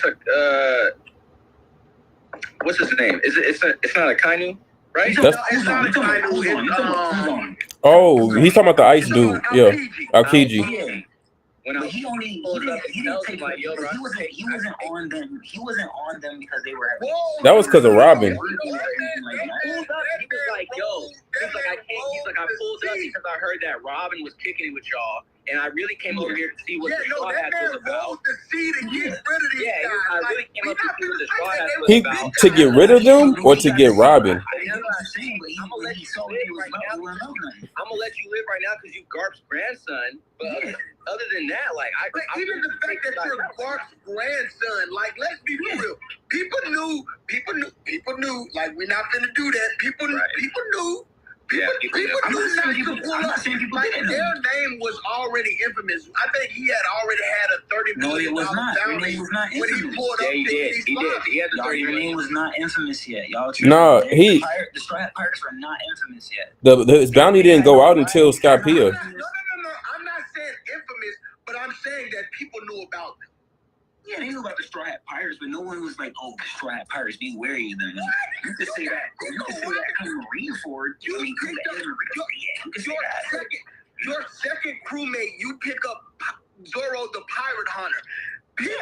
People knew who Zoro was, and Luffy. I'm finna pick up. As soon as they took out Crocodile and they tried to play it off as the government did it, we're talking about a warlord. Straw Hats actually did that shit. We're talking about a warlord that he took out. If the Frankie family truly knew the Straw Hats were menaces, they would have never touched Usopp. Bro, no, that's not true. People wanted to straight up. They went after because they thought they were the kids. When they found out in Alabama, they were like that. When they found out in Alabama that Luffy took out a warlord, we got business time now because that is like kind of unheard of. But Frankie didn't know that. They covered that up. Remember, It's a little. they covered that up. But it's They not covered it about up, but him. then It's- people in the government but for already me- knew that they was talking about it. It was like, yo, we know. I'm talking That's about why the it's bounty perception of the now. world. The But my thing perception of the world. at this point in time, it isn't even about the help anymore. And he's lobby, bro. They don't think Because that. regardless of the help at this point in time, it's Luffy. Like, I don't care if Luffy had help or not. It's Luffy took out this. The Straw House took out this. Like, it doesn't even matter about the help. Like, they already were known before they got to Water 7. Water 7 absolutely exacerbated that. Yeah, they were known. They were known, but they was small time pirates. They were small time pirates. Small time pirates. Please give me definition of small time pirates. Because if you take out a warlord, you're no longer. That wasn't public. That wasn't public knowledge though. They maybe covered that up. That's why Smoker was pissed. Yeah. That's legit. No, that's fact. But they already knew that, and then they raised the bounty anyways. Like, so. No, he's saying like the world's perception. But nobody. The government knew, but the world wasn't looking at the Straw Hats like that. I'm saying the perception of the But that is my thing. But that is my. Crocodile. Remember, Bellamy, man, and Bellamy, like, this is a small time. They all. Yeah. I think that's my biggest. He got one shot. I think that's my biggest thing is that. Yeah, you can call them small time for not everybody knowing, but the people who needed to know who he was knew who he was. The world government, the world government knew who he was. For me, if you pull up on Water 7 and I have to get CP9 to take you out, that's a big deal. I don't care if other people know who he was. The people that needed to know who Luffy was knew who Luffy was, which was the world government. But the rest of these people, the people that need to know about me, know about me. I think I agree with that, but and trying to check the I think it temperature. does matter. I think him trying to check the temperature on them boys was enough. Was like, yo, I don't think so, bro. That perception, because like I said, the Frankie family, they would have been amazed feet after feet if they were already convinced. Zoro slices a ship in half. They're like, yo, this nigga can slice a ship in half. He's not. Oh, then he one shot T-Bone. What the hell? He's not even the Yeah, they was talking about T-Bone like he was one of them. Blew a hole through a wave.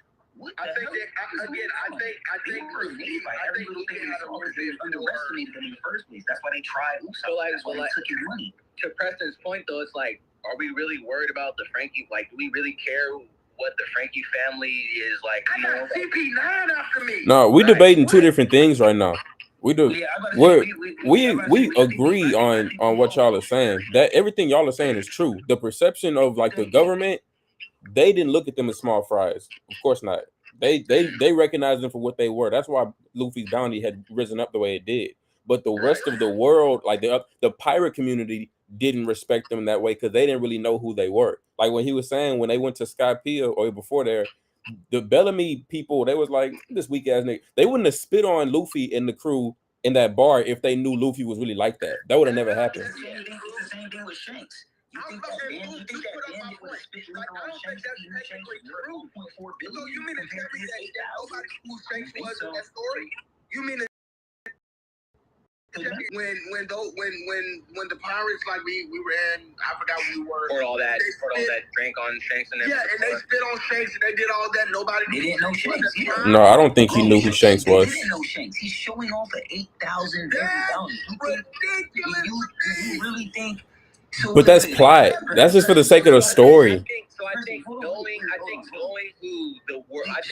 of the name of Shanks, like, oh, Shanks the pirate, and then actually putting name to face is two different things. Yeah. I think they knew who Shanks was. I agree with that. Yeah. The pirate, they know of Shanks because I think it was like they didn't realize till they that was Luffy. They never didn't know who he was until they was like, oh, this is old boy. So I don't think it was the fact that they didn't know who Shanks was.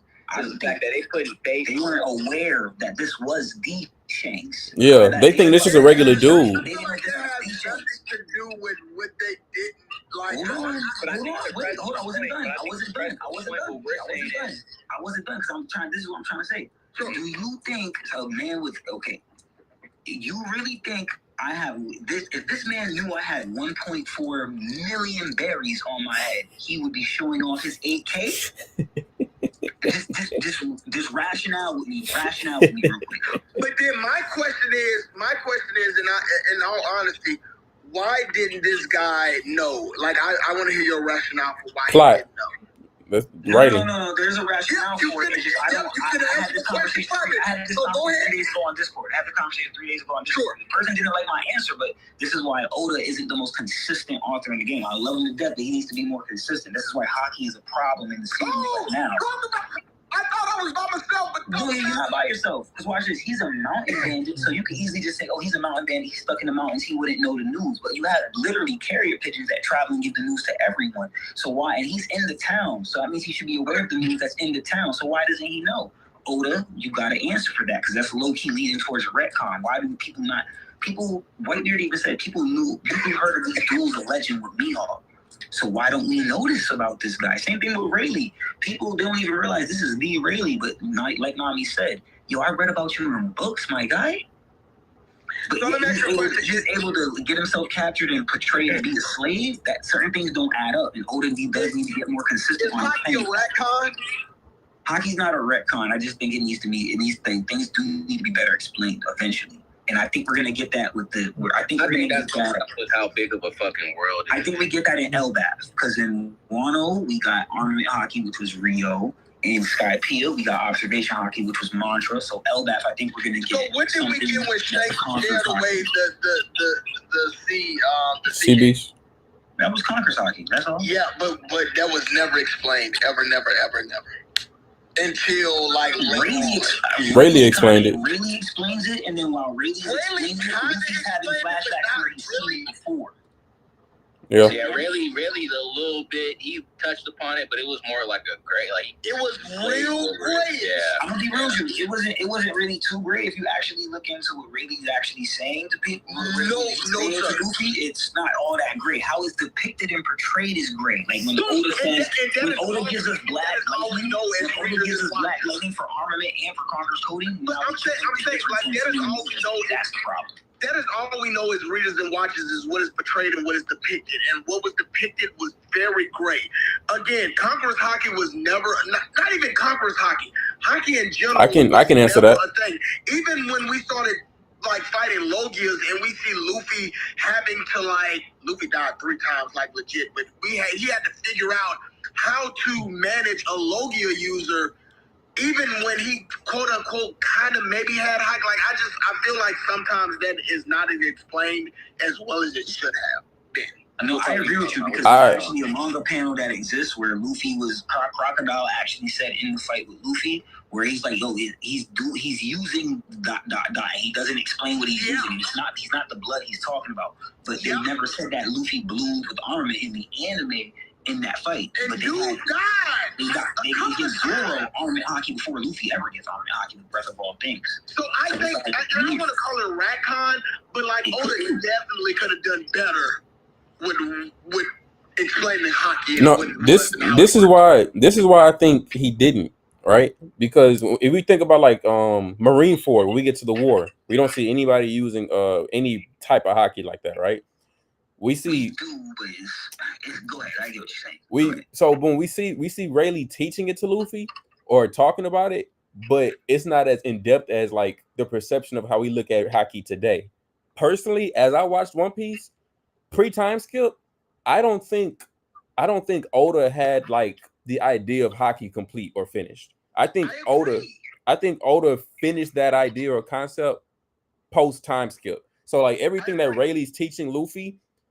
He's stringing it together post time skip, with all this hockey thing, but I don't think it was an idea pre time skip. Exactly. I think he kind of just figured it out later and was like, oh well, yeah, they've always been able to do this. For me, if that was the case, Shanks would have never lost his arm. I don't know why Shanks ever lost his arm if he that wasn't Oda's idea. Hold on, that's not Oda said that was his editor's idea. Don't try to say I gave that away to the new generation. I don't want to hear that. Wait, say it again? I don't want to hear, because I hear so much, shout out to my boy Jared and Rob, but they always say he gave his arm up for the new generation. I don't want to hear that. If I got to give my arm up, I ain't giving my arm up. See, Coach, you see, he's saying the same thing Zaza said, but it's the truth, though. That's really the truth. That just Why is it not? Why is it not? Yo, let's be for real. So I give my arm up, and then in the next moment, I can stay away to see King like that. Crazy. Yeah, I ain't like that either. Crazy. But I ain't that's like the it. point of a sacrifice, though. Sacrifice of what? Yeah. I would have Let me sacrificed ask you a somebody question. else. Let me ask you a question. Let me I ask you a like question. that. This is going to tell me the truth right now. Do you think Shanks would be? Do you think Shanks is as strong as he is now, even though he only has one hand? Do you think he would be stronger if he had two hands? Yes, I do. Yes. Okay, good. Just making sure we're talking to Shanks Tards, because there's a lot of people that think Shanks is still the one with one arm. The whole point of You might still be the one with Doesn't one take arm. away I don't think he still is the one. Gohan talk. Like if Future Gohan I don't think he still is the one. That's He's the still point the of one. a Like, let's be sacrifice. real. We've seen the feat. He's still the one. He that He guy. still can contend with the one. Okay, let me ask you a question. Who have you seen thus far that can contend with Jermaine? Can I ask a question? How are you via statements? Do you take statements seriously? Depends on what the statement is. Okay, so what does it mean when it says that Shanks was once as strong as the world's strongest sword? I don't And then he agree. lost his And let arm. me tell you why I Sacrificed his arm. He literally gives up his dominant arm. Bull crap. So you think without his dominant, it's like he never lost his arm. So what's the point of the sacrifice? I do believe that he's stronger with his arm, but I believe that still nobody right now that we've seen, nobody right now. That's hard. Let me back. Folks, you kept telling me I was going too hard for Shanks. Now you ain't saying Right anything. now, It's crazy. I'm waiting on him to get it off. I believe that Shanks is top 5 right now. I do. Hey, no, I agree. He is top 5 alive. Yeah. Yes. He ain't said nothing I disagreed with so far. Top 5 alive? Yeah, he's alive. Yes, for sure. He one of them ones. So, okay, I see what you're trying to do. No. Okay, I just see you're attaching yourself to the alive part. I don't have an all-time list. That's why I said alive. I don't have an all-time list for One Piece. We've seen like what Shanks can do with one arm and the hockey that he has. And I'm glad Rob ain't listening because I would have to, don't show this to Rob. Listen, because I would have to backpedal my ass. Oh, yeah. Get back right. Yeah. But we've seen the hockey that Shanks like has. And right now, nobody is fooling with Shanks hockey alone. We're not even talking about combat prowess. I know we keep saying like even with Kid, who people consider fodder, but Kid is not fodder. And I'm sorry, like for everybody that like thinks he's fodder. Kid is not fodder. Kid is a very strong cat. Green Bull, very strong cat, and Shanks can wipe them out like it's nothing. I can only imagine what he could do if he goes full force. Him and Mihawk right now, he is taking Mihawk down like it ain't nobody's business. All right, yeah, now you bugging. Now I'm jumping in. I need to hear something. I think it's just to remind You bugging now. because I think people might have, with all these different, power levels getting introduced and stuff like that, like you gotta still somehow put Shanks up here. You know what I'm saying? And we still haven't seen the severity of Shanks. I got him top 3. Exactly. I just gotta ask. For him, the one-shot kid is like, he's this. He's one-shotted. As a matter of fact, the Admiral didn't even want that. He one-shotted the Admiral 5,500 miles away. Facts. Look, okay, so do you think Shanks and Blackbeard will fight? Yes. I don't know if they will, honestly. What? That's why. Okay, look, What?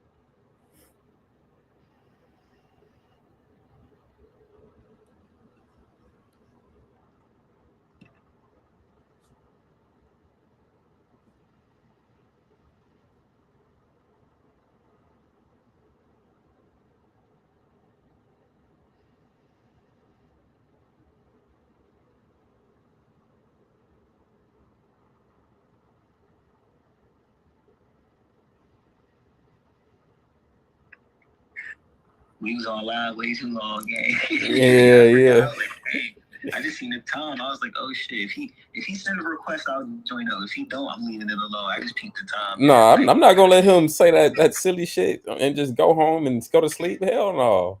Yeah, let's bring it back, with it. Yeah, that was I'm glad I asked him that question. That was crazy. This is why I asked. Not everybody thinks Shanks and Blackbeard are gonna fight. For me, I read me. I don't do this power scaling stuff with One Piece. That's fun to do, but I'm a narrative philosophical guy. I look into lore and the philosophy of what Oda's trying to write down. So I look at it like that. I feel like it has to be. No, they're definitely going to fight. He has to get his get back. It's without question. Like it's not even like optional. It's not like the storyline itself. It wouldn't make sense. I feel like he gonna run into Shanks and he gonna run it. Like he gonna run into both of them. I mean, that's just how. It's kind of just how Yeah. Kind of how One Piece works. He in here. It says he watching. He also watching his live. I want to hear more of his. I want to see why he thinks. Okay, there you go. There you go. So, okay. Yeah, explain yourself, my guy. Yeah. Finish saying what you were saying. If you remember what you were saying, you don't think Blackbeard and Shanks gonna fight? I don't know if Blackbeard and Shanks is going to fight at this juncture. I get what everybody was saying that he has to get his lick back. Does he though? I don't think it was that monumental. In my opinion, I don't think it was that monumental of the story for him to get his lick back. I don't.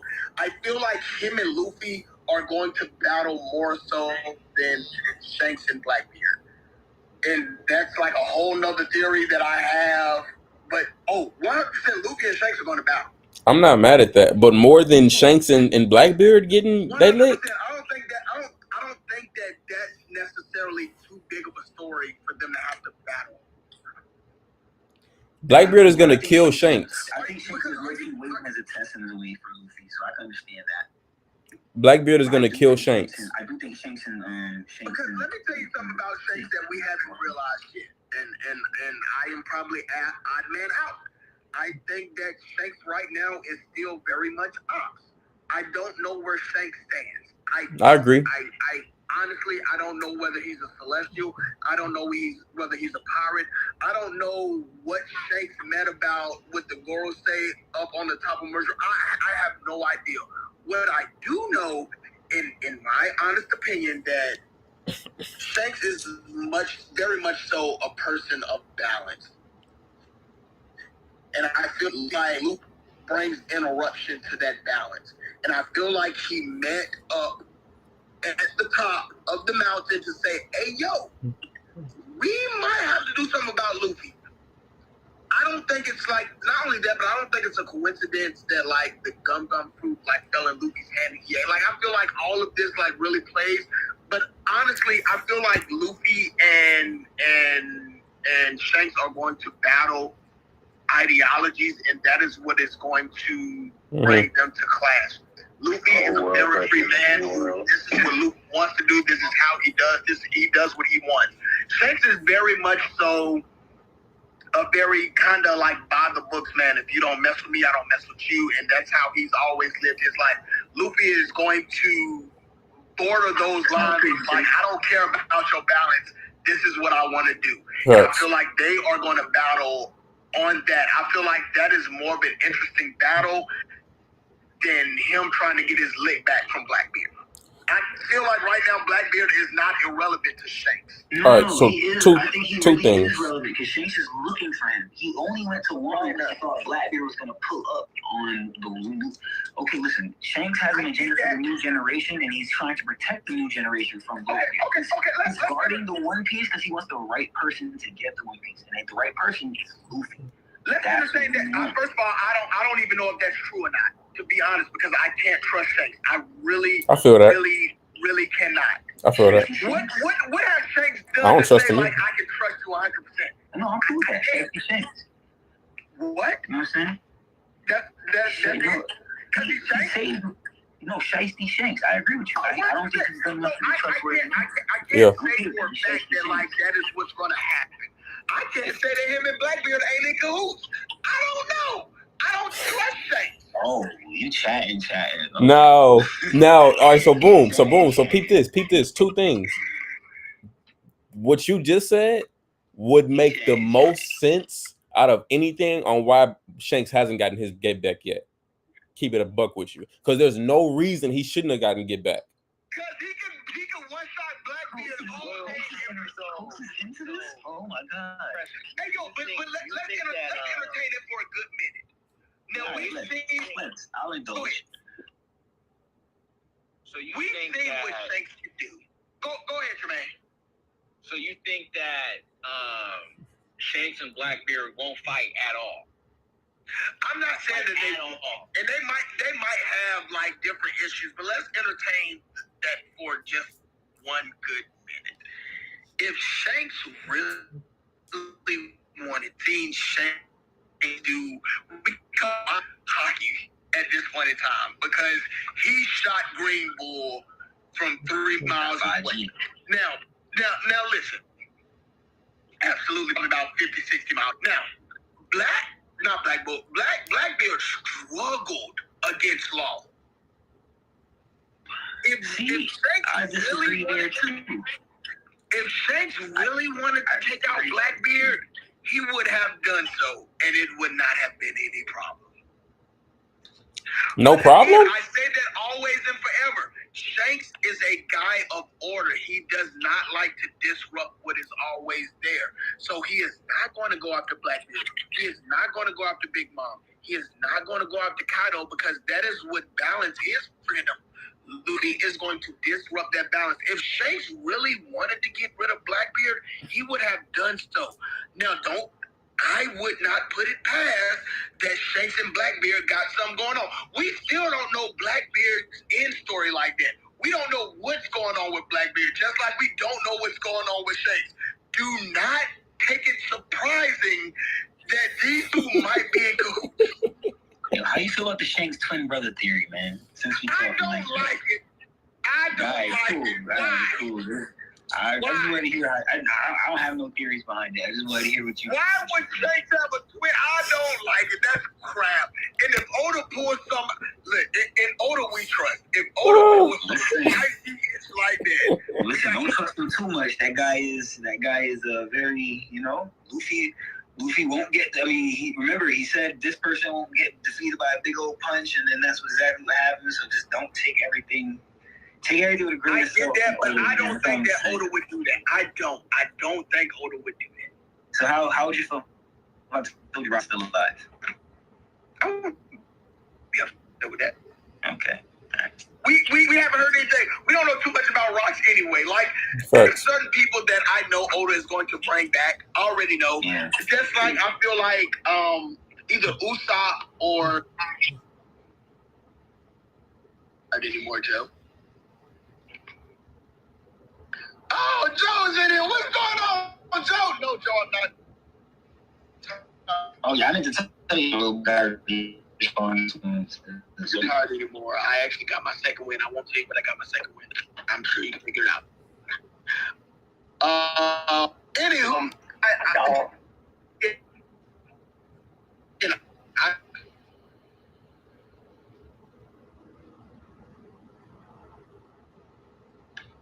Okay. So how would you feel if I told you Dragon started his sword? Dragon is what? What if I told you Dragon started his sword? Dragon started what? Sword. Nope. Don't like it. Okay. I feel like that makes sense. Like it or not, I'm asking if how would you feel? How would you feel about it as far as like believability, plausibility? How do you feel about that? I don't think it's plausible. Okay. I mean, it could be plausible. I understand.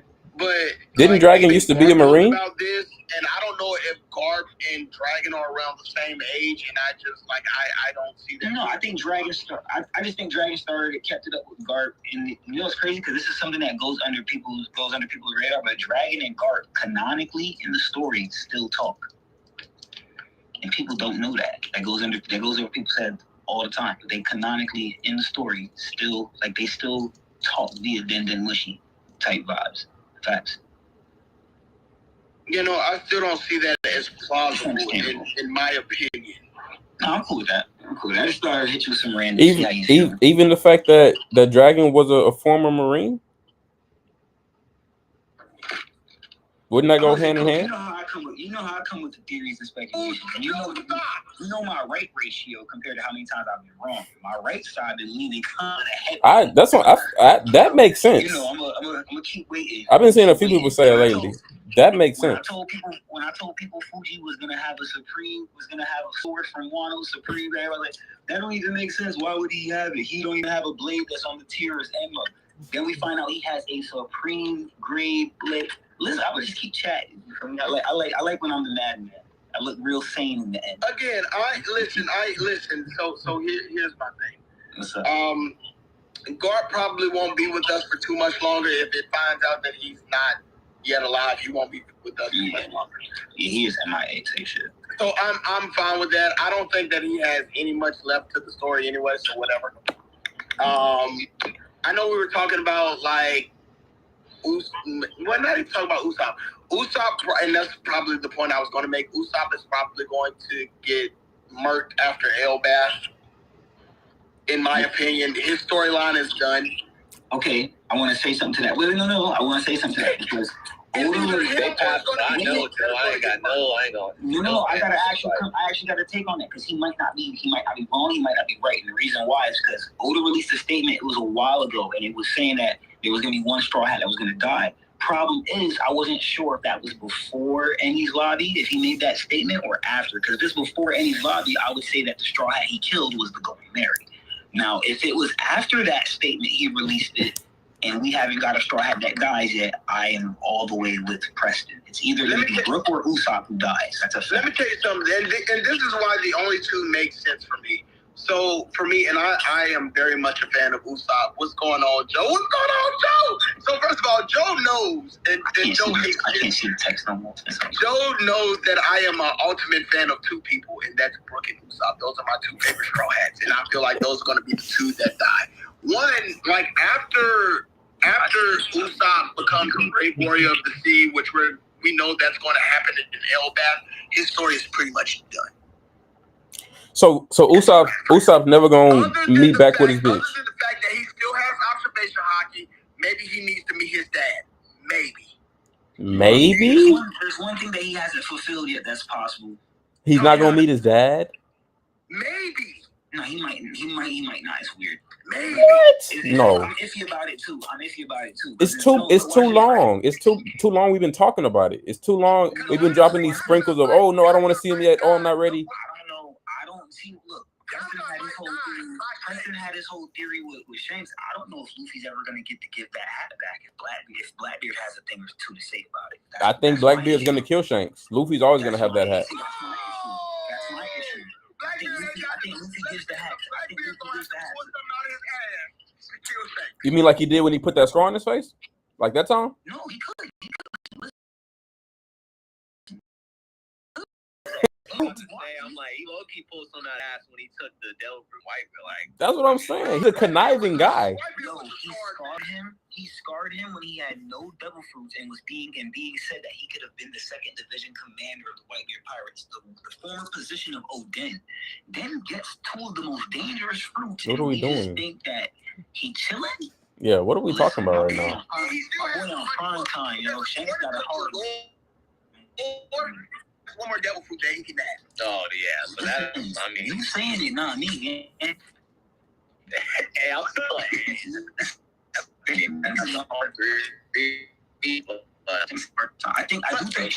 do think Shanks scars him and gives him and takes one of his eyes and makes him the eye patch pirate. Because the original sketch of Blackbeard, he was drawn with an eye patch. And Oda said if you take out the eye patch, when the eye patch pirate comes along, that's when we will know this race of the One Piece is at its most serious. How did we know the stakes are? When do you know the stakes are at the most serious? You get rid of the Peacekeeper. We got rid of All Might, the stakes were up. You get rid of this. When you get rid of the Peacekeeper, the stakes are up. Shanks is technically One Piece's Peacekeeper. Same what they did at the war. You get rid of Shanks, we don't know if it's going to be chaos with Buggy, chaos with Blackbeard, or joy with Luffy. First of all, Buggy ain't going to cost you much. But what I will say, and I'm mayhem, I promise you that. I'm hoping Buggy really does something. But I will say, he got the niggas behind him. Back on the issue with So I feel like Usopp might die, but I also feel like, and stay with me, Brook also might be the next one to go.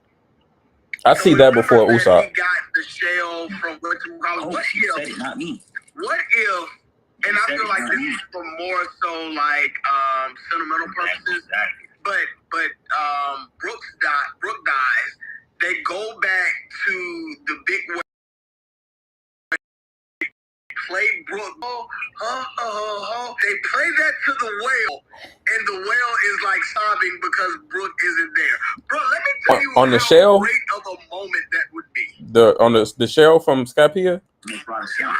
The shell from Skypiea, yeah. No, it makes a lot of sense. Brooks' one problem. The dial using the Yeah. Because Brooks' one problem was that he already watched all his friends die without him. So why would Oda make him go through that same shit again? He might die first this time. Because I think that is such like a poetic justice type of thing to like you're the last person on your crew to kind of die, but you still have one more person on your crew that can still hear the last song that you did to your original crew.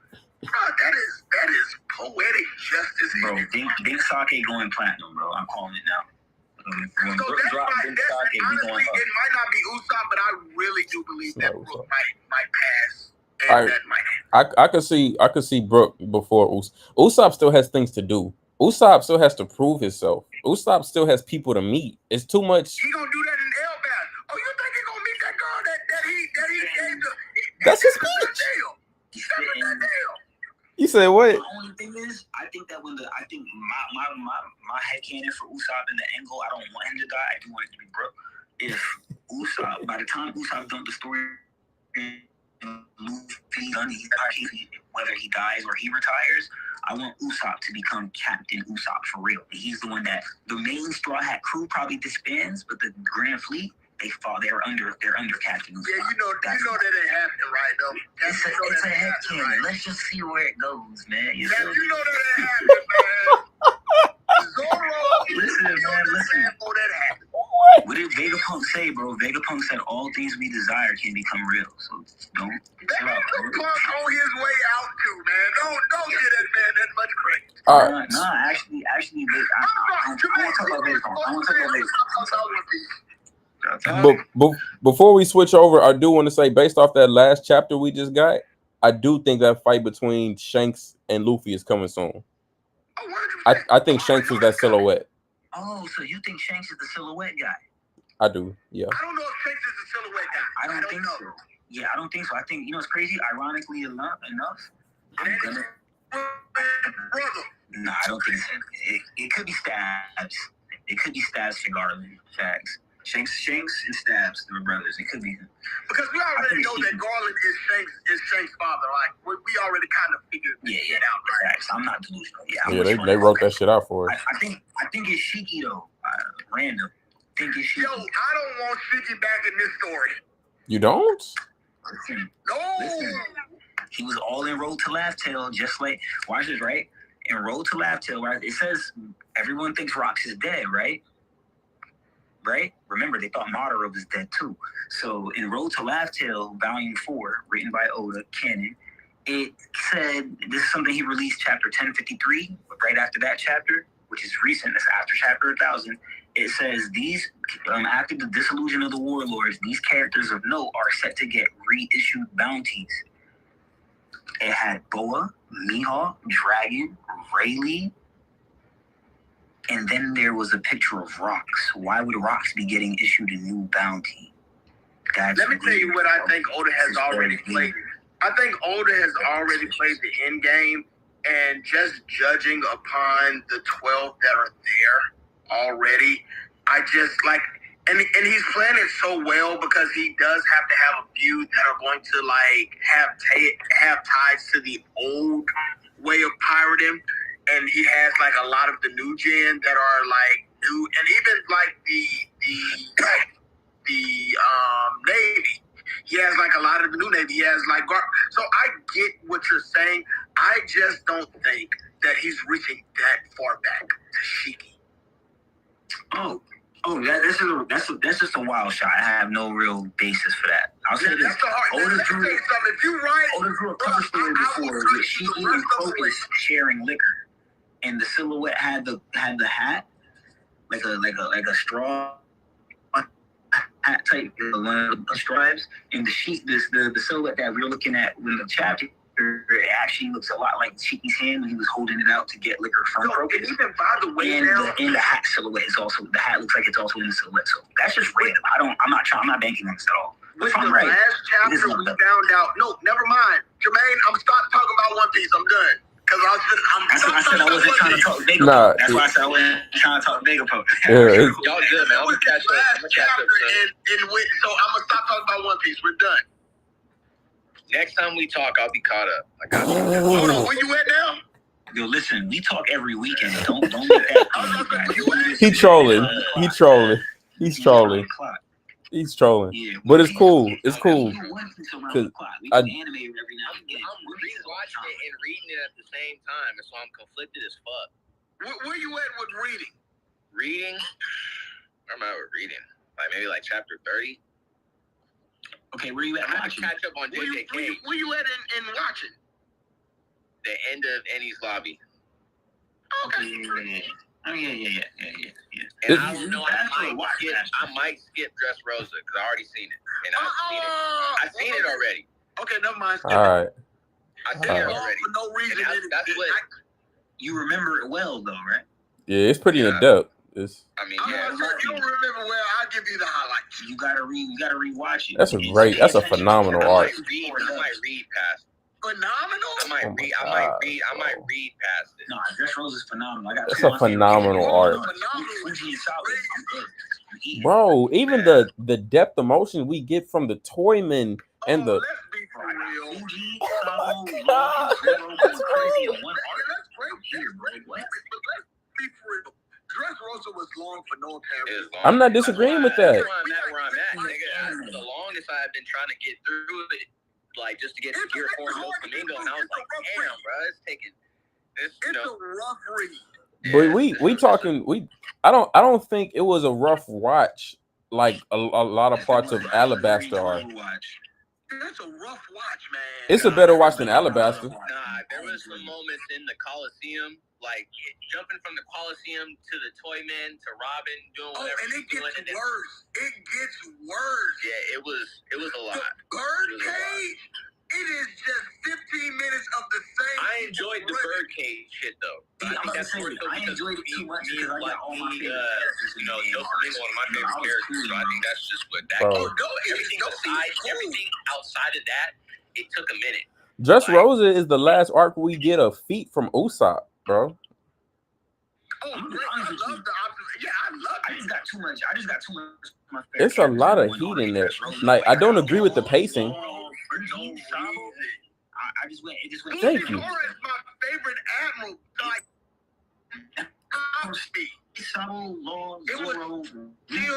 It's heat.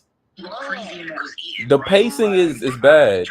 I'm not disagreeing with the pacing, but the content in the arc itself, it's incredible. For somebody to say no, the arc is fire. Oh, you're bugging. You're bugging. It's too much dope shit in there to just be called I. We got good fights. Honestly, my favorite fight is probably Frankie and Senor Pink. You're lying. You don't believe that. I am so serious. No, that was actually a good fight. I actually think that was a good fight. That was the best fight of the arc, though. Say it again? That was the best fight of the arc, though. I said one of them. Oh, one of. Oh, okay. I thought you said your favorite. He's genuinely saying he's not trying to troll. I can tell he's genuinely saying that. Okay, so peep this though. Peep this.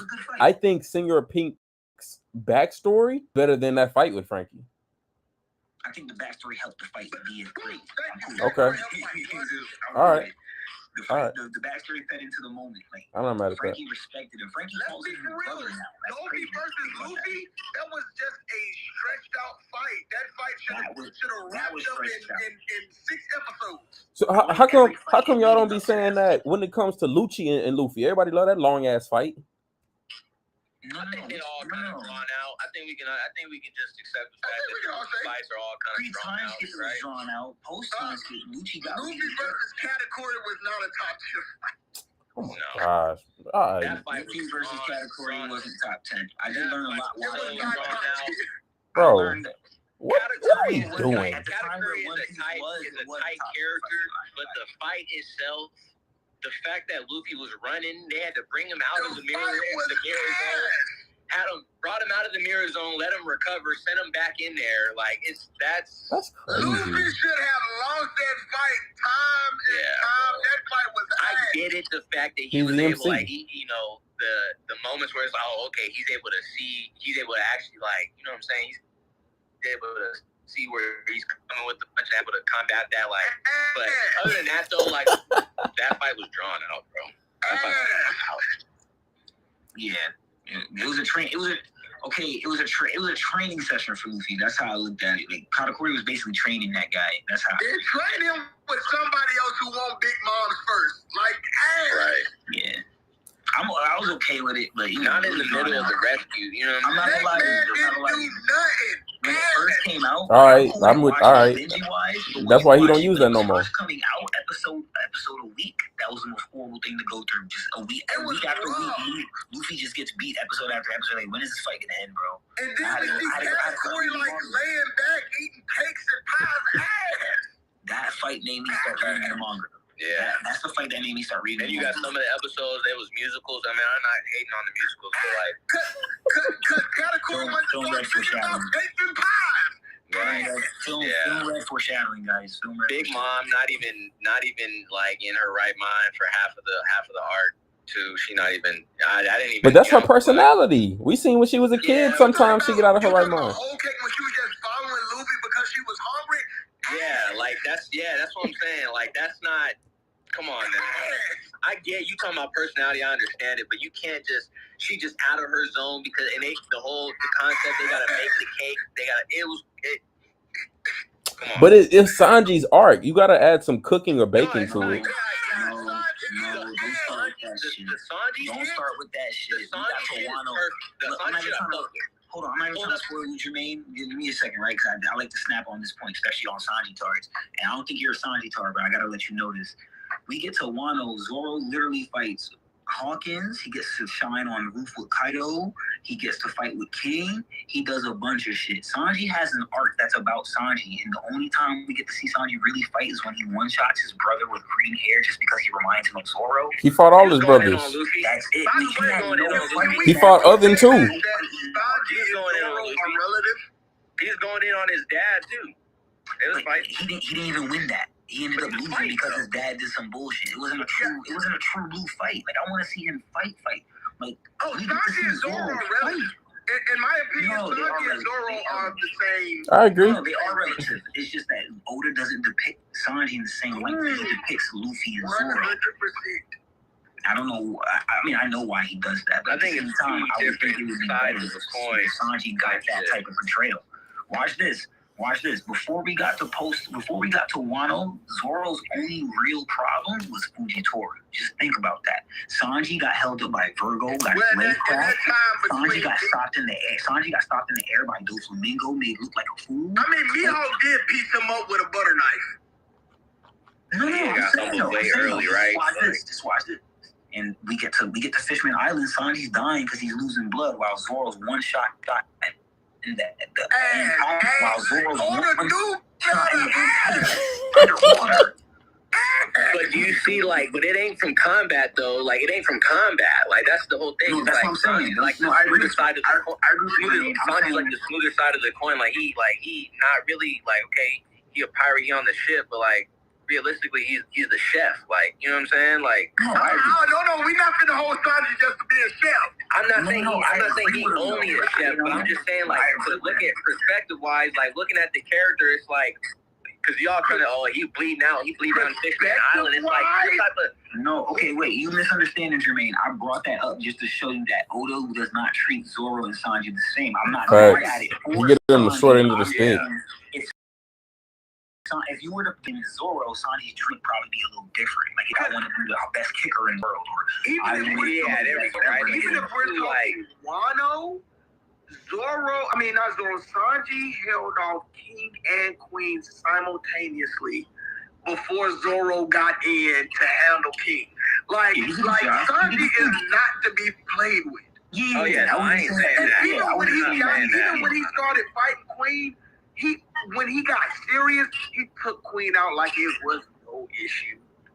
I just think we've seen the pattern of how Oda treats Sanji, and I think Sanji is just on a different side of the coin than Zoro is. Like Sanji getting misinterpreted on his bounty, he getting the wrong thing. Yeah, he bleeding out because it's like hella too much women that he can handle, so he bleeding out. He get hold. Like Oda holds him all the It's time. a lot of like that's just you know. But I agree. That's what I'm saying. I wasn't saying he was weak. I was just I like Sanji as a character. So yeah, because any anime character that smokes cigs is hard. I don't smoke that's cigs, facts. but any anime character that smokes cigs, that's facts. That's facts. That's facts. That's facts. Any anime character that smoked a cigarette, brother, ain't cold. Like I'm still cool with Sanji, but I know that he really took the hit in the fandom when because of where he spent his time skip. That's really the truth. That's really when the Zoro charge is like, nah, y'all can't compare Sanji no more. I mean, we're gonna come about the island. Let's be for real, man. Like, don't hold that against him. And it was something that everybody trained on their weaknesses, and so that was just the weakness that. I mean, that's just the known weakness that Sanji had. Like, nigga had to try and control that shit. And we saw from Fishman Island, it didn't help anyway. Right. But my nigga learned to flash step or whatever it's called, jump step. He did learn flash step, yeah. You talking about Skywalk? Skywalk. Yeah, so where's Skywalk? He was lit with Skywalk. It's cool. We can jump from the One Piece. Anyway, guys, I gotta get on up out of here. It's been a pleasure. Yeah, me too. It's late as hell, man. I got me up here. I was supposed to be off like an hour ago. But no, it's been great having y'all for real. Y'all know y'all for sure more than welcome to always join. We're gonna have lots of debates, lots of content later in the future for y'all for sure can join anytime. Yeah, thanks for joining us. Oh yeah, no, we're gonna have to spin it back for sure. I know. Absolutely. Plus, I ain't talked to y'all since Dream. It's been a pleasure, man. Yeah, facts. Yeah, definitely gotta do this again. I went last year, but next year, Houston, y'all know I'm gonna be there. Right, hey, yeah. We in my city, so we gotta turn up. Yeah. We might gotta get a panel going or something. Honestly, yeah, we low key should get a panel. Yes, sir. We can do that. Like I said, I'm trying to get me and Joe to go to both Momo and Dream because they're like pretty much a week apart. Yeah. Oh, they're about to be right now. Yeah, right. Yeah, and they just Anime NYC is usually in November. This year they made it August, so it's like. And that's hard because I want to go to Anime NYC so bad, but like Joe is definitely going to be like working, doing football, doing the season already starting. That's too much he could bounce away from. Rough. Man. All right, guys, convene, man. Real talk. All right, now. It's been a pleasure. Hey, great having y'all. That's what y'all boys, man. Just been. Stay safe.